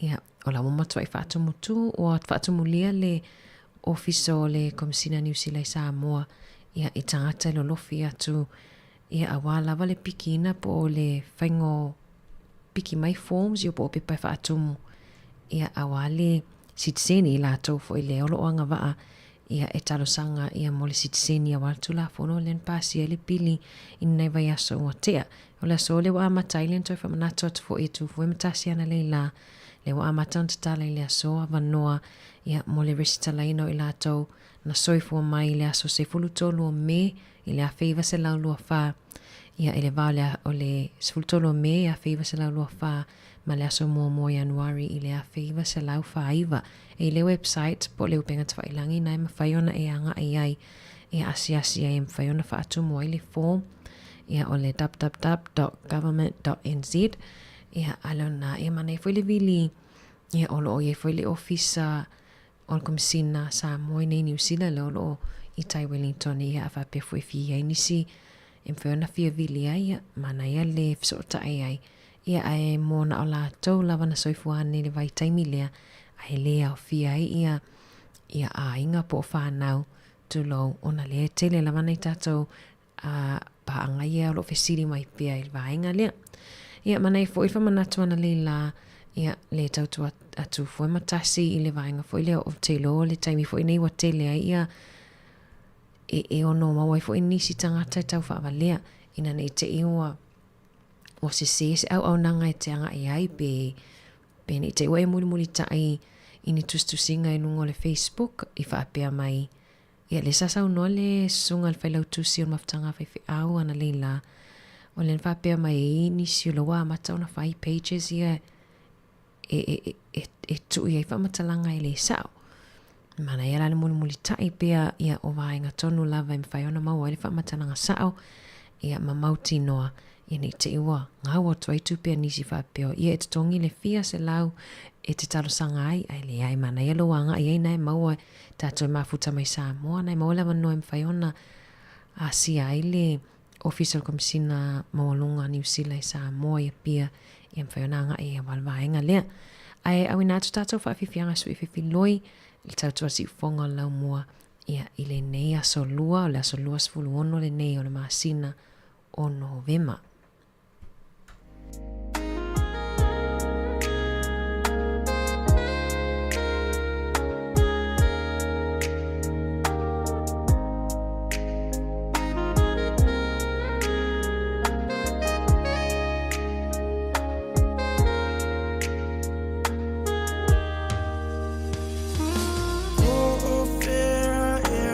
Pepe, ua valo ia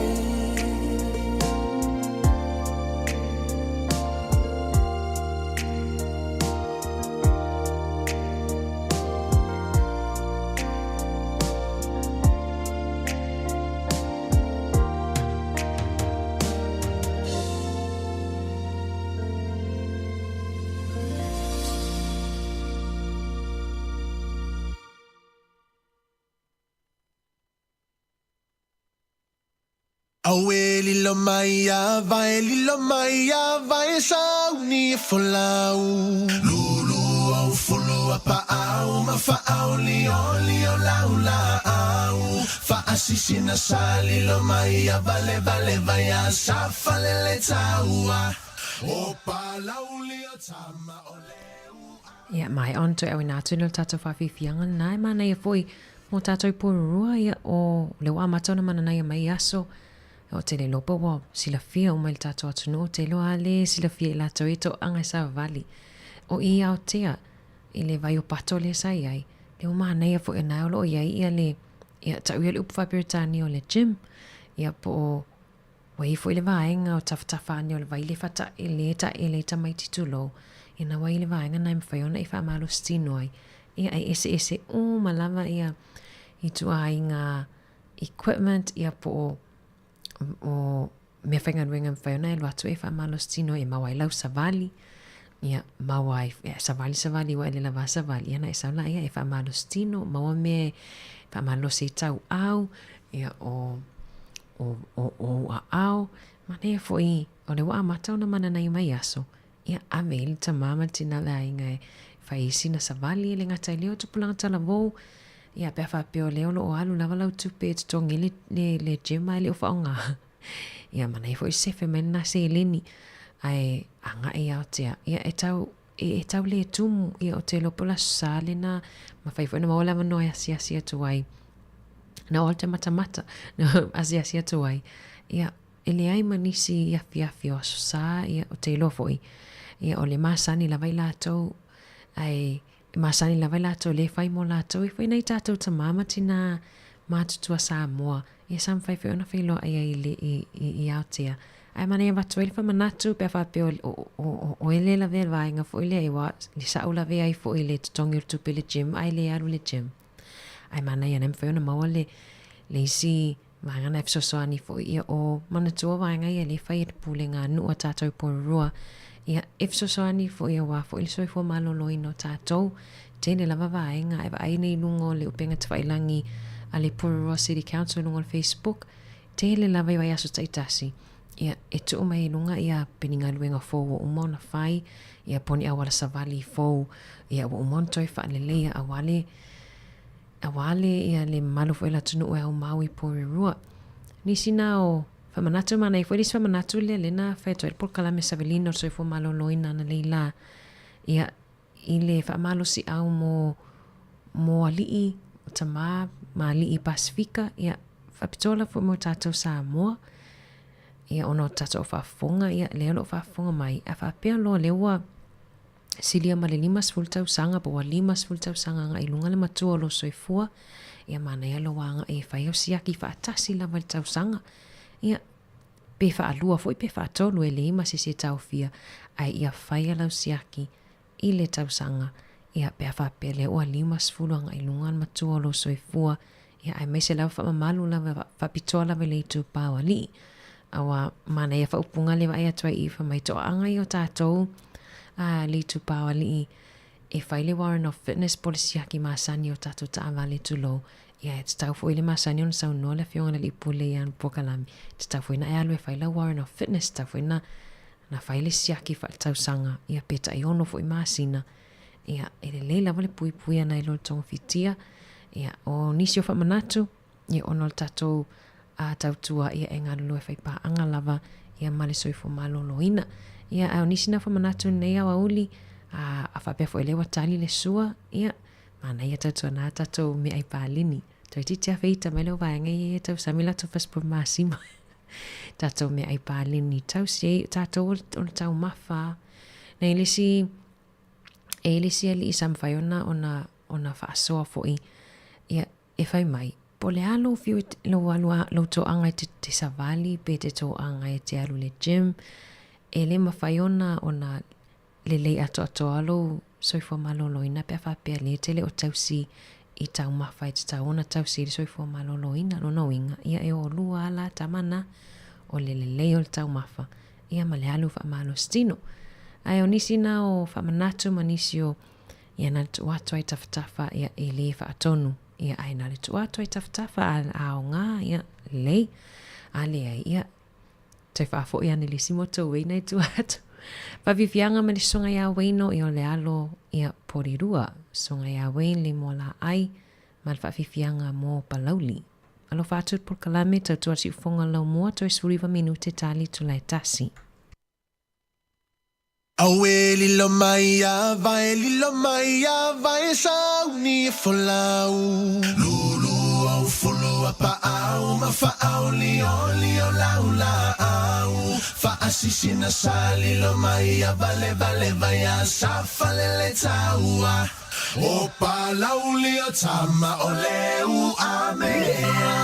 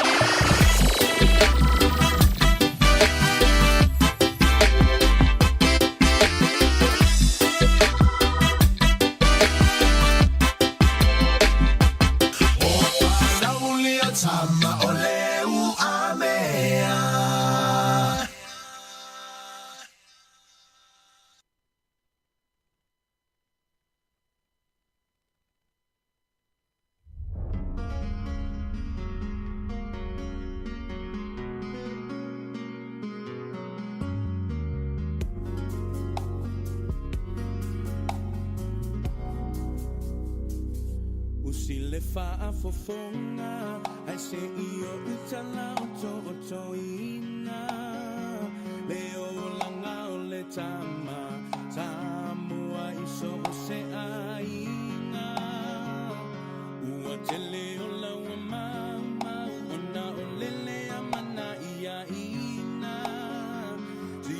si ule o taule langona ufitia I whaao so songa fofola anelo fala tala tala o ngā whauwhaunga e mala mala mai ala umamole savalinga o ala mani whainga tape taia voi o ele matangi maua alo whaatua tua malue male whaamaoni Tama Sāmoa mai a tātou amo whaatasi lo tā pau pau o le wholo mai le whai ato a tāsi awa o le atua lava le tau tai alo la ia I o whai watu whili ma le tau tuaina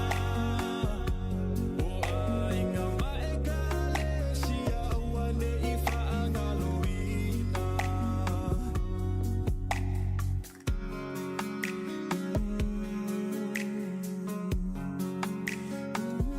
So le no fo I lunga sauni mai tau le taua taua fa ale ma fau fau le tino ma le fa ale anganga o e o se usomoni mana tua o e I taimi uma e ui ina va I vasa e feiloa I italo sana ia e mana tua lau tu savali ma le tau tala e whaali ai o inga tau sa awhia mata ata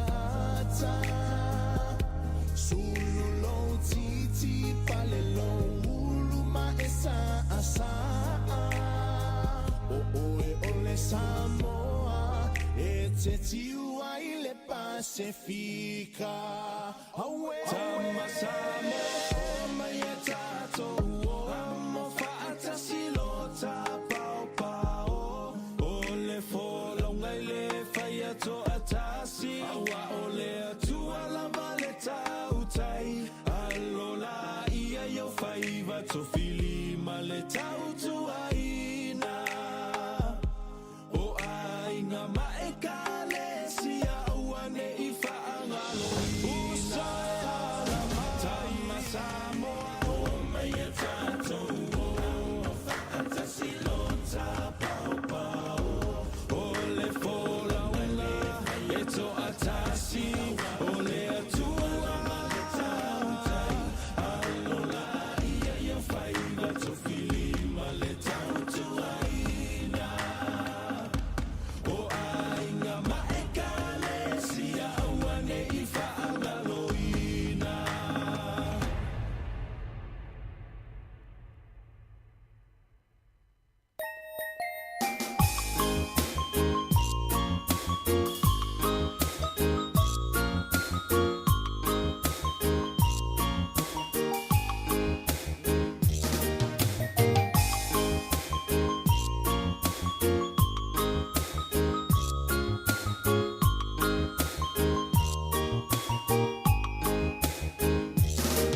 Sāmoa la ua tunu ue o la ua sa te upe yo I whatu o lea e solango na mo le kirisi masi o le li tau sanga ave mao taola se me alofa mo I so ua na maua lea I ta ua o wha amaruianga se la ia ma wha apeta ia no na lofa ua tātou ngaulia le li tau sanga aluia le kirisi nasi Sāmoa uma o le nalo nangi ia fia e pese ma aleluia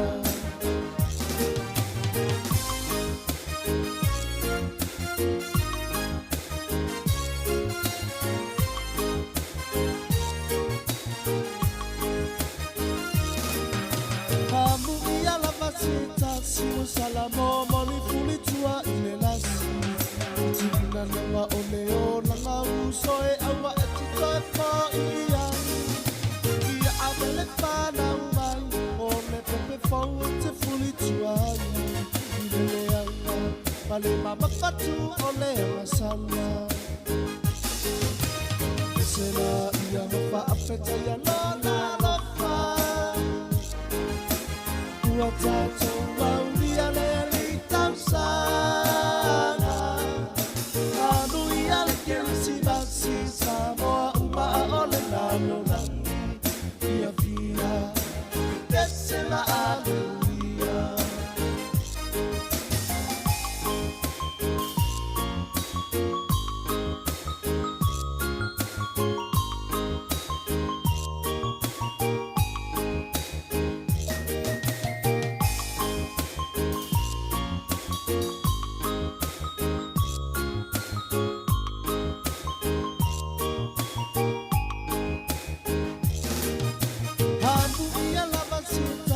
Salamo moli fuli tua ile lasi Tikina nanga oleo nanga usoe awa eti fafo iai Ia avele whana umai Ole pepe fau ete fuli tua ile leanga Ale mama patu ole wasana Esema ia maka afeta ya nona lofa Ua tatou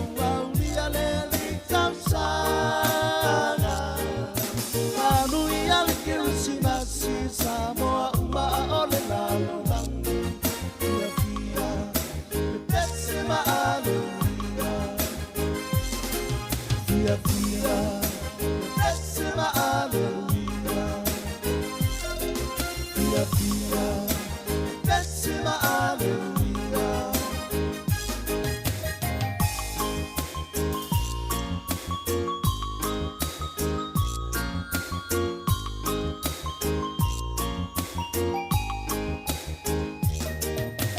no fuck with tanta family when you might be too song they used to free the want to call so like e ori ki se masi ma tau so fo me se fo de la rangi ato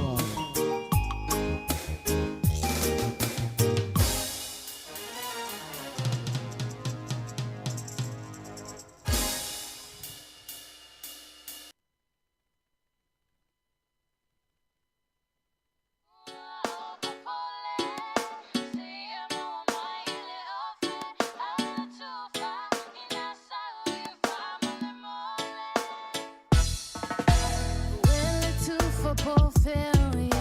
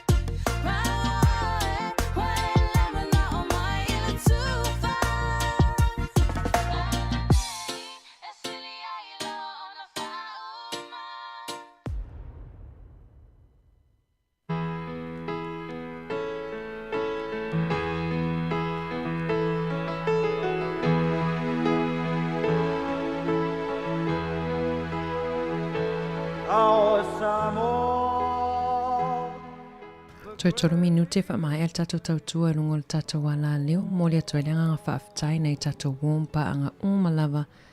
Mafuta mai le tatou tautua mai lava le fitu i tai aona leila. Se ia pa ia mai le nei awa uli wha mangalo fo le tautua si fonga lau mua. Pe au iei se upu ua. Sala fo i lau whaafunga anga e tatou wheloa i le tai au i le itu lai fitu. Tatou lungo le Facebook ma le YouTube tale tasi tu awina atu tatou talafou. Ia ona whaawa watu leo tautua se ipa ia le tu la e lua. Ma le anganga whaaloalo whaafetai. Of love. Oh, what happy feelings from such happy people. We are Sāmoa, people from the sun. We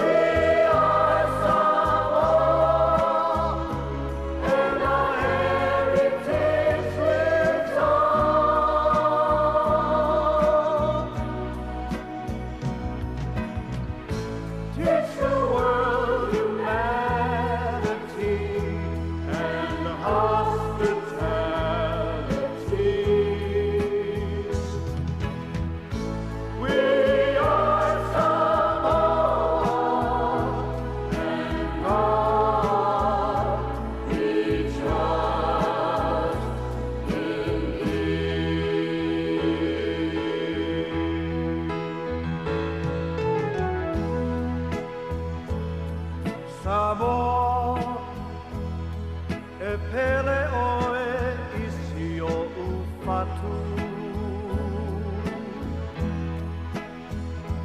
O lea e se mea e ao o na whai e tau tuai mo oe.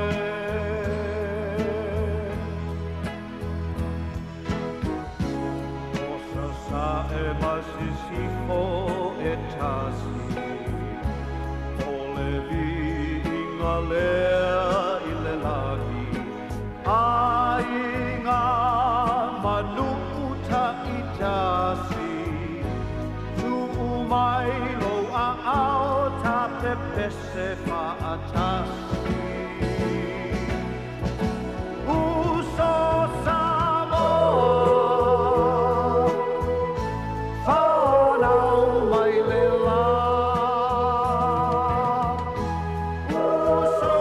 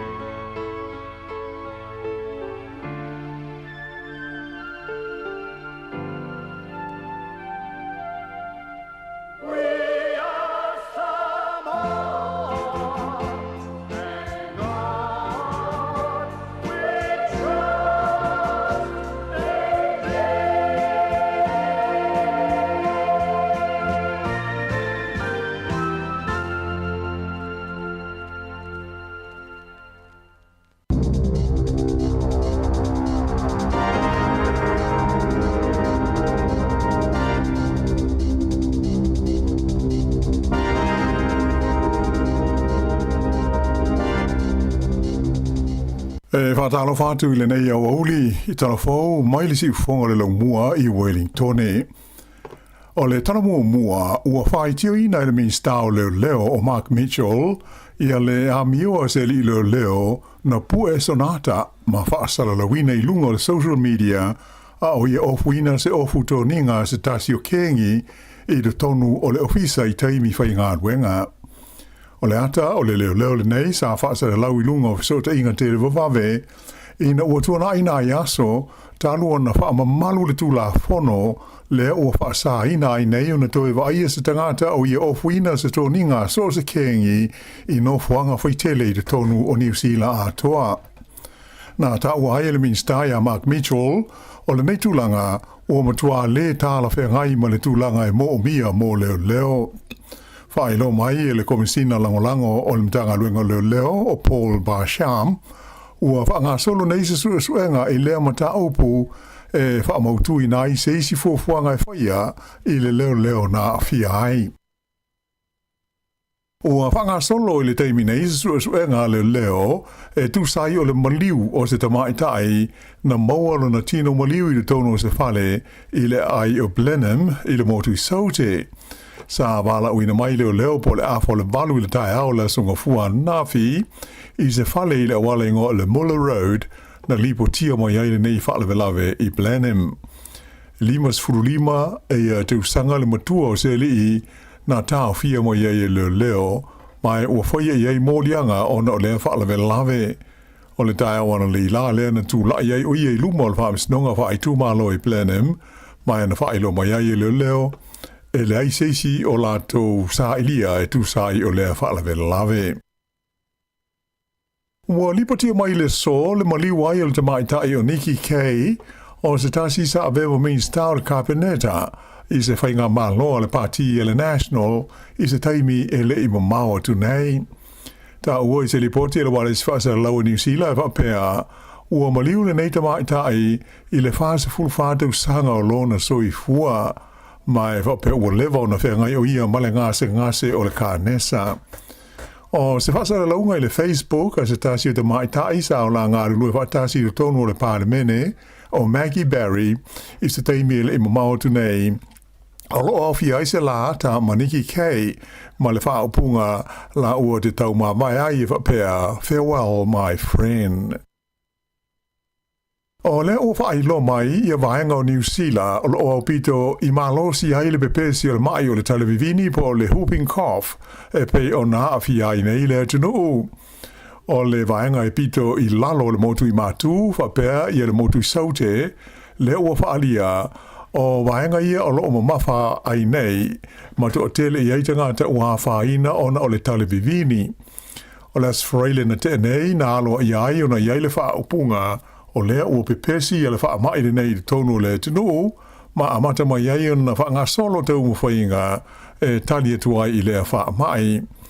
E o mai la su sfulu lima o Novema, ua o atu I le lua se lau ono sfulu tolu la whainga o tangata ua awhia I le televivini, o se a whainga au pito I maurunga lea I le tonu se masine tasi I le tausanga a toa le nei lua awhe lua sfulu wha, e pei o na wha I lo mai le mtanga luenga o le te wha tu ora. O whaamaunga pito lata mai nei a le ESR na taua ai e whapea o I tū mālo o lo pito māwalunga ai I a mai o le televivini le teimile nei o le Wairarapa whapele tū mālo I saute po le Southern o Whanganui a toa ai mai tū mālo whaafale mai o le Capital whapea ma le Coast. O lo whautua ina mālo si mai la e le te whatuora le te tau o na whaia o tui pui o le wha mai ma ua tu ina mai aila pata inga I le au pito silio na whaina ai o pepe whaato a whanau ato ai mata ngata mātua. Whailo mai fo ie le lifo mai o Matt Reed o le 5% o pepe le I a tōres fulu lima masina e mo mia o na tau fia I whale mai pe a whai o maua I le televivini. Ta ua le lifo mai e le I aise tasi o maliu I le wha mai le nei tau sanga ai o le tausanga na te nei e to toru I la tau na mali liwai ia ma ua whaia nei e tau whainga e pui ai le toe a whaina ma mali liwai o nisi. O le vai so nei tu ai New Zealand e se la nisi tele mo lo tātou tu no i Sāmoa. E ve so soani ngā ruenga o lo pia whaia i le waa sue o le Navy e New Zealand o le mana wanui le ana ngoto ai ngā tai whale o Sāwhata. O le nei la nisi e mai le company le ua whaikon karate ma le vai ngā awala malo New Zealand. Mo le abe sea o le suau u maisi vai la au o lo i te tonu o tāne o le nei waa. O le umi e malangatua i Sāmoa le la nisi le nei e le vāo le sefuru ma le tasi aso e fua lava i tūlanga o le tau. Ai, o se ripoti mai le vai ngā au o le pui ngā New Zealand, le New Zealand Defence Force, nā tau ai o loo whaatino ina ngā ruenga umanei i se tūlanga whaai te ina ia mauti noa e le te le se a whaai nā i o le Sami a toa ma le si o manga o Sāmoa. Ai mai se lava o nuu mai tū mālo ia o loo ngoto ai le nei waa. Whailo mai ai le teitai au o le fua waa a New Zealand, a Commodore Andrew Brown, o loo ngā lue wā wāna lata i lātou ma ofisa o le mālo o Sāmoa, ina ia mauti noa e so longa le lei, ia mea uma e tūsai o lea tau mo whainga.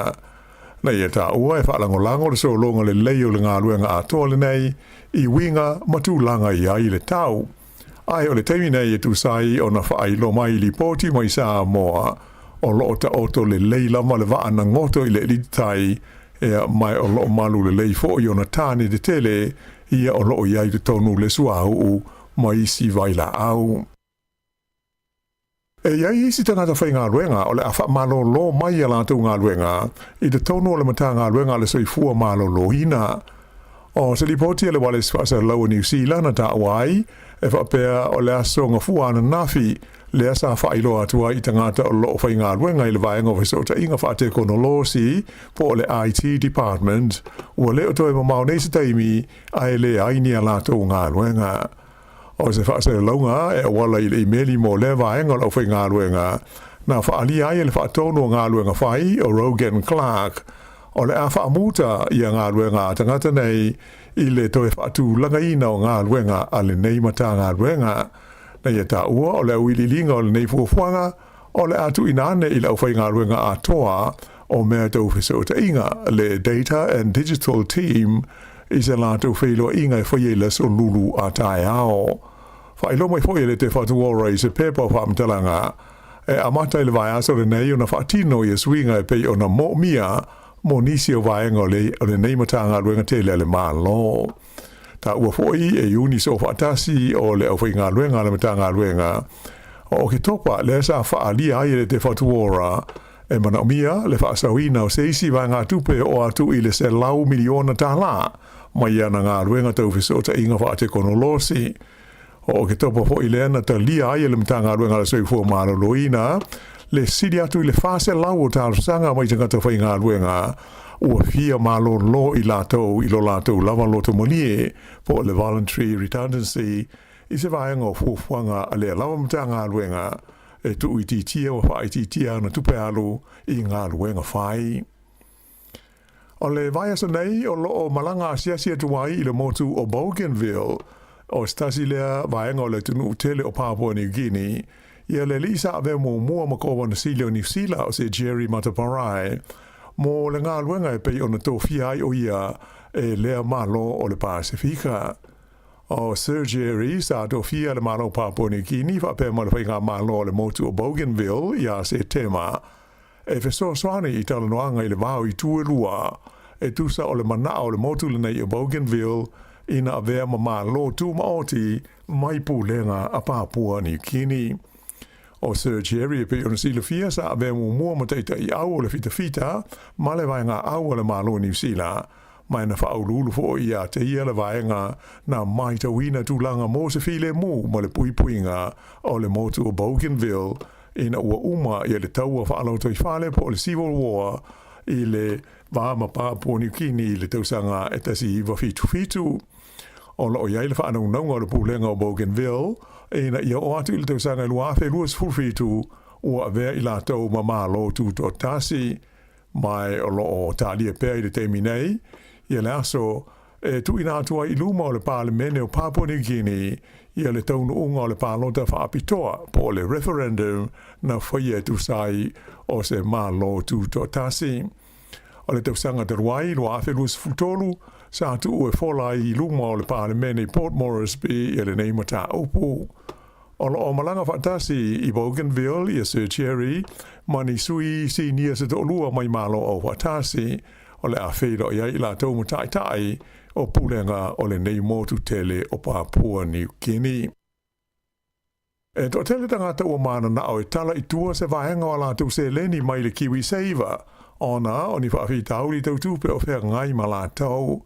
Mai ua iaila puta I ngai lo ai le ono whao popo ina pea o leo fo inu mela ai mai se o le anga I hatu I le vai taimi o aso o le Kirisimasi o le masina na te nei o ke topa e wha afe le au whai o tangata na tala I tua ia le au whai inga e tolu se fulu walu tesi ma le wha miliona tala mai a la tau Kiwi Saver o se au whai inga mawa ai le pe o na whai loa mai o whai numera nei mai le ofisa o le tausi ba vaenga le Public Trust mo le lua tusanga ua mawai tu nei.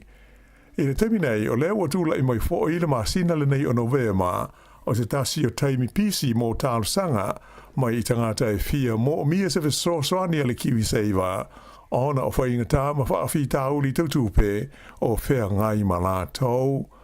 Whaari mai whapea o le tote lawa o tangata nei e moni a la tau ma whitianga o whenga iai taruai mo o mia le tu inato ni wha maunga I le tu ainga o wha le tonu o whea ngai mai la tau I le nei taimi o le tausanga.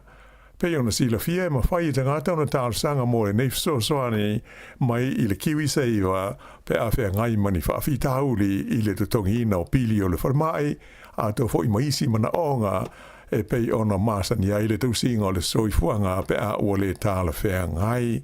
Pei tai e le mawhai ona tala I tua tutongi ai ni ai tā lafu. Ua whaino mai le mana o le ofisa o suenga whaapitoa ma tā upu wha le awa onga le Education Review Office, le ERO, ina ia toe sanga lauli liu ia le vaenga mua po le Level 1 o le suenga o le NCEA le ana whaatoa a mata whaonga I le tausanga le nei. O le lipoti mai le ERO na tāwai le tau ona toe sila atili ma toe whaia se isi ngā luenga I le vaenga mua leo le suenga le nei o le NCEA o lo la pata ia mai fo I le lipoti a tonu pe ele lei fo I ona ta atia loa e aua le toi ai se vaenga mua le nei o le nei suenga moa o nga umai te tonu o le tino o lo wha mawhaina mai e le ERO I lana lipoti o le vaenga mua leo le NCEA e le o tāla whea ngai mai o whautuanga moni mo le whaia ni swinga e da tau ona whaatino loa ma whaanga ioi. O le vaenga mua po o le Level 1 o le NCEA e ese mata upu ma le whaatino ina e a onga te tasi o le mafuanga lea ese a inga luenga e mo mia o no whaia e te moiti ma ese ai fo I male awa noa e pasi ai I la tau. Whailo mai e le whaarulunga o suenga le ERO o Ruth Shinoda e mo mia I se isi ngā ruenga tele whaia I le vaenga mua le nei o le NCEA mai fōringa mai e le tau o na whaia whaatasi nei sa ililinga I au fia o mai I level se tolu o le nei lava suenga.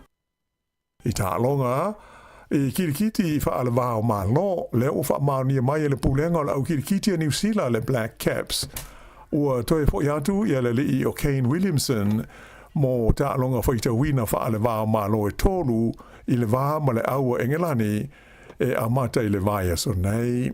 O le li nei o Kane Williamson e pe on silafia sa ave mua ma kapiteni o le Black Caps ai ua whaisi umi e le o ta alo ona oni manu anga na fia ai ta ua mai e le whaia onga o le Black Caps o Gary Stead e mauti no lava e ta alo I Kane Williamson I ta alonga nei e tolu ma engelani mai o lonuinga e iai le tera ta alo o le a le ta alo ai o le a malo lo.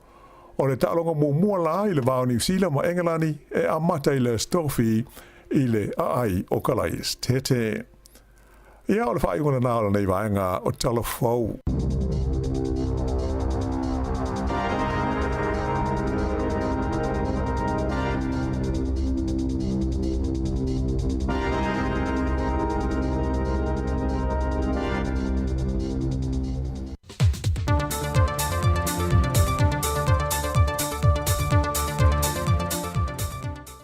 Soifua manuia lo tātou atunu le nei fo I whaopopongo telefou mai Sāmoa o se bai al whaafonga.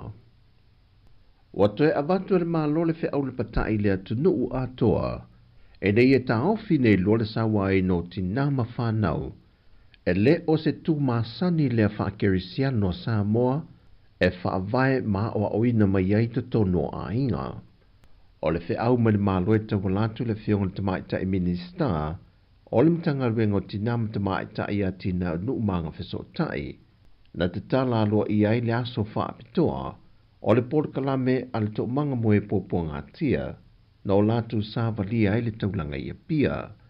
O le aunga ma le autu o le nei wha moe te te atuai, I sā wanga matanga, sā wanga I le tino ma le mawhau, o le a fianga tele lea mō ruma na I o halo ma whanau ai whapena fo I tina. O le porkalame le nei mtanga luengo tina ma te mai ta I tau sanga te itasi, mai wata I moai wha la puputonga po komitia tina ma te mai ta I oitu malo te itasi umailea tino. Sau no le fionga mulipola ana rosa ale mōrio I lana saunonga autu. O le tiute ma le mta whaioia tangata oma, o le te atu le sā wanga. Mai I tātou te tū whaatasi, e lango ngā ruenga whaatino, e te atu ai ia ngā yoinga le kerisiano. O whamaumonga le ofiso whai numera le atino o wai loa tino ai, le si tia le I le whapasene le au whai o tangata e a whea pē ulu whale mai I Sāmoa, I le masino o ki topa, pe a whaatusa I le masino o ki topa le tau sangan te nei lua whilua se fulmal tolu. O lo whai numera si lia tangata e malanga mai e whaonga ina wa alele le atino, le wa au sia le iwa se fulma le lua tesi ma le lua pasene, ai le atose se ful paseno le au whai lavo I latou, e malanga mai whaonga ina wa lalo. Ai o le company wa alele e New Zealand o lo numera taxi lona au mia le o tangata I Sāmoa, le o lo whaamawina le fast fulma le lua pasene, so o iei le e afiti, lua se fulma le lua tesi ma le lua pasene, iwa pasene mo le company le Qantas, ai pito I lalo o le company wa alele Sāmoa le Sāmoa Airways, e na o le ono pasene. Ma I whaamaumonga foi, o whaatupula ia le au whai o tātou tangata sa lala mau ia tunu I whawhoi sa ili malo, leo o manuia alo ma whanau, a watoe foi mai e whaamautui Sāmoa ma tina e ainga.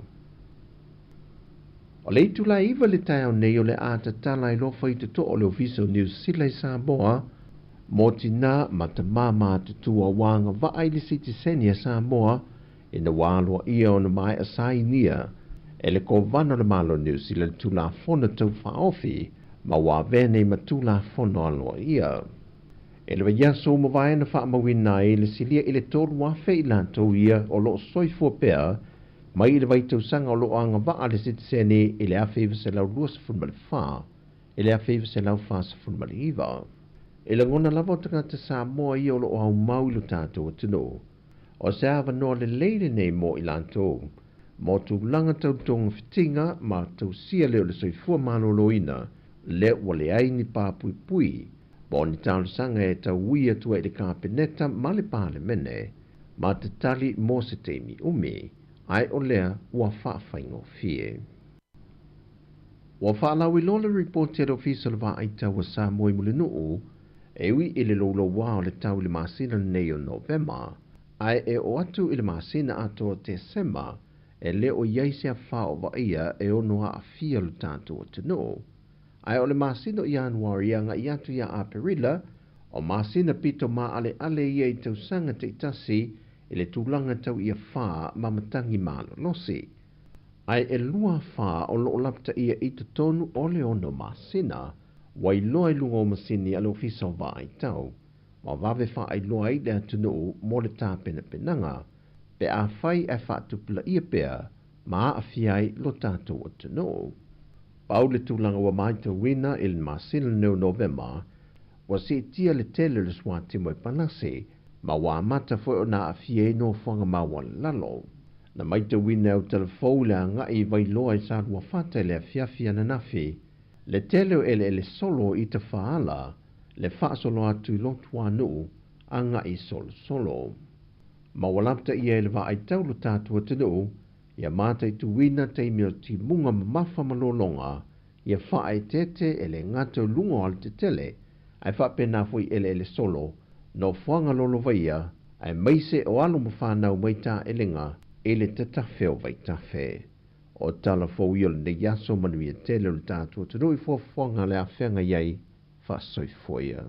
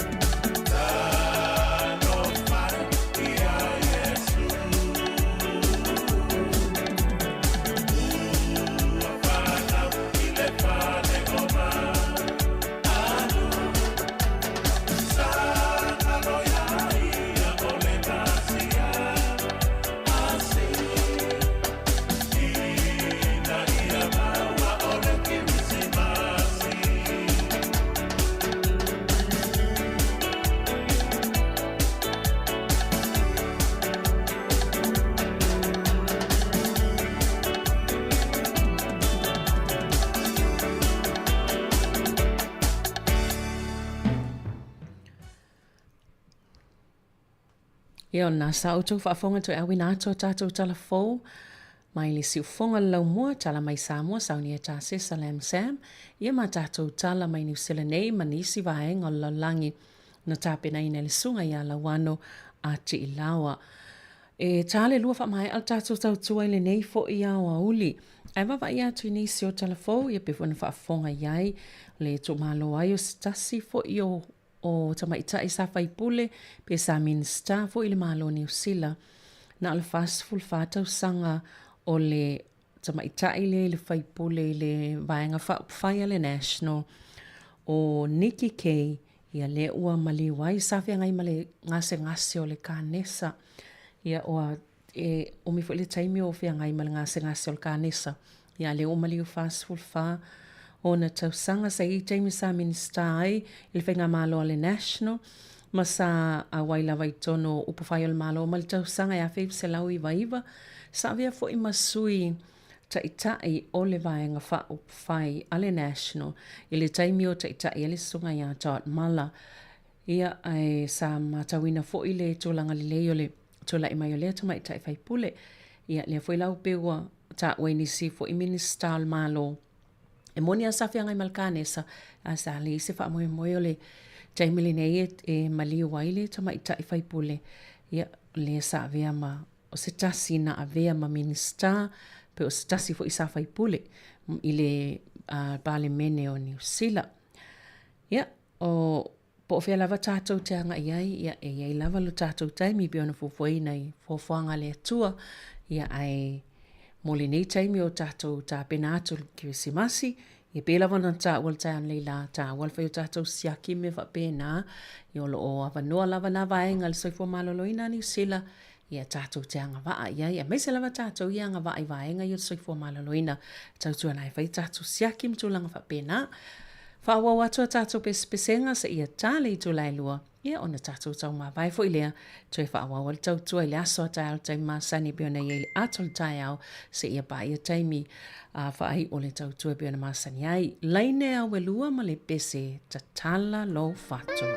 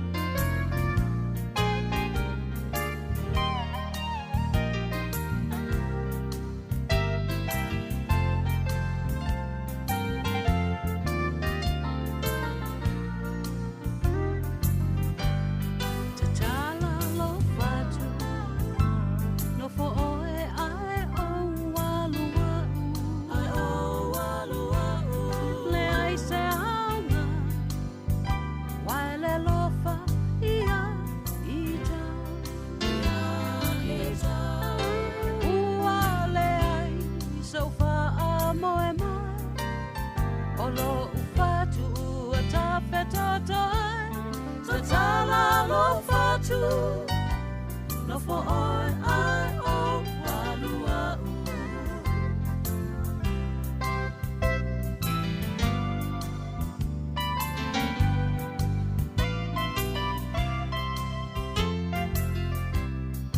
Moto ole la Wale oso lema sina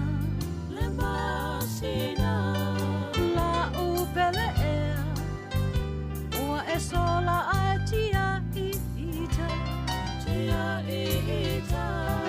A whai waiai i se tasi ua sili Sai tia ita i nei fili No tala lo fatu No fo oi ai o walua Tatala lo fatu No fo oi ai o walua Tatala lo fatu No fo oi ai o walua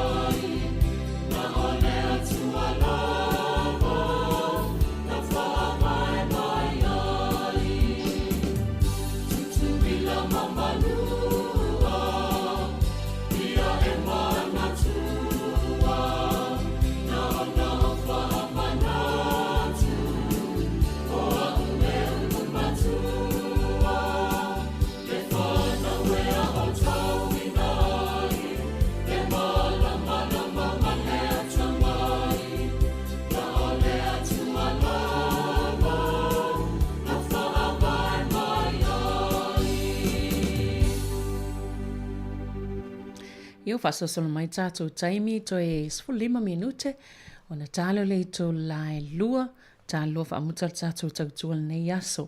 E wawai atu I le vaenga leo le folasanga le malo le na whai le aso ia 50 fōma I sinia o le ua whaasisila le malo la whaatupeina le tulanga e whaingaluenga I nisi fōma I sinia se to 50 ia whaatasi ai mani tausi soifua whaapitoa.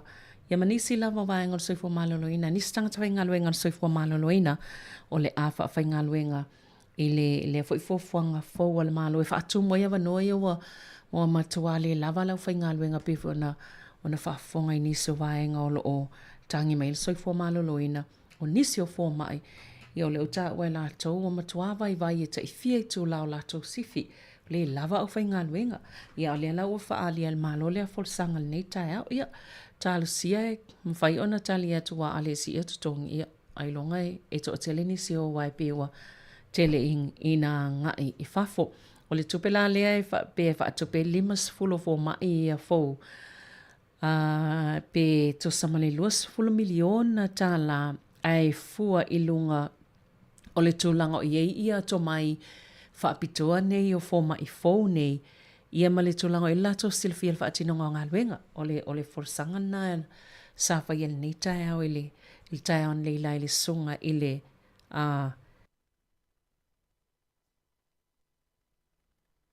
ele minister o le soifua malaloina ia Dr. Shane Retty.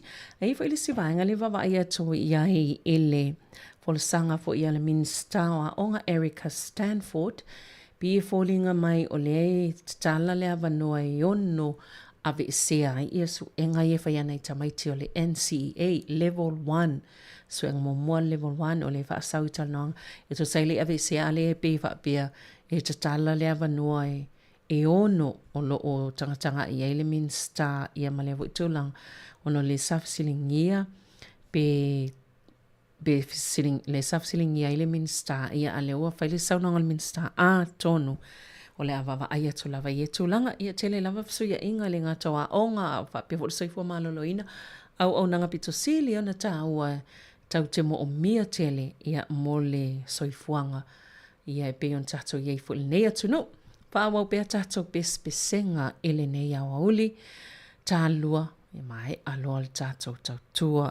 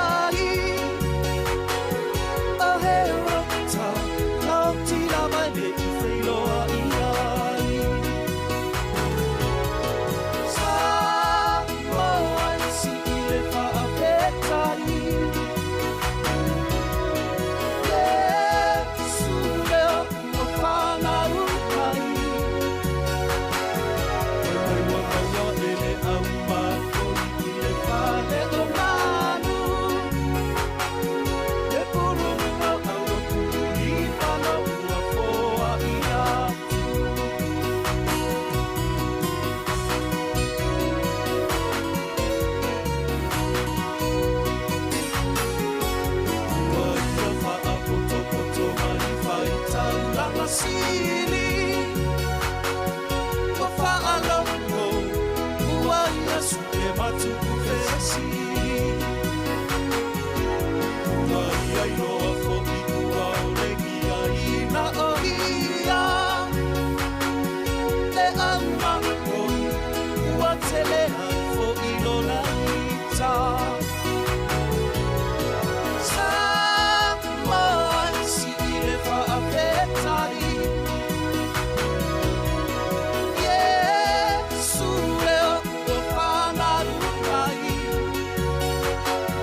Koe wa maua e le amako I le whale o manu Le puru mura au lo puru I whano ua foa I atu Sāmoa si I le whaapetari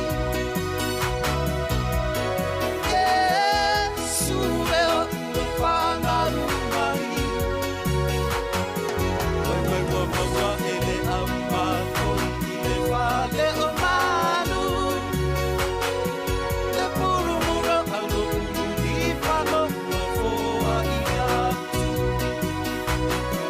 Le puru mura au lo puru I whano ua foa I atu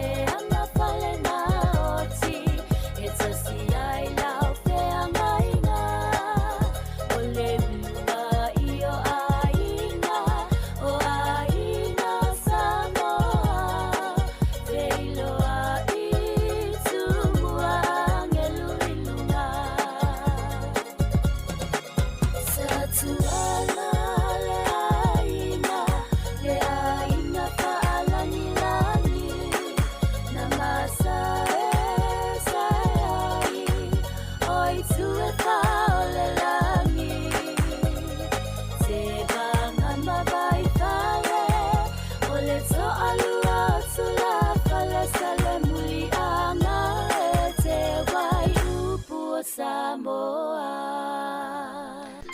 Ia, o me nau tō whaafonga e tātou pespisenga, le pese le nā, fia band, sewa Sāmoa, ia o le pese o le vi ile o le o la whanga o le awaa, ia whale nā oti.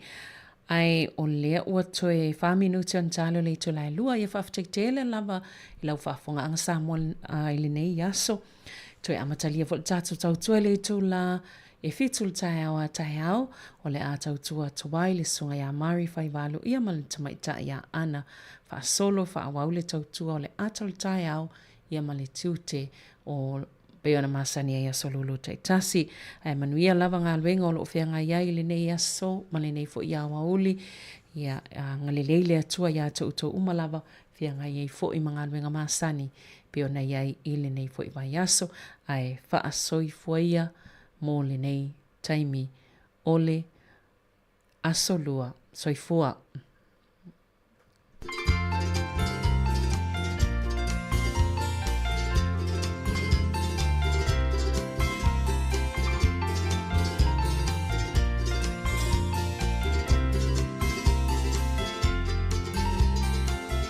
Malu ole vaveao, tau sangi fungala au.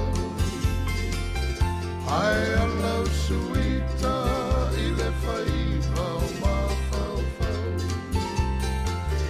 Talu olo upopole, nei te i ua le tau lau.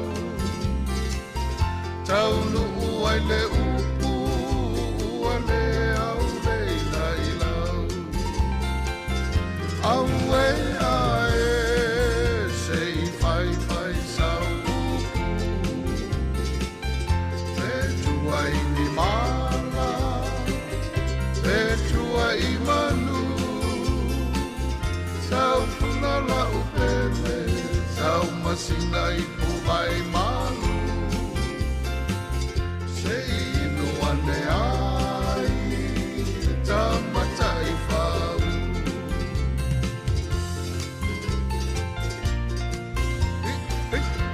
Hey, mani, mani.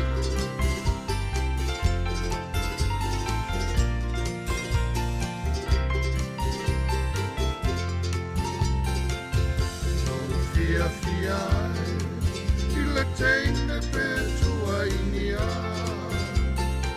o kusata whaia o te laua mene I lunga ai popole lo uloto o nao sau tupua inana nei li lo tu mau ai ali ali nao tu mau oh way